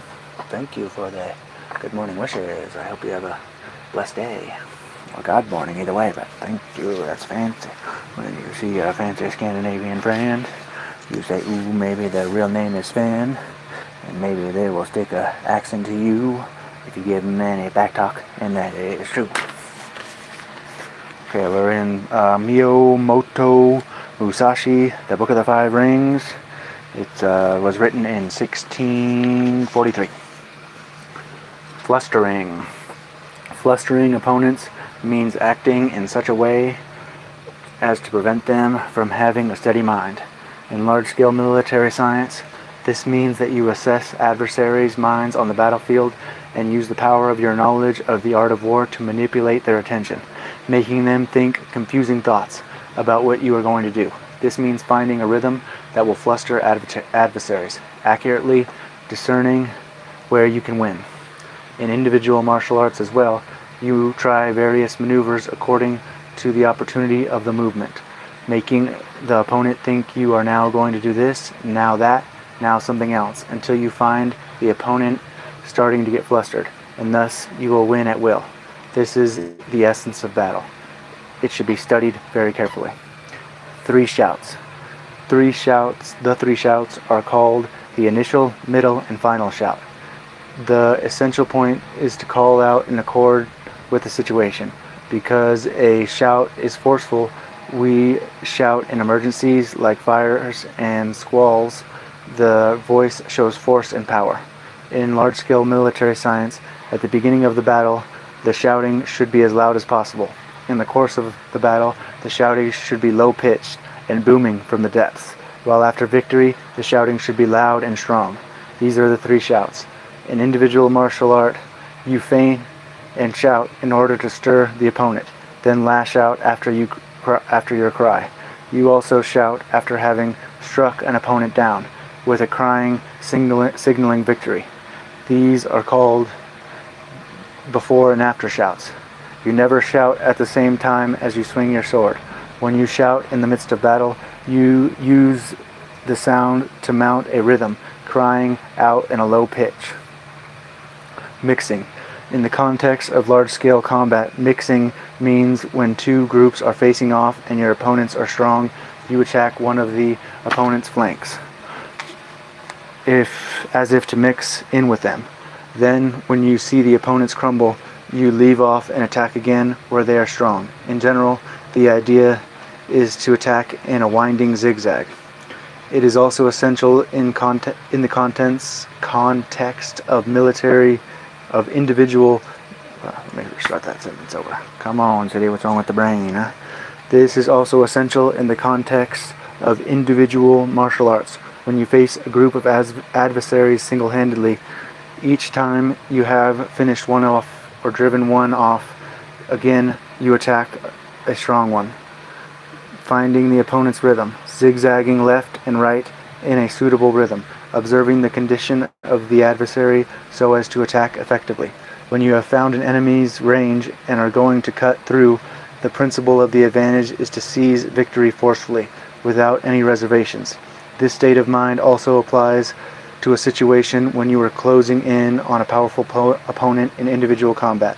The sense of mixing is to plunge right in without hesitation in your steps. This should be distinguished carefully. Crushing. Crushing requires a crushing mood, as when you view an opponent as weak and becoming strong yourself, thus overwhelming your adversary. In large-scale military science, this means you look down upon an enemy whose numbers are small, or even if there are many of them, when opponents are demoralized and weakening, you concentrate your force on crushing them, thus mowing them down. If your crushing is weak, it can backfire. You have to carefully distinguish the state of mind in which you are fully in control as you crush. In the context of individual martial arts too, when your opponent is not as skilled as you are, or when his rhythm is fouled up, or when he starts to back off, it is essential not to let him catch his breath. Mow him right down, even without giving him time to blink his eyes. The most important thing is to not let him recover. This should be studied very carefully. What do you think, Purdy? Does that sound like what you would do? Mountain and sea changing. Mountain and sea mean that it is bad to do the same thing over and over again. You may have to repeat something once, but it should not be done a 3rd time. When you try something on an opponent, if it does not work the 1st time, you will not get any benefit of rushing to do it again. Change your tactics abruptly. Do something completely different. If that still does not work, then try something else.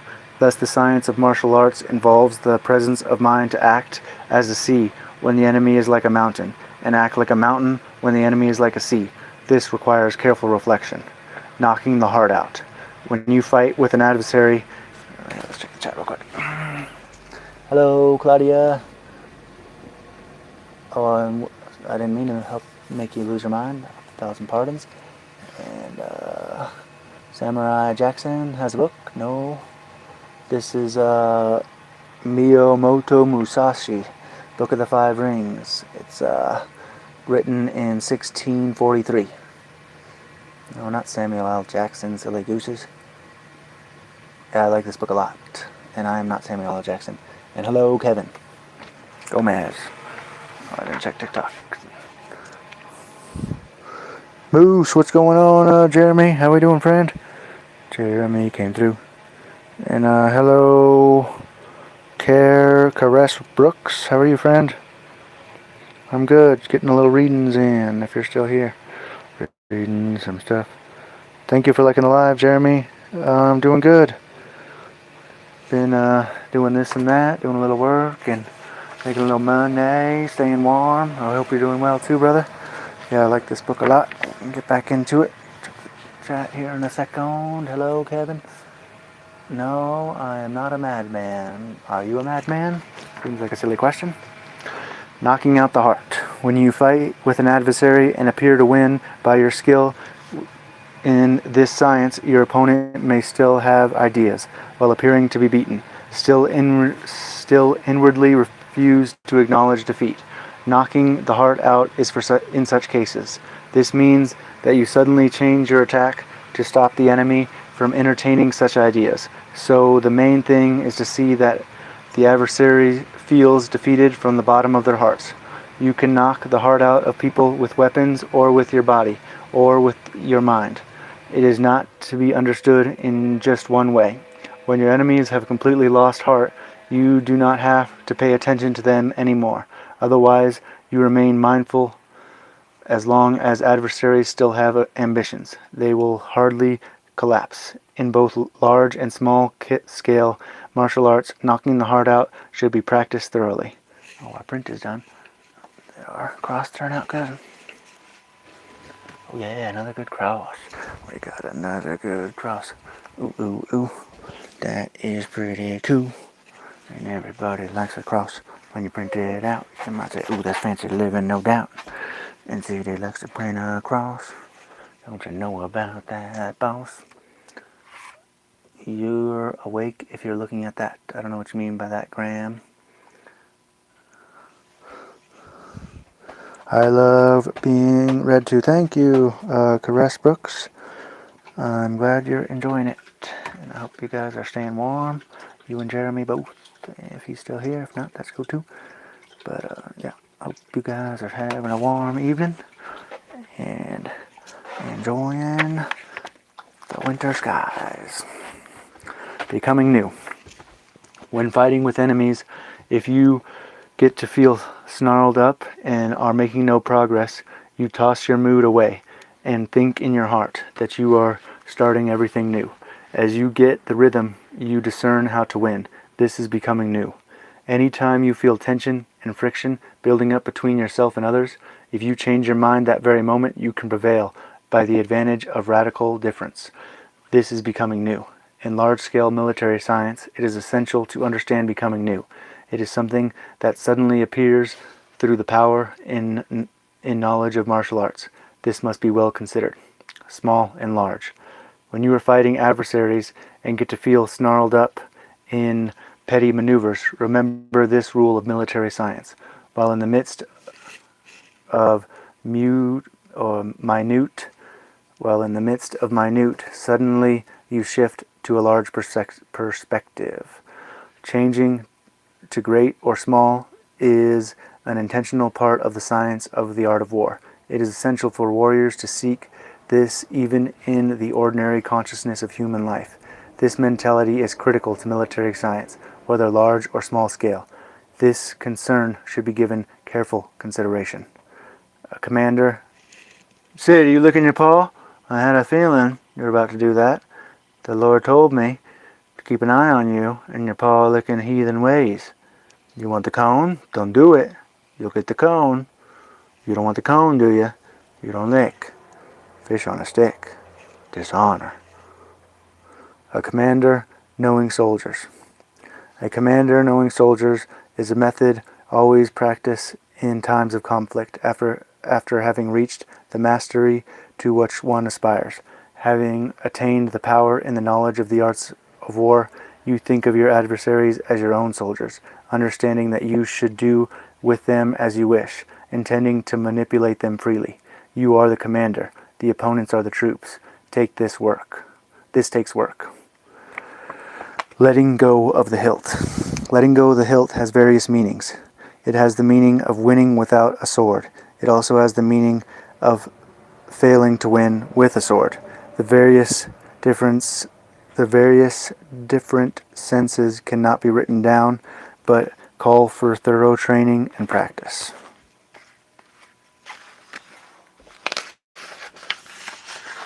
The temperature dropped here in London. Ooh, a fancy Angleterre friend. Oh yeah, I know that's where Joe's from.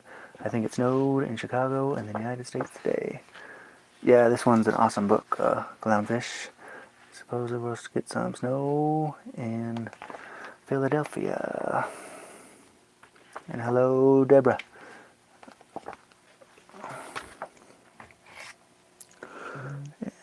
Did anybody say anything on TikTok? Nope. We still got our friend Caress Brooks here, though. Caress Brooks is a friend, and that is cool. Tuning in. That is very, very cool. Well, I guess we only got 2 more before we go to the wind scroll, so let's finish these last 2, and we'll stop at the wind scroll. Being like a rock wall. Being like a rock wall is when a master of martial arts suddenly becomes like a rock wall, inaccessible to anything at all, immovable. This is transmitted by word of mouth. Epilogue. This is written above, or what is written above, consists entirely of things that constantly come to mind in the course of practicing the art of swordsmanship of my individual school. Because I am now writing these principles down for the first time, they are somewhat mixed up in terms of order, and it is hard to define them in detail. Nevertheless, they can be guidelines for people who are supposed to learn this science. I have concentrated on martial arts since youth, training my hands and body to the mastery of swordsmanship, getting into all sorts of various states of mind. What I see on inquiry into other schools is that some are pretentious talkers and some perform fancy maneuvers with their hands. Even though they may look good to people, there is surely no true heart there at all. Of course, it may seem as if people are training body and mind even when they are practicing such things, but they become sickness of the path, persistent and hard to get rid of. They are the basis of the decay of the straight path of martial arts in the world, and of the abandonment of the way. For the art of swordsmanship to be a real science, such as to win victory in battle with adversaries, no change whatsoever is to be made in these principles. When you attain the power of knowledge of my military science and put it into practice in a straightforward manner, there can be no doubt of victory. You hear that part of the cat? No doubt of victory.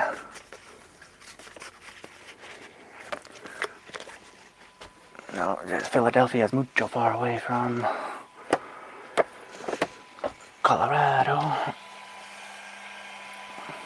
Maybe we should print a cat toy too, because we gave out all of our cat toys last time at church. We need to print a new cross or something at church. You say, ooh, that's pretty fancy for sure. I kind of want to make it bigger and make it because this is only 20% infill. I think if I do 100% infill, then it would get to be multicolor, like a rainbow cross. So maybe I should wait, because I'm kind of running low on my rainbow filament. I might wait to print until I edit that file, and I'll do that later. Maybe I'll leave it the same side, but just do 100% infill, and that way I can have like a rainbow cross. I think that'd be cool. Because I'll show you guys, because it's only 20%, you just get the one color, but like this one here is printed at 100%, so it's got gold, blue, purple, red, all on the one. So I think if I up the infill percentage, I might get multiple colors, which would be cool. When you print some things out to give to folks at church, you say, ooh, they're gonna like it for sure, because folks like crosses, and that is true. You can put it in your desk drawer or maybe on the truck, ooh, and that would be pretty nice. This is cool. There's folks from all over the globe. Oh yeah, we got lots of fancy folks here. Hello, Pumpkin Foe. Bruce Springsteen sings a song about that place, I think. One of my favorite singers. There's lots of fancy stuff in Philadelphia. That's like the city of brotherly love, don't you know? Alright, are we gonna read any more? I guess we can read a dirty joke, maybe. Do you guys want a dirty joke? Because I think... Oh, Kansas friend. We got a Kansas friend. And that's pretty cool. When you see your friends in Kansas, you might say, ooh, ooh, ooh. Kansas is a nice place, don't you see? They got lots of grass and not very many trees. I mean, I guess if you go on the east side, I hear they got some trees out there. But on the west side of Kansas, man, I reckon the land's pretty bare. Squibity, squabity doo. Where is my bookmark? Oh, there you. Okay, so this is the world's best dirty jokes by Mr. J. They're it's written in 1976. Please don't be offended. These are Mr. J's words, not mine. If it gets too raunchy, I'll probably quit halfway through the joke. But Silas and Sally were out in the cornfield, happily effing away. Except it says the real word, not effing. It had rained that morning, and there was lots of mud on the ground, and they found themselves sliding around a bit in the mud. Say, honey, is my cock in you or in the mud? Silas asked. And Sally felt around and said, why, Silas, it's in the mud. Well, put it back in you, he said. After a while Silas asked again, honey, am I in you or in the mud? In me, honey, in me, Sally cooed happily. Well, would you mind putting it back in the mud? Got her.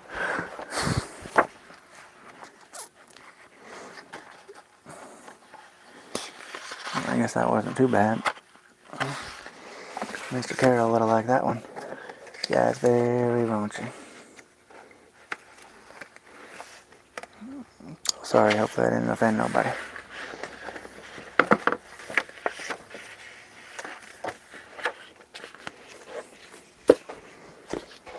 Mr. Carroll will like that one, though. I'll read that one to him tomorrow. I can usually tell which ones Mr. Carroll will like. I guess we might wrap it up there. I heard that YouTube phone make a noise like it was dying.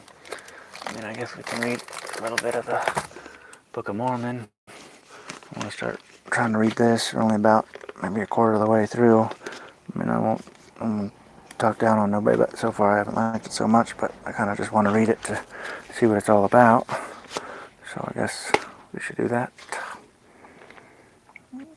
Okay, the Book of Jacob, the brother of Nephi. The words of his preaching unto his brethren, he confoundeth a man who seeketh to overthrow the doctrine of Christ. A few words concerning the history of the people of Nephi. Chapter 1. For behold, it came to pass that 55 years had passed away from the time that Lehi left Jerusalem, wherefore Nephi gave me, Jacob, a commandment concerning the small plates upon which these things are engraven. And he gave me, Jacob, a commandment that I should write upon these plates a few of the things which I consider to be the most precious, and that I should not touch, save it were lightly concerning the history of the people which are called the people of Nephi. For he said that the history of his... Oh, come on, Mr. Page. Yeah, it was messed up, but at least it wasn't like, sometimes like super like ridiculously raunchy. Like there was that one about the priest I couldn't even read, and, I had to skip to the end.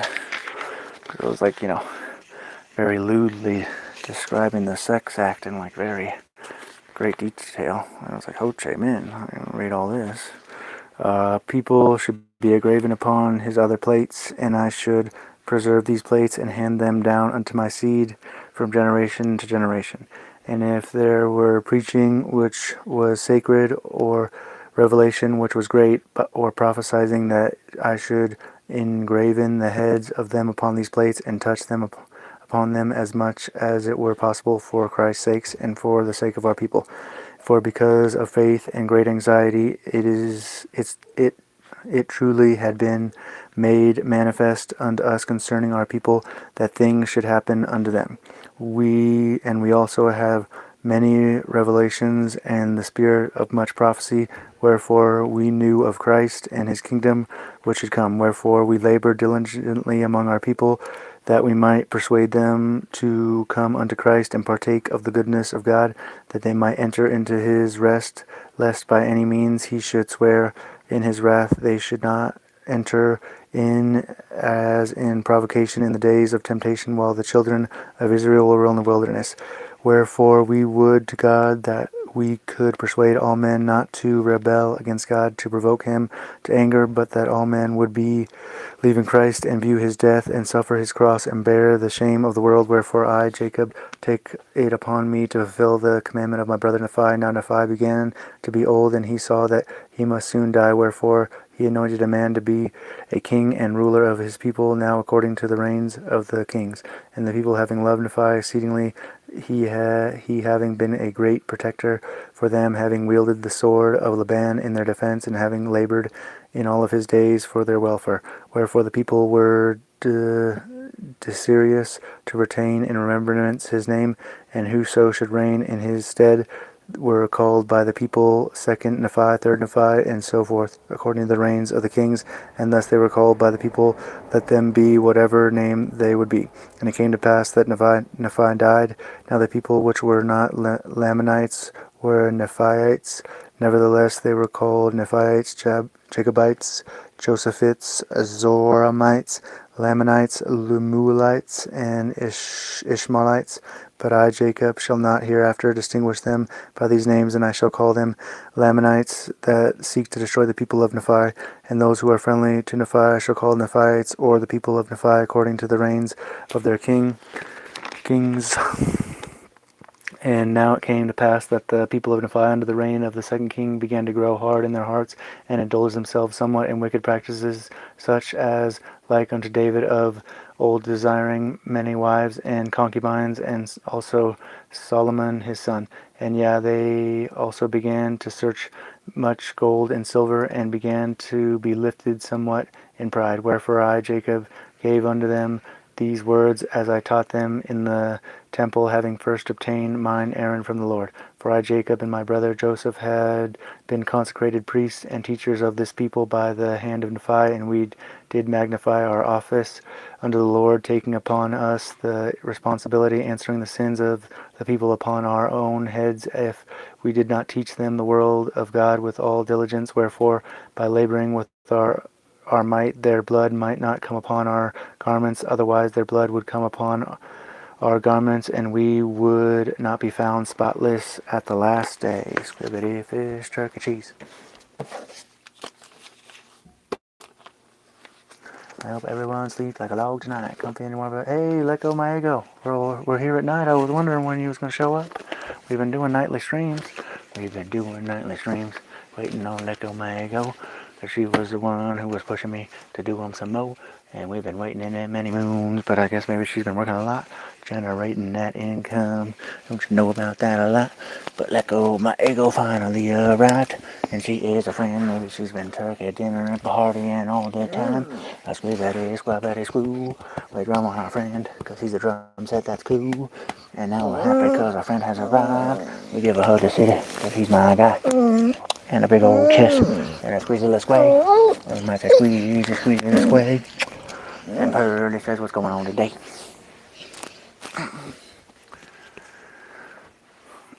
I guess we can do a French lesson as well. Yeah, you're here. A friend made it through.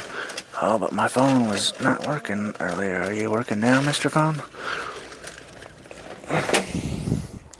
You stopped working at Mr. Carroll's. I don't know why. But Mr. Phone is having a hard time existing in this earthly realm. Everybody say, oh, Mr. Phone, don't do that. What a sight to behold him.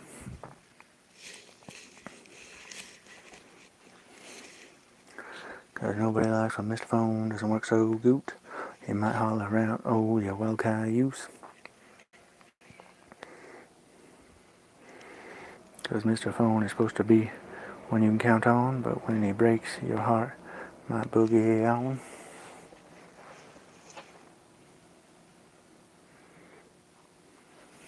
How you been, Leco Maego? Did you have a good Thanksgiving? Did you eat some delicious food?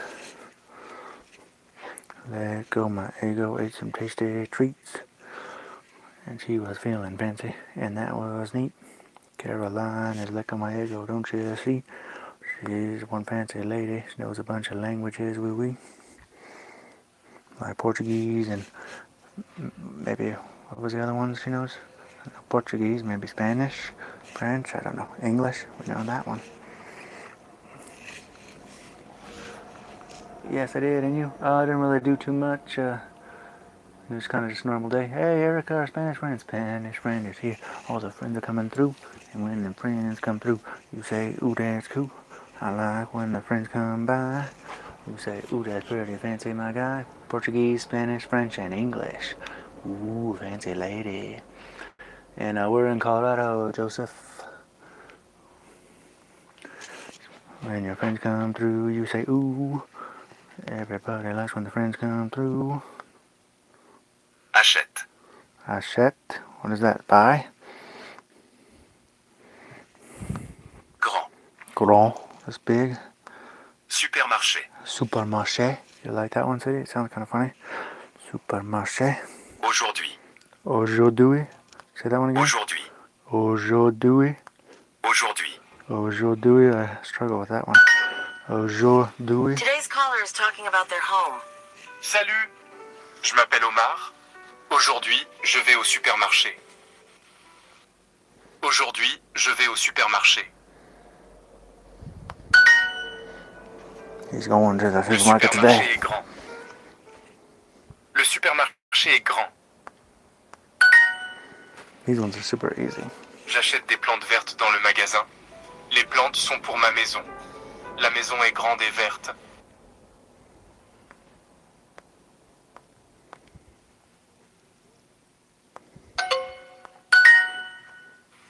A big greenhouse? That sounds like a lot to take care of. I'll just stick with my cozy corner of the couch. Wow. All right. You bring me Time for me to take a nap. much honor, Leco Maego. I'm glad I was able to inspire some singing. And yeah, my Spanish friend Erica's here. Me, Encante, Mulet, City, Shred, and Perde.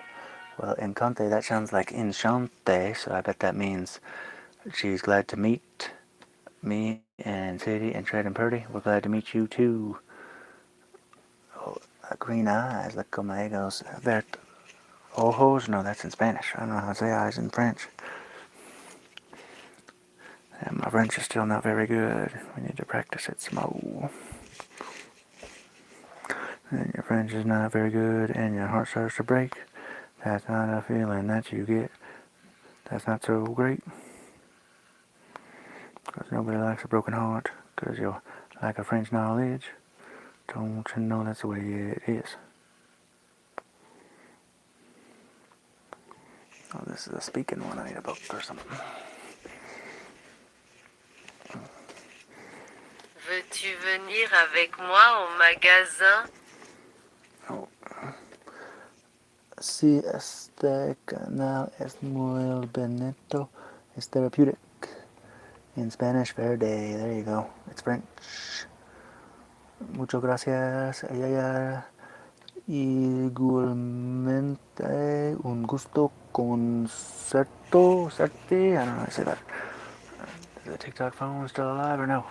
Oh, our TikTok friends are here. Hey, Kelsey Curry. I don't know if you're still here.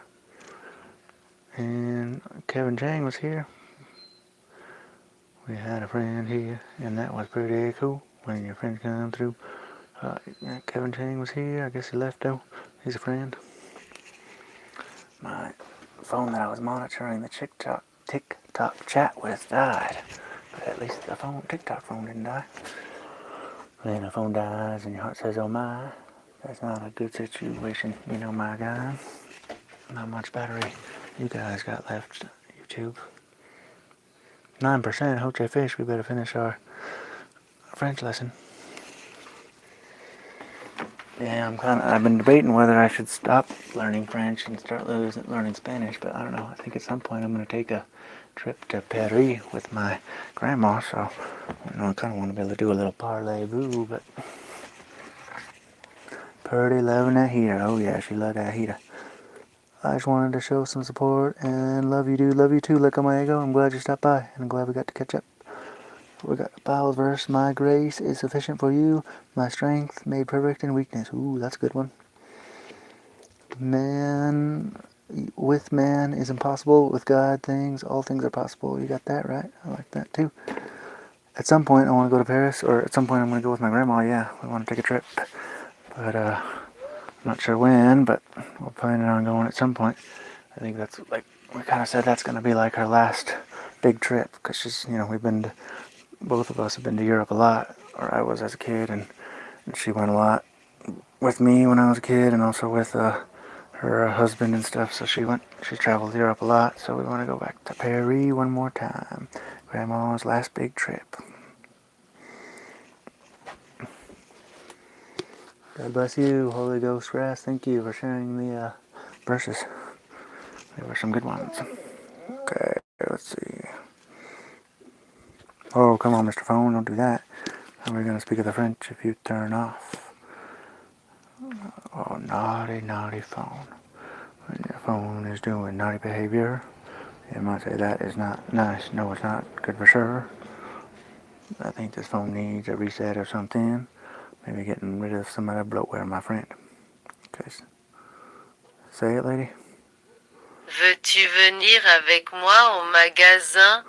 Veux-tu venir avec moi au magasin? Say it again one more time. Veux-tu venir avec moi au magasin? Veux-tu venir avec moi au magasin? What? I didn't get it. Veux-tu. Said I got that part wrong. Veux-tu venir avec moi au magasin? Veux-tu venir avec moi au magasin? What is it? Au magasin. Veux-tu venir avec moi au magasin? Well, it really ain't gonna work if you do that. Hey, take it easy. What? City. You bring dishonor with. Hey! You want a problem? What you doing? My poor eardrums. What's wrong with you? Fish on a stick. Yeah, they're rustling and bustling out there. That's okay. They can rustle and bustle. It ain't that late. They can make rustle and bustle noises. We got neighbors, and sometimes they want to do some stuff. And that don't mean you get to act like a fish on a stick. Turkey made of cheese bring dishonor. Veux-tu venir avec moi au magasin? Veux-tu venir avec moi au magasin? Au magasin. Veux-tu venir avec moi au magasin? Oh, I missed the veux-tu again. Veux-tu. Veux-tu. Veux-tu. Veux. Veux. Veux-tu venir avec moi au magasin?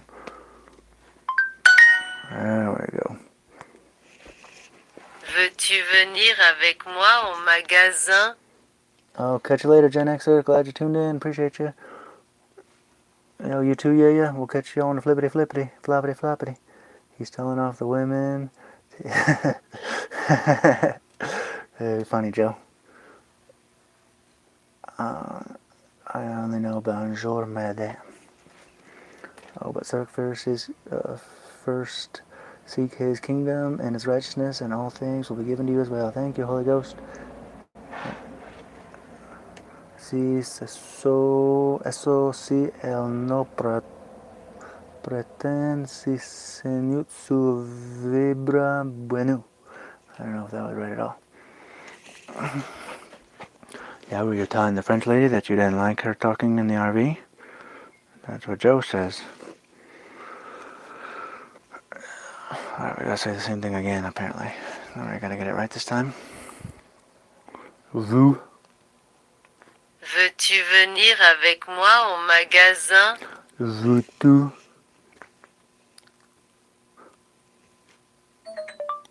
Veux-tu venir avec moi à magasin? Oh, I didn't get it again. What the heck? Veux-tu venir avec moi au magasin? Au magasin. Au. Au, au. Vous, Veux. vous. Veux-tu venir avec moi au magasin?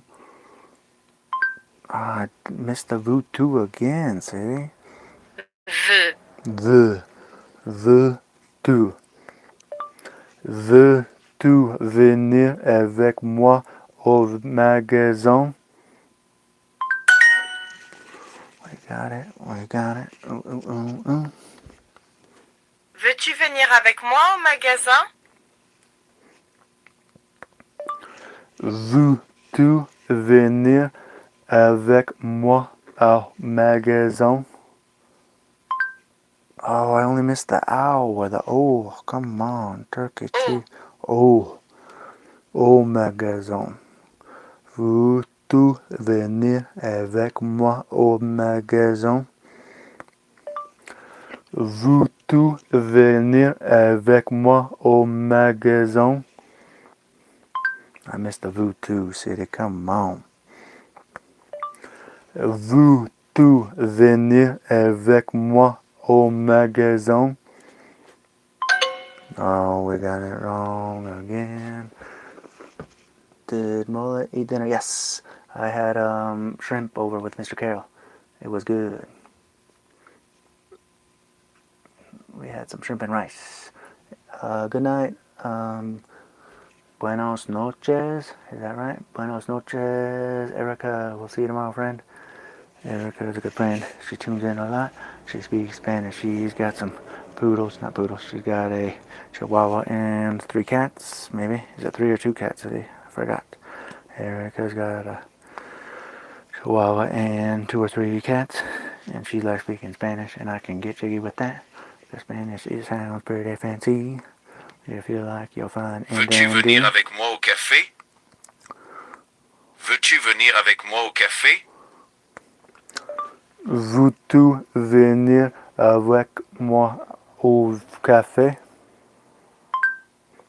Why can't I say the vous part?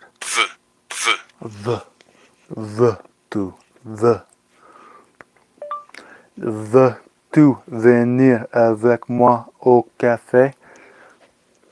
Oh, that's it. It's v, not vous. It's v.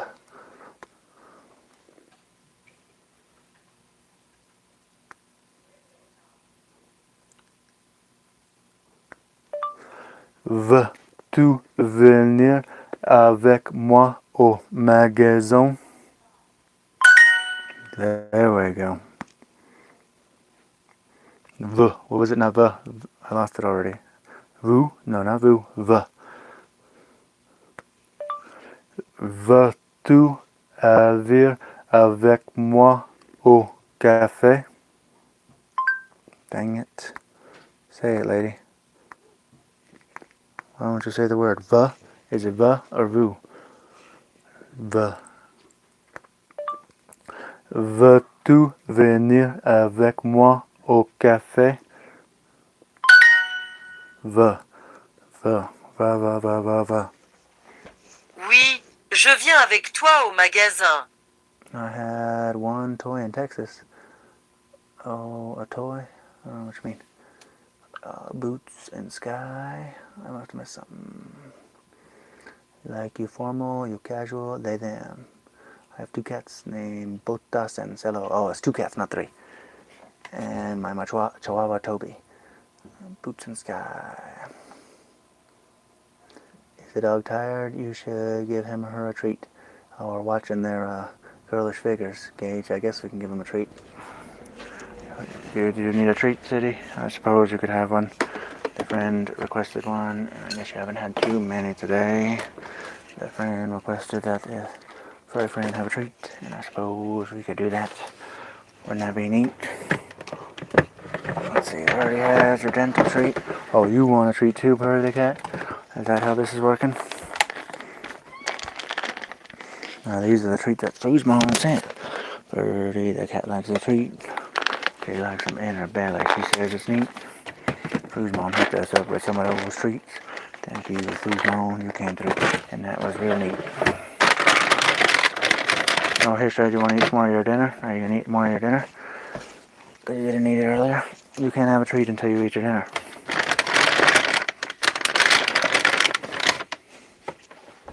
Here, you can have a little tiny bit of the treat that I'm going to bury under your dinner. How about that?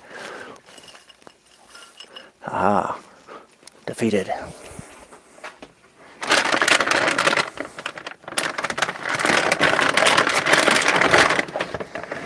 Yeah, the first thing we did, or the first thing she did when we got to Mr. Carroll's is run over and try and eat Shred's, or what's it called, Oreo's Beneful. It's like, Shred, why do you like that Beneful? That stuff's $30 for a big bag. That Costco Foods for a smaller bag is like $50. Well, no, that's Shred's food. You already ate your food. We're watching your girlish figure. We're watching your girlish figure, honey. Oui, j'ai... Wait, say it, lady.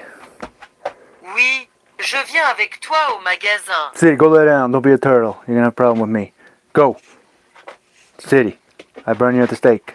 Hey, go lay down. Fatty Boom Batty, go. You be Fatty Boom Batty. I don't like this behavior. Go lay down. No more Fatty Boom Batty. City. He brings us honor with your current Fatty Boom Batty actions. Lay down. Turkey made of cheese.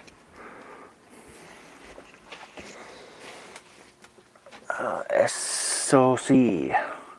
Ah, que bien, los chinchillas son rubios, pero son timos. We gotta hurry up and finish this French lesson, because I think this the YouTube phone is dying, I believe. Oui, je vais avec toi au magasin. Oui, je viens avec toi au magasin. Viens. Viens. Oui, je viens avec toi au magasin. Oh. Oui, je viens avec toi au magasin. We said it right. City, are you on the patrol, Fatty Boom Batty? You wouldn't want to go up against me, would you? You wouldn't want that. You know how that ends. It's the same way every time, brother. So just don't do it. It's not going to end well for you. Oui, je viens avec toi au magasin. Viens. Viens.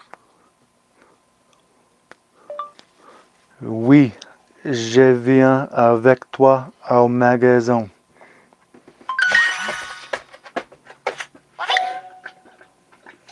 Oui, je viens avec toi au magasin. Oui, je viens avec toi au magasin. Oui, je viens avec toi au café. Oui, je viens avec toi au café.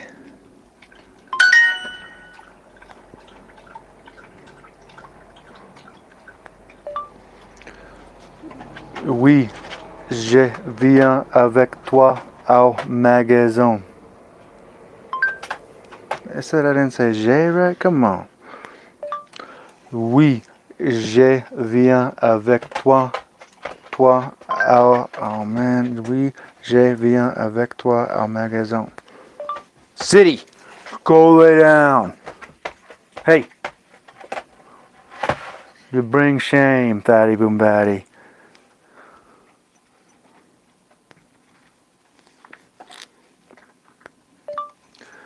Oui, je viens Why didn't you even start talking, phone? Why you give me problems? Say I got it wrong.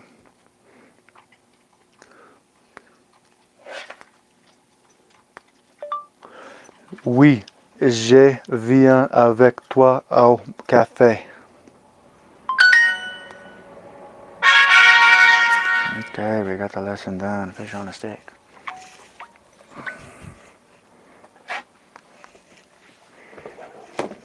That was good. Oh, thank you. Look at my eagle. That's kind. Now, if we could just retain it. Uh-oh. TikTok phone either timed out or it died. Oh, it died. TikTok phone died. What a sad day. Ooh. When your TikTok friends go away, that's not cool. And your heart starts to break and you say, my oh me. A TikTok friend died. Most people speak English in all countries. Yeah, but that don't mean I can't expand my consciousness too. But you're right, because when I lived in Europe, you can usually get. I was not going to keep to sleep, but it's. Or I was going to go to sleep, but it's always hard not to keep watching. I appreciate that. Yeah, we're using the Duolingo. You got that right. Let's see. We're down to 3% on here, so we're going to go ahead and wrap it up. But I'm glad we got to catch up. Let Go Maego and Joe UK, thank you for tuning in. Yay, yay. And Erica, if you're still here, thank you. All the homemates, appreciate you. And Rodriguez, Paul, thank you, friend. We'll wrap this one up. The Lord is my shepherd, I shall not be in want. He restores my soul, guides me in paths of righteousness for his name's sake. Even though I walk through the valley of the shadow of death, I fear no evil, for you are with me. Your rod and your staff, they comfort me. Amen. All right, y'all. Y'all have a blessed night. Thank you for tuning in. We'll catch you on the floppity, floopity, swappity, swoopity. Shauna, thank you for the heart. And yeah, good night, everybody. Good night, my friends. Ooh, it's a fancy day when you make some new friends. Your heart's